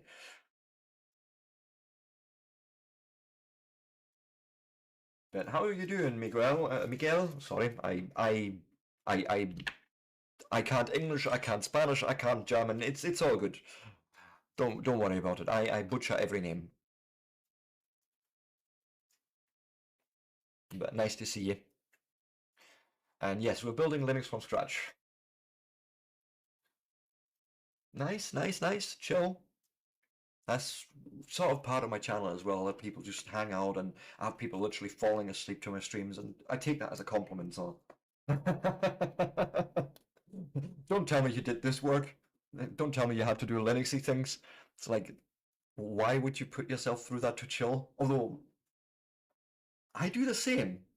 Like, even after a stream like today, I would absolutely sit there and watch someone like Soaring, the Russian programmer on YouTube/Twitch, and just watch him go on for like 2.5, 4 hours.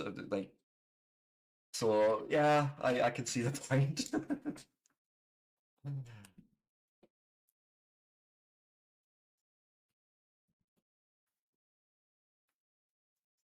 Oh yes, I am that. Yeah, don't worry. We all know you're not well. Yeah.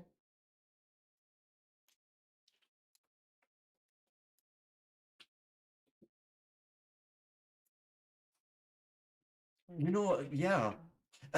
I'll be honest, right?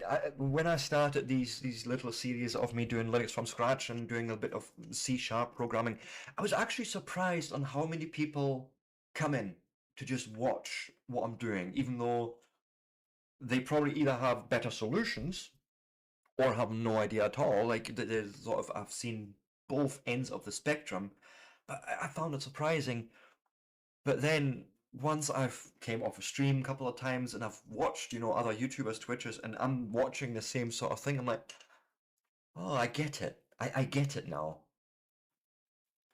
Oh, wow. Chat LLM project for the university. Nice, nice, nice. Yes, spare tech? No, never. I don't have cables lying everywhere and joysticks and...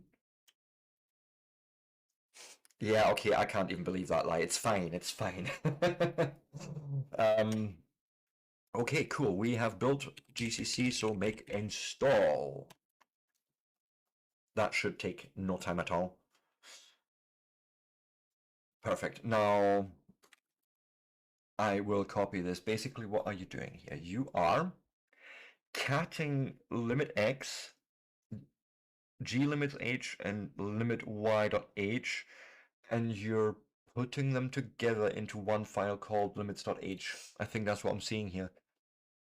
You try and find out what the directory name is for... Okay, so our GCC compiler apparently has a function called print libgcc. Like, can we do that? Can we try that? If I do lfs underscore tgt dash gcc. What am I on now? I'm working on Linux from scratch, but I'm working on Cache OS. That's my actual platform that I'm using. And like print libgcc file name. Okay. And from that output, I want to understand how this thing puts this together. So dir name gets run with this shell command, and it... Right, okay. So the GCC command gave me a file and including its path, and dir name literally just extracts the full path for that, ignoring the file. Right, so all we're doing is grabbing this directory, and then in /include/limits in that directory, we put all that content in. Okay, this makes sense. Thank you so much for the follow, F15KY. How are you doing? I probably should pronounce this differently, but oh.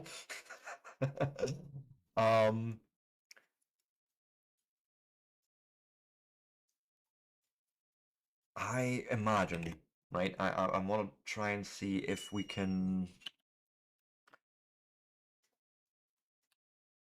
Yeah, instead of dir name, no, actually do that dir name, but I want to cat... Oh god, what comes out of there? Dir name... No, enough patch, just stop. /include/limits .h. This is probably gonna go wrong, right? No, this is exactly okay. Yeah. So this limits h.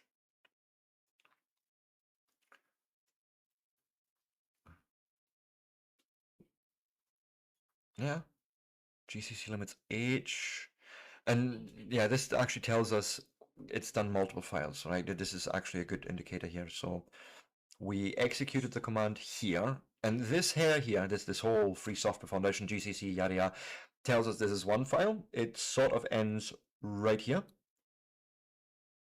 right? And then we can see the next file being just included here, and if we keep going down, that is basically the content of those files, okay? And then we make now the Linux API headers a thing, okay?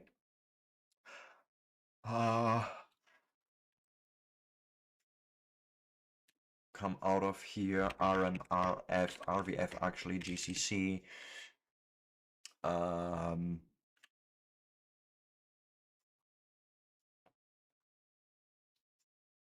Okay, char, XVF, Was it just Linux 6.18? That's our kernel. Stop. No, that's actually right. Yeah. Because maybe I was working with the wrong header files. I remember last time I was trying to go to a more modern kernel, but something tells me because of that I fucked things up. So let's just stick to the actual Linux kernel that they want us to use. Okay, we go in here and we say make Mr. Proper. That there are no stale files embedded in the package. Okay. And then make headers. Sure.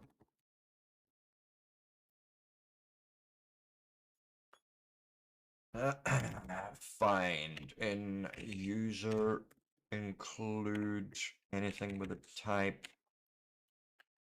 of file and not the name dot h no star dot h, sorry, star dot h, and delete those files.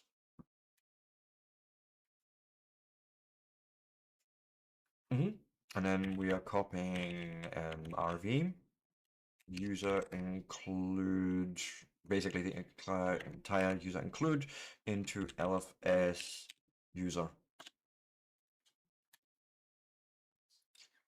Okay, looking good. Now we're building glibc, or glibc I should say.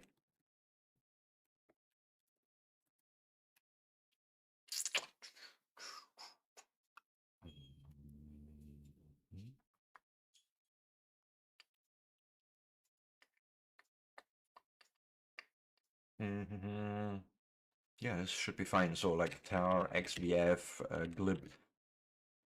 glibc2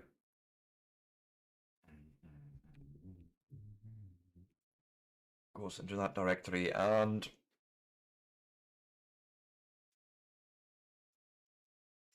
it's basically these two that we're running.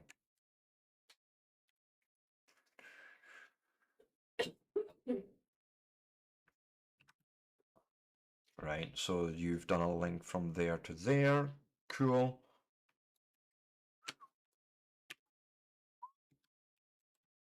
And then we, okay. Patch np1. Input files are, or the input file is glibc fhs patch. Go. Then make your build. And then echo root spin dir equals user sbin. Right, and that gets put into a file called config parms, because parm is good, I think. Now we're preparing glibc4 compilation, sure. With that prefix, that target.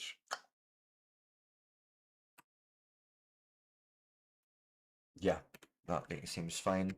I have a terrible thought just there. I think I didn't change my target environment. Oh, God.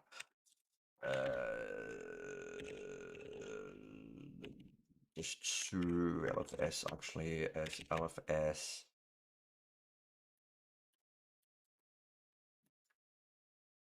Oh, we did. Okay, the target is set correctly. Thank fuck. Okay.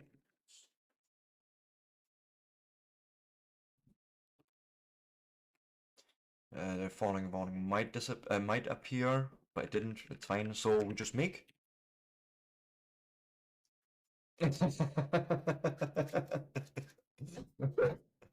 Feel like the Mona Lisa getting painted. Fair enough.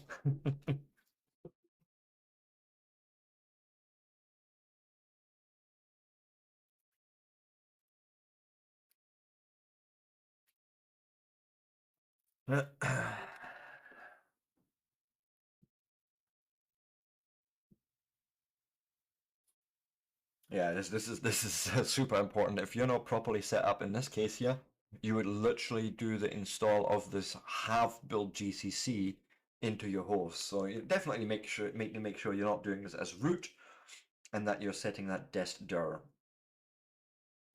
Otherwise, bad things happen.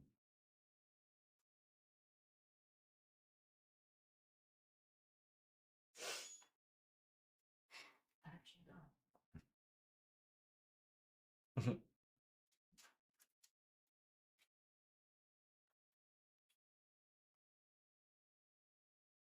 But, well, this is fine. Patch, come here. No, this is ridiculous. Come here. Go lie down. Now stop.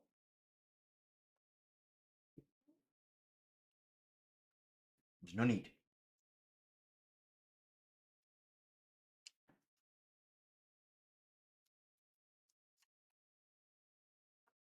Yeah, this is bit longer build. How many build units is this actually?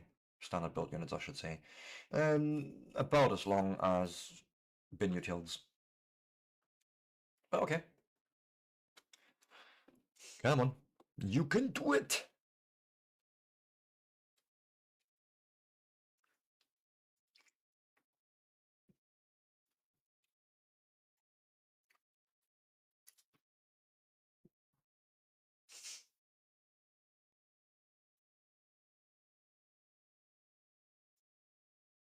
That's you're busy. I can see you're busy there.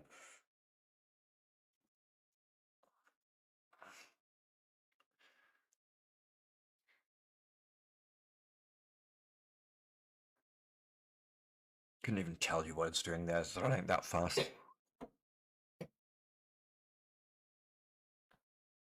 I think this is nearly it.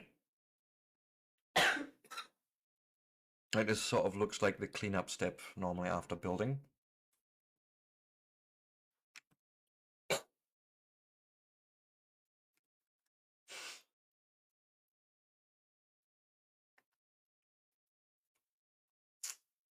Come on. I can see you doing all the leaving directories. Yeah, cool. So make dest dir equals $LFS. Install, right? Install. And then we need to fix some paths apparently, okay. Said again. So in LFS user bin LED, you're looking for LTL list equals enough. I think you're just replacing it with user or adding user to it.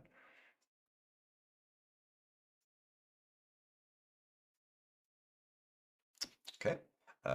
Control C, control. Yep. This seems still fine. And okay, so we're now making a mini program here and basically testing out if GCC did the thing. Right. It's literally making internally a little int main with no real things happening. Just make the main, close it again, and run the compiler against that. I think this is what we're doing here, piping that in. And then you make a log. So any, I think this is error logs. No, this is standard out, I think. So anything that comes from the to the standard output, redirect that to the dummy log, and then we do a read elf, basically look at the executable of a.out, which is what GCC is going to produce, and apparently you're grepping for anything lib. So this is literally the line we're looking for. lib64 LD Linux x86. Yeah, that looks correct. Good. Note that this path should not contain mount LFS, which it doesn't. Sure. Then, oh my God. All right, here we're just doing a couple of checks here actually. So we want to see that SCRT1, CRTI, and CRTN.O all succeeded, which looks like it. And is the compiler looking for the right headers? Include such that here, tools lib x86 novice Linux, yeah. This looks correct. And then we do another search to that. Which would lead to search there being mount LFS tools lib64 user local lib64 user lib64 mount LFS tools. That looks correct. Okay. Are we using the correct glibc?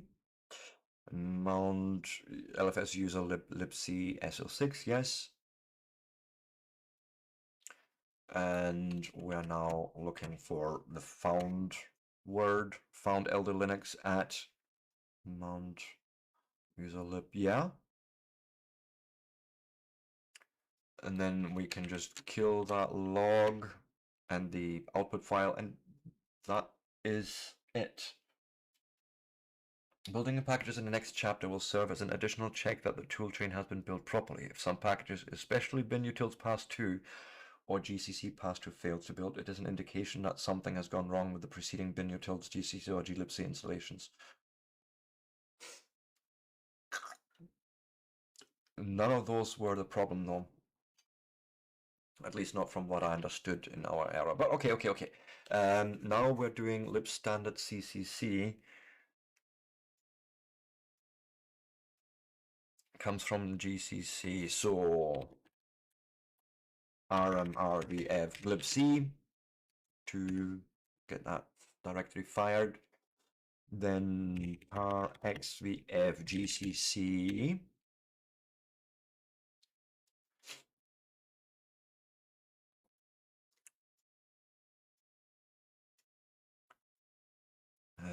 Make the build direct, so cd gcc,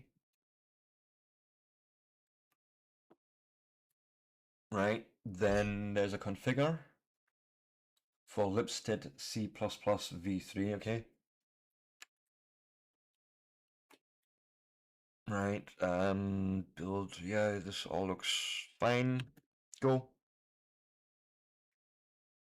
And then make install. Okay, straightforward enough.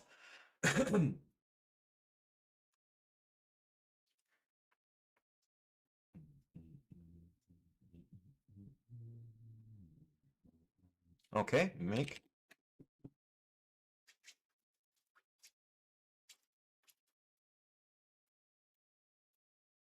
This shouldn't take too long.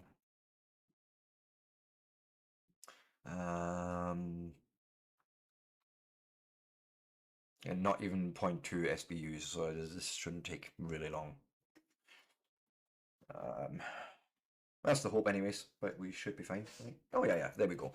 Make dest dir equals lfs install. And rmv, oh god, lfs user lib. Can we just make my life a bit easier? Copy this part. Basically, look for anything std C++. And xfs. We'll see that happening in a second here. Actually, yeah. .la. So any files that have this pattern .la. Yeah, xfs and sub C++. Okay, removed. Fantastic. Now we cross-compile more temporary tools. Now we're starting back where we were this morning.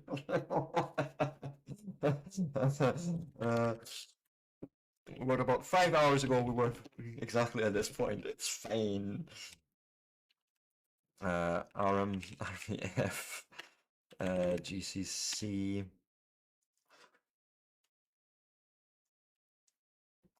And RXVF M4. Oh, this is funny actually.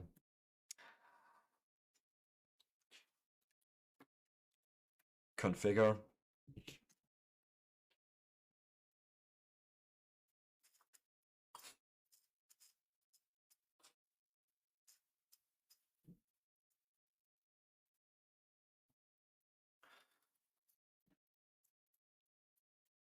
Come on. Okay, make. Yep. And then make install is straightforward.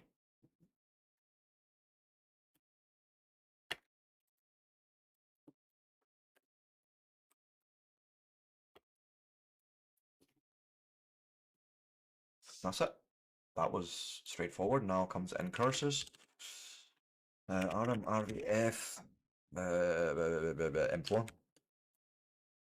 RXVF, end curses. Make your build. Push the build. And we're running this configuration.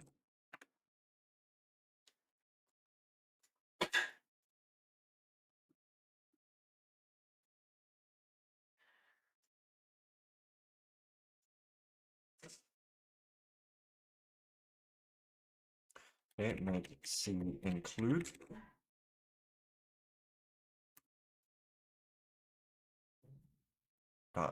Run, right? Make C frogs pick.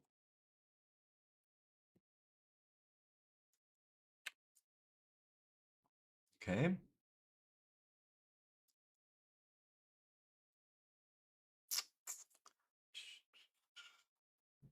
Install logs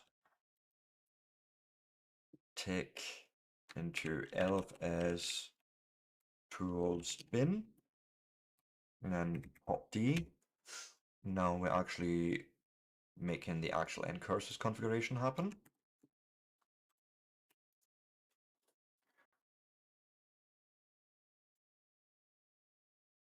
Okay, and then make install. Plus some linking. Shouldn't take too long. Okay. Right, that was the configure step. So make.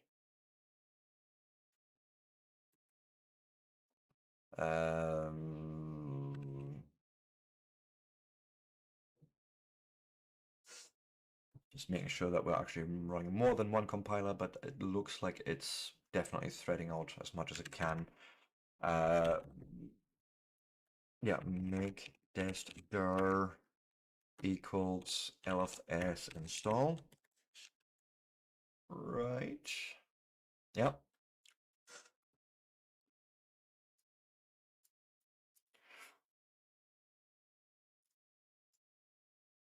Okay, now we're doing a bit of linking and setting, so I'll just biffed.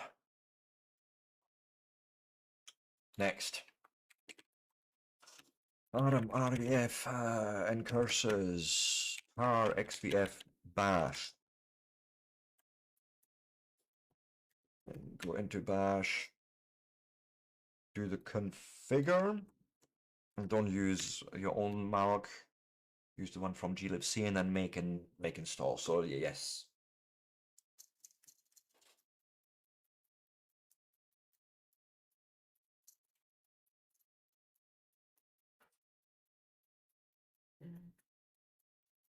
I am due a break as well, by the way. So before I get it away, we're gonna make destr equals lfs. Oh, lfs install. I think if I do it this way, then I can sort of at least make that a bit shorter. Go. And then we're linking bash to sh.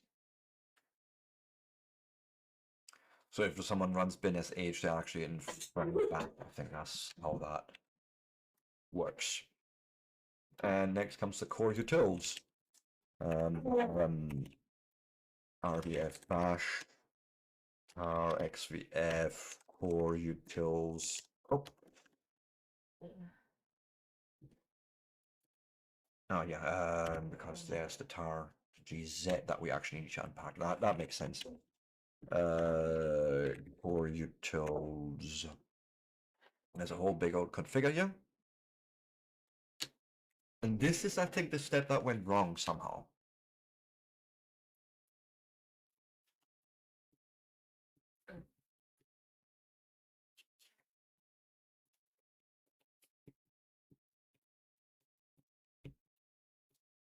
And then we make install, right?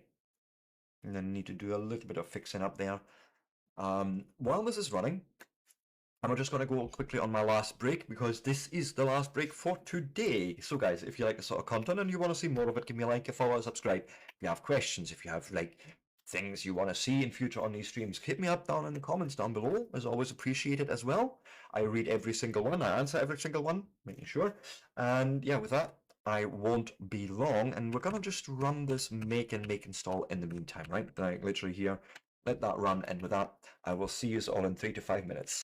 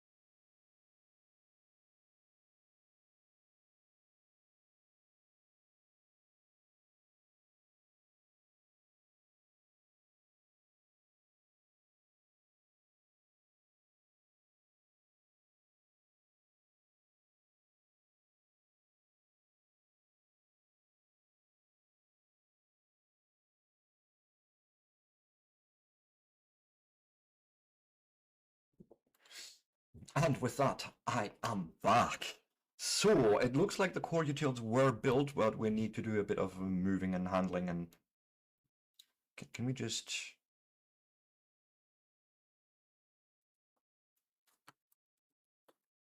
Oh, that's what we need. So,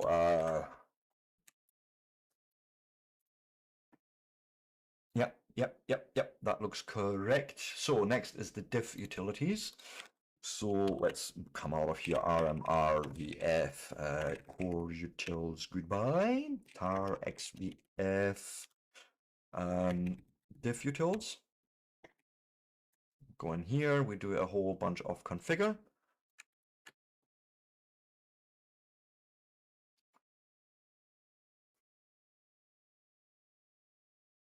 And then make install again. Good.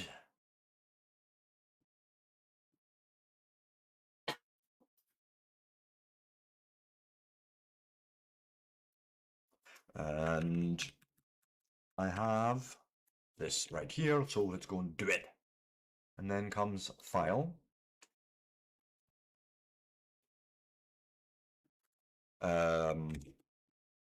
RMRVF diff utils, RXVF file. Okay, make your build, push debuild. Then we do this configure thing. Then we only make and pop D. And then configure the rest of it. Okay.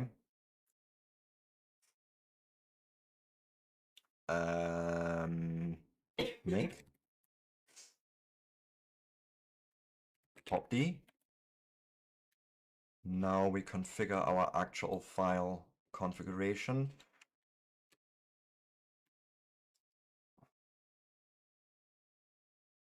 And then we're gonna say make comes actually from here. Well, we make, but we say, hey, your file actually comes directly from the already precompiled file executable that we did up here. This is basically what we're doing here. And then we can install it. Distro equals $lfs install. Yep. And then we are removing that LA file. Doesn't like the archives apparently, so done. Find utils is next. RMRVF file. tar xvf, my god. My typing is getting worse by the second, but it's fine. We will prevail. Which is probably also a reason why I decided to just copy paste these commands. We've been through this, we've understood these commands well enough up until here to know what they're doing. At least that is my little fantasy.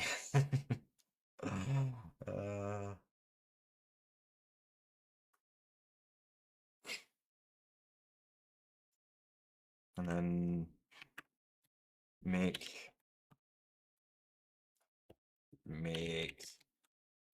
destdir equals lfs install. That's what we want, right? Yep, go.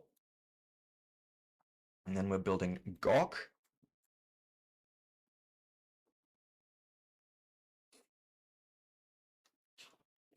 RMRVF find utils, tar xvf gawk. Go in here. Okay. Some unneeded files are not installed, so let's do like this. There's a bit of removing of strings in the make file. Configure.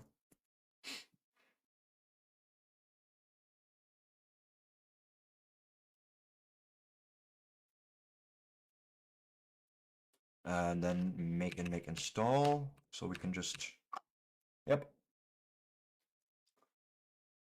Cool, then we make grep.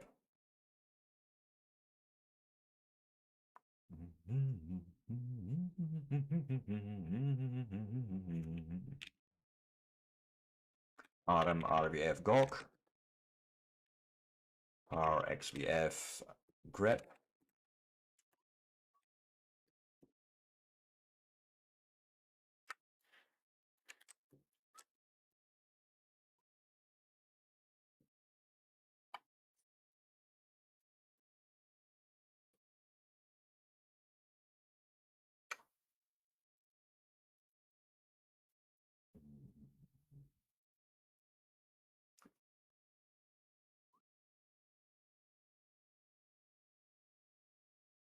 Okay, that was already it, so make install.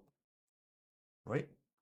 Yep. Cool, then next, gzip.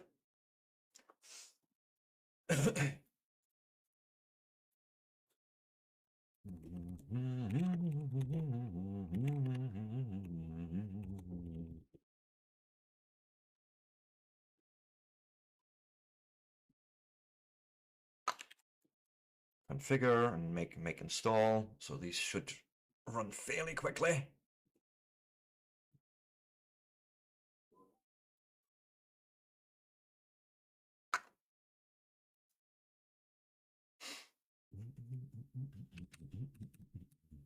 There is that, right? Yep. Go. And then we make RMRVF.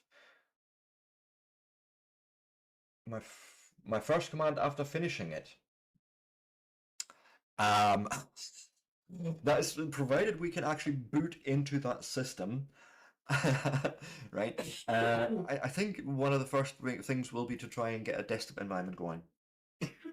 Maybe. It'll probably be something fairly straightforward. We'll need to build Xorg, and anything that's required for that. And then I would probably go with something like i3 or some simple desktop compositor, or not compositor, desktop environment to use. Yeah, but something along those lines maybe, right?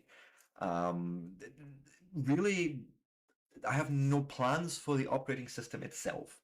There isn't like a grand plan of, oh, I'm going to make my own operating system and I'm going to go and distribute it. And I have actually no interest in that because, let's face it, the whole kernel development thing is painful to deal with unless you are that deep in the material that I don't even know where to start. But for me, it was more really about learning how Linux comes together, how you build a system from what essentially I would consider a naked system. Like, how do you get from the naked system to something that boots? And I don't mean just, oh, I've got a USB stick, I'm going to stick it in and hit the install button. I want to understand how Linux installs itself into the boot sector, which parts load next, sort of. But I don't know. Yeah, I think I would maybe try and build something else on top of the system, right? As I say, like a desktop environment, something. We remove gzip, so tar xvf make. You do a big old configure.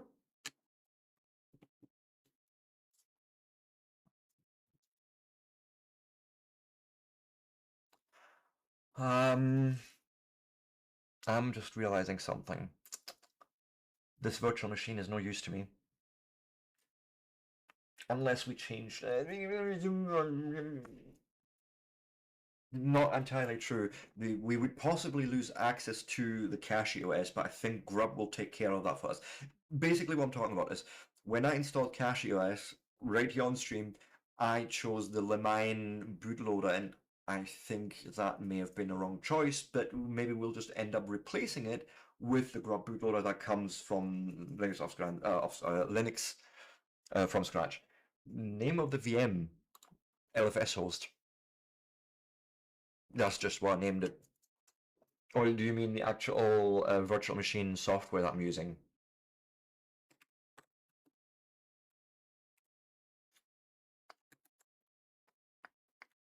I am using what's called the Virtual Machine Manager, and it itself uses essentially QEMU and KVM to do the virtualization.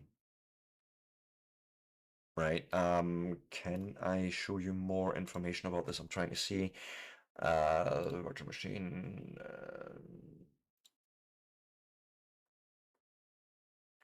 Yeah, this is essentially what the KVM configuration looks like. It's running a UEFI BIOS.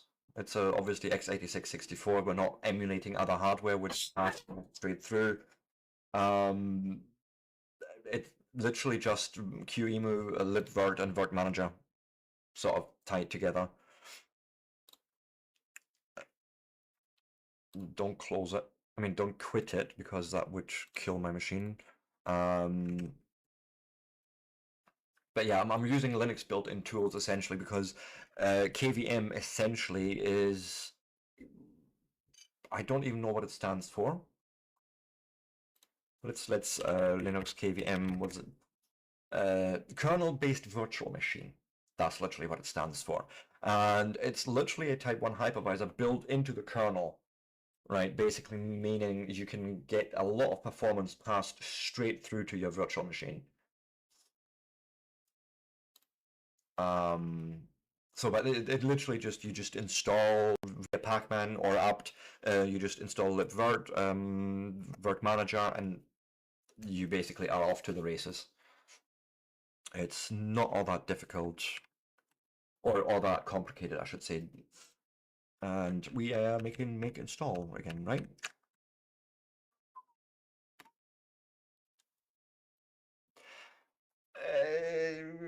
No.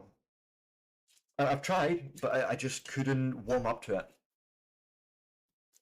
And the biggest problem I had, this machine existed in my previous stream, so that was 2 weeks ago, and we've done the exact same build.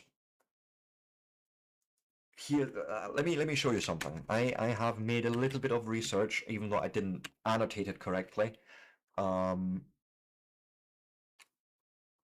But when I ran binutils, the compilation of binutils on Oracle VirtualBox, it took 66 minutes to compile it. Okay? When I did the same then on QEMU system, like proper virtualization from Linux, it took me 2 minutes and 42 seconds. That was the reason why I just don't want VirtualBox anymore. It's that slow. Right? It's not like I haven't tried. We have literally started off on Oracle VirtualBox, but and I was actually sitting in the stream, like, okay, I'm just expecting this to be slow. And it wasn't until after I did a bit of experimentation, I was like, wait, I have Virt Manager also installed. Let me try that. Yeah. 66 minutes for the actual compilation. Right. Took 21 seconds only to configure, compared to 1.3 seconds. So that's 20 times almost, right? And then we're going in compilation from 2 minutes to 66 minutes. That's like 30% increase, right? 30 times. 30 times the length of time.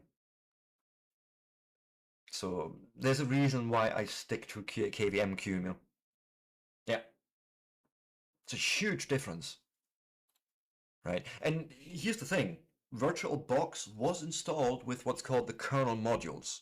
So it had actually access to virtualization as much as it could, but it just wasn't fast enough for me to even consider. Not when I compared it to 2 minutes versus 60 minutes. Like, there's no comparison here. And that was just binutils. That's one of the smaller things that you build right in the beginning. That's not even talking about GCC. Literally, GCC, I'm sure when we did it last time, took almost 2 hours to build. Like, more like maybe an hour and a half, but, you know, it was massive. And we've built GCC twice by now already. Right?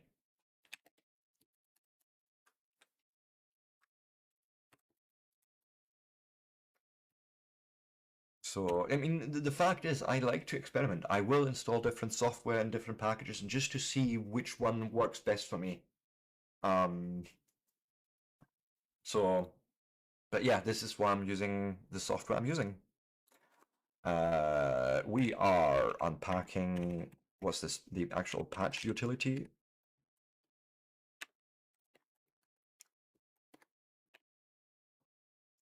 Do a configure again.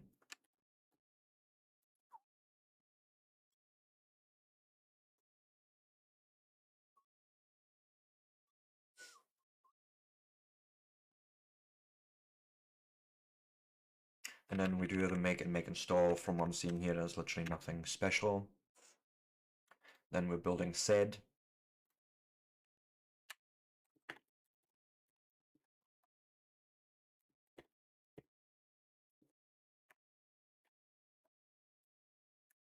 Okay, there's our configure. Control C, go over, Control Shift V, configure, and then install.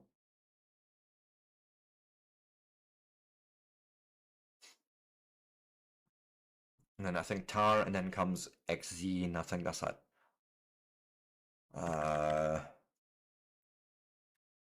Where's the make install? There we go.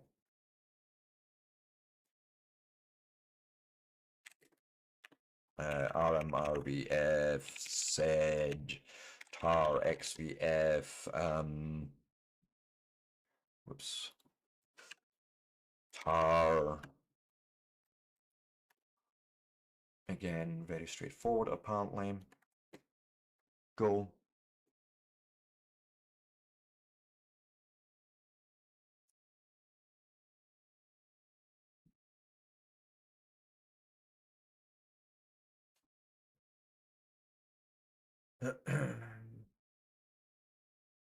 Okay, make install. Yep. And then, as I say, comes XZ, a compression program.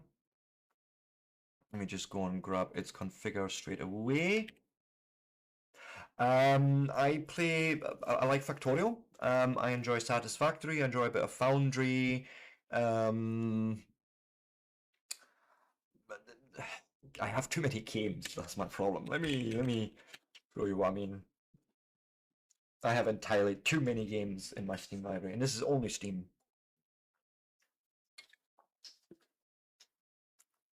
You will see this on Monday and Tuesday, by the way. That's where I play Factorio usually. And then Wednesday, Thursdays is a sort of programming day. And in the past, I've sort of learned a bit of C#, made a little programming, what do you call it, a little calculator, sort of tooling. But yes, I have a few games installed right now. Like just a little selection here. The Farmer was replaced is fun. The Last Caretaker is fun. Planet Crafter, enjoy that. Kerbal Space Program, of course.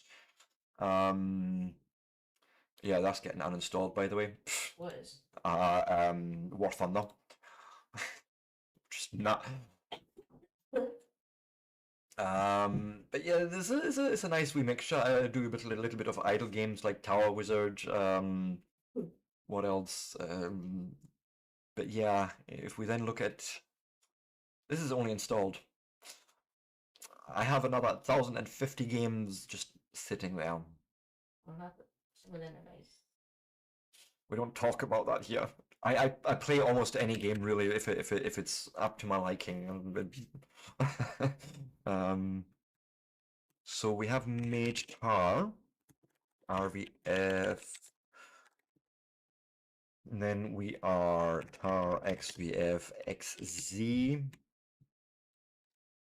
I've played Sacred. I've played Sacred 2. They were good games back in their days. Gothic, what a game! But it just don't work anymore. Like you can't run it on modern hardware anymore without it breaking entirely. So,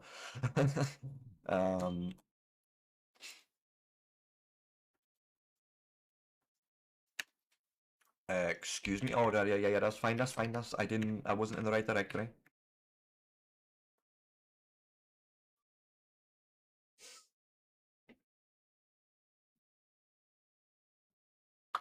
And then make install.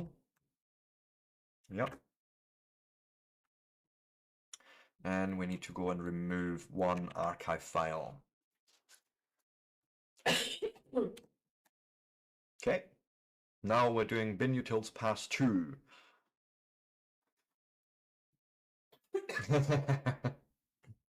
My tunes always go hard when I'm on my hardstyle hard dance and hardstyle playlist. It goes hard, yes. Mostly Dutch and German hardcore. Like I've spent enough time in a Tresor in Berlin and in a tunnel in Hamburg to enjoy that sort of music a lot, even at my more advanced age.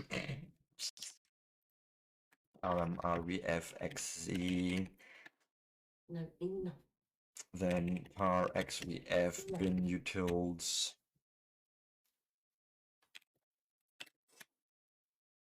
And we need to go and just change this. Oh yeah, line 6031, you're going to look for this and replacing it with an empty in LT main SH. That's literally all you're doing there. That makes sense. Make your build, CD build. There's the preparation, like configuring it. Go. And then make install looks the same. That was quick. Are you sure? I don't see any failures. So This should be fine.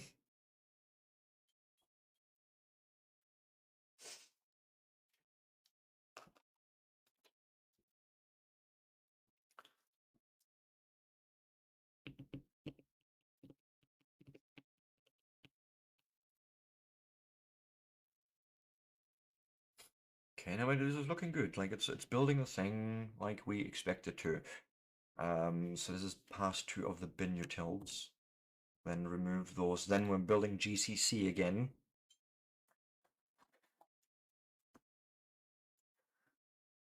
No, go lie down, Patch.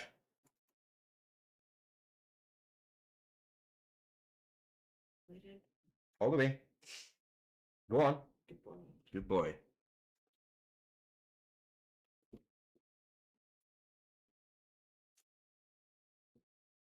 Go have a treat. You want another one? Oh, almost. Good boy. Last one. Good boy. Trying to bribe him.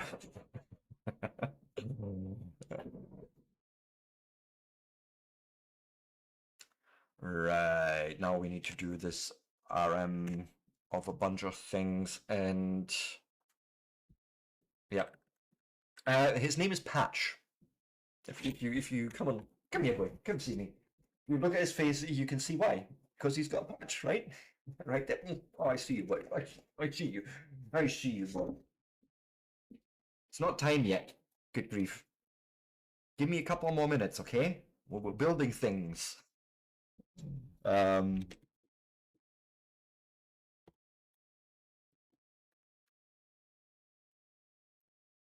get GCC unpacked. And then again, we need to make sure that GCC has these things sort of copied into it. GCC, can you do that, Sebastian? Can you type the right things? Possibly. Yeah.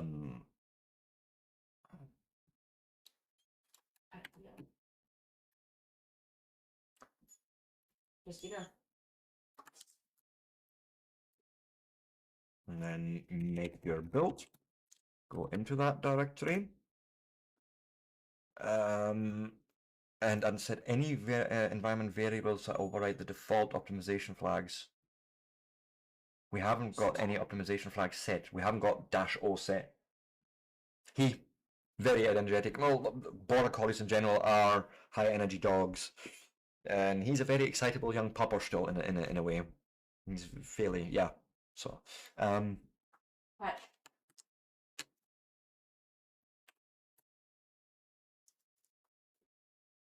that was quick.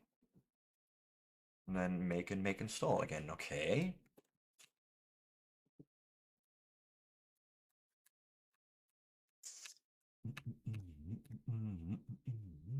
Yeah, constantly wants to play that too. But then all kids do. And then we link GCC against CC.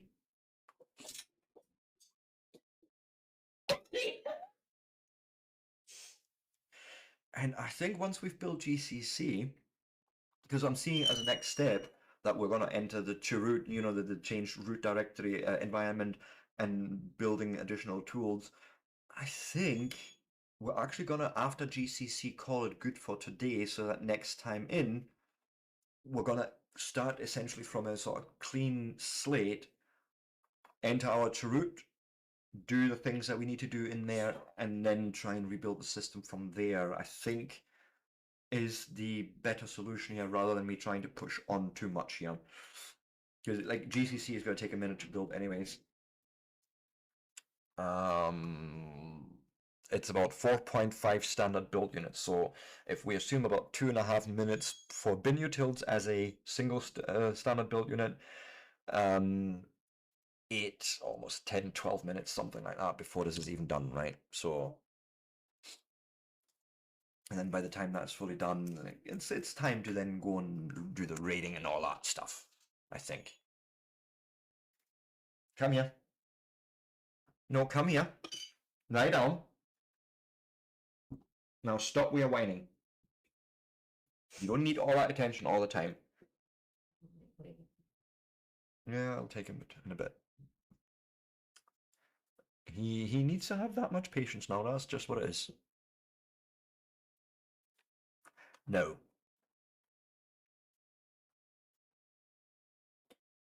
Uh, yeah, this is always GCC is always one of the bigger products to build. Like no matter what you build it on.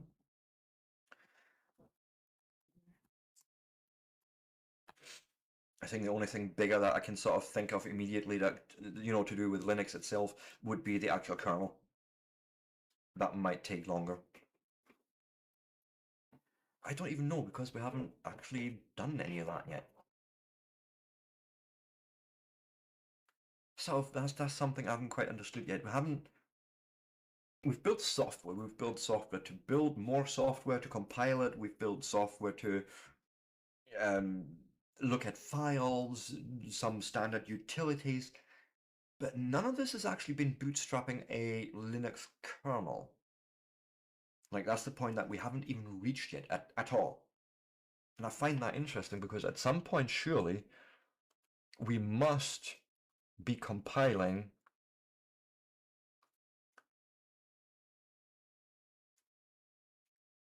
the actual kernel somewhere. Util Linux.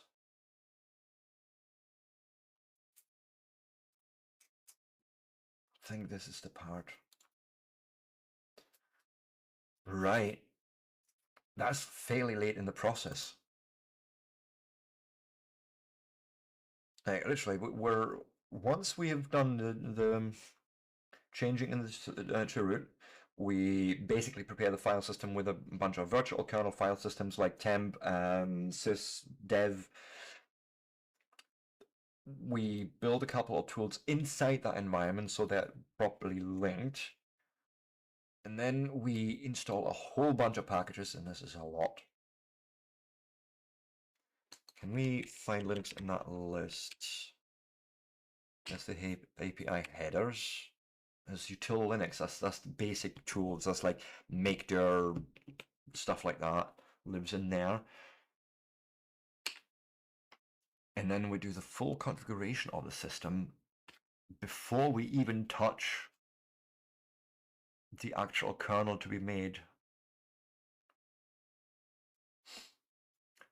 I'm just saying, like, this feels quite late in the process.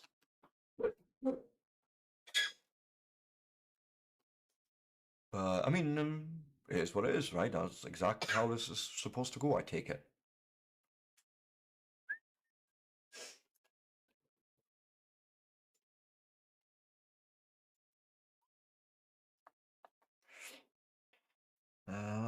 Trying to see if I can figure out what we're building currently. Looks like MPFR. So we're not quite building GCC yet, I think. Oh, maybe we are, because I see MPC in here as well. So I think it's just pulling in those dependencies straight up as it's building it. I think. There are parts of the Linux build process, or in general the GCC build process, that are always a little bit suspect to me, or I want to say I don't quite understand them yet. Then it gets only worse with CMake. But no, we're making progress here. And again, every single step here sort of helps me understand better how the system comes together and how to build these things. Right on. You stay there.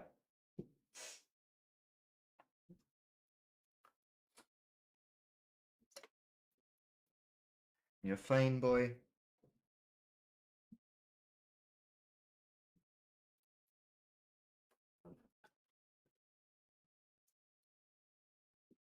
It's fine. Stay. But yes, this has been actually quite good today, even though we fucky wuckied somewhere in between and had to rebuild the whole thing. But considering that we sort of started from halfway in, we've made our way back here fairly quickly, I want to say.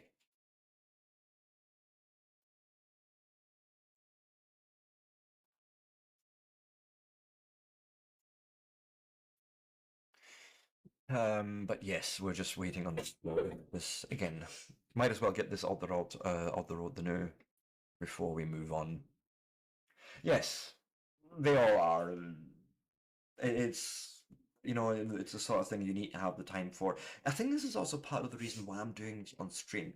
Because quite honestly, if I was to do this just for myself, without some sort of means to keep pushing me in that direction, then I might just do some part of it and I'm like, "Ugh, you know what? This is not interesting enough anymore. Let me go and find something else that's more interesting to me." Whereas now doing it on stream is like, no, we have usually my stream is 6 hours. We have a full 6 hours. Let's make use of that. And it's also sort of, oh yeah, I don't know what to do today. So, you know what? We're doing another Linux from scratch session. It gives me sort of this impetus to really stick with it and say, hey, no, I'm actually curious, and not getting bored halfway through. Because I am someone that I will always say, if I'm not getting an immediate sort of payoff of something, then I lose interest very, very quickly. So there's just no patience in me.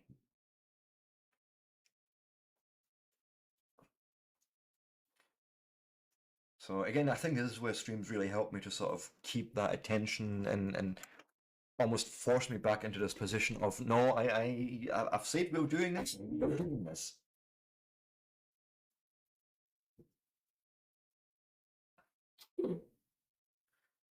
My goodness, this is just such a big build every single time.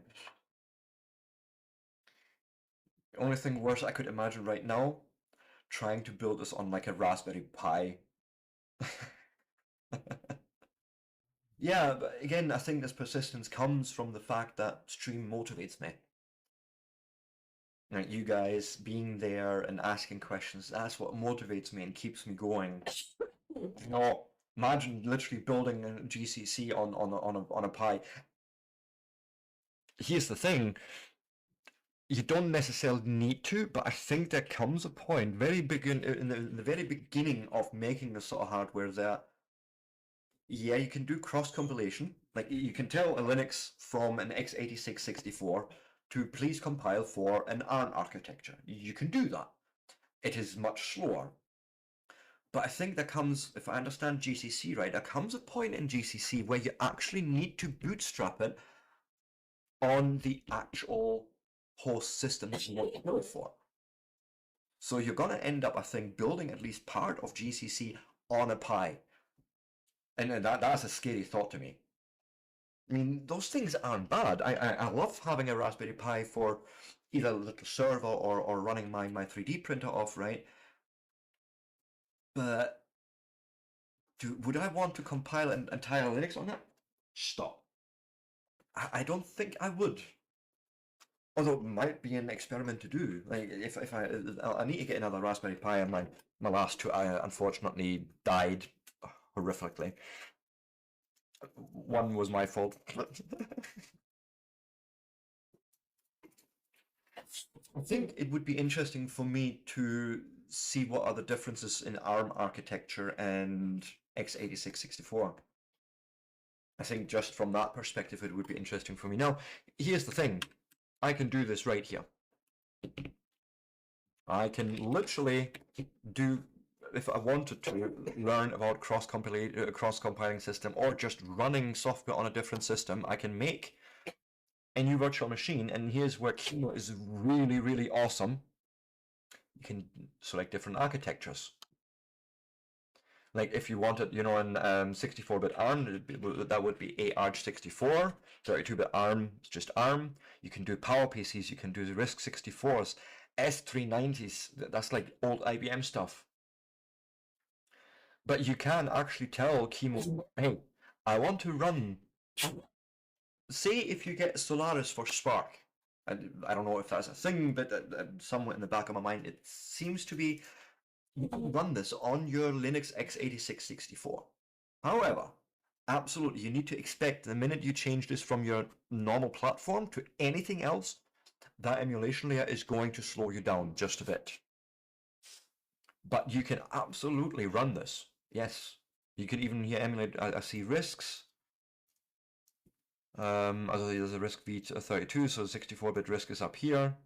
Alpha architecture. I mean, geez, how long have I not seen that? 68,000s, Motorola 68Ks. You can run things on there. MIPS. Like you can choose any hardware platform you really want and make that work, provided you have the operating system to boot from. Do you know what I mean? But no, Qemu is fucking awesome like that.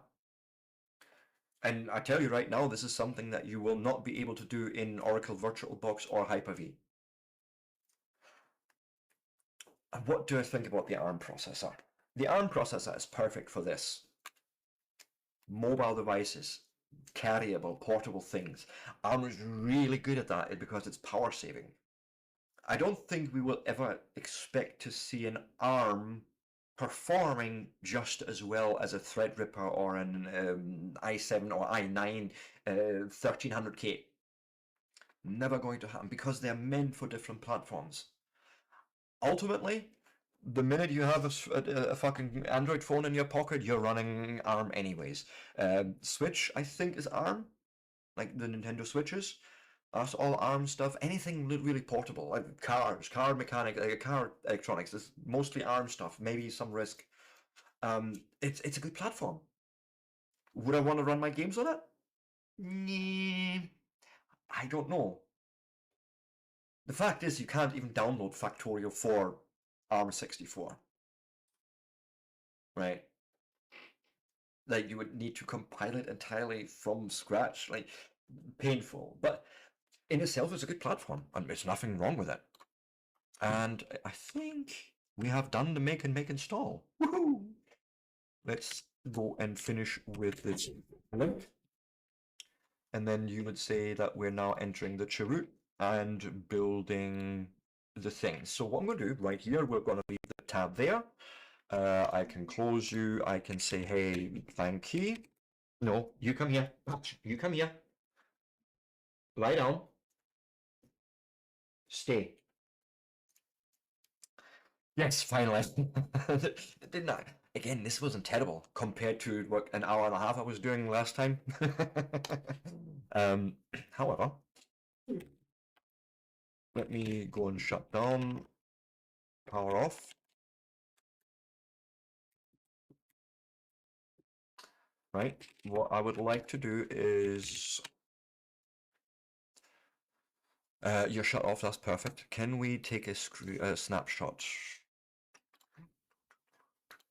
Snapshots. Before chroot. Go. So we have a snapshot that brings us up to here. So if I fuck up again in the next couple of steps, we can at least rewind to here. Right? And then when it says, oh, by the way, make a backup, we make another snapshot and leave this one alone. Because this was a part of my mistake because I deleted my previous snapshot last time, early on. And maybe I shouldn't have, right? Anyways, let me go like so, and we'll pass you onto my ending screen. Because it is time for the reading out. Ja, das ist gut. Das ist sehr gut. The Twitch.the TV. If I can type it. And let's have a look who's online, what they are doing, and maybe we can invade on someone. So let me have a look who's doing things. I like to support, you know, the smaller number of streamers. It's always nice to bring the love over there, I feel.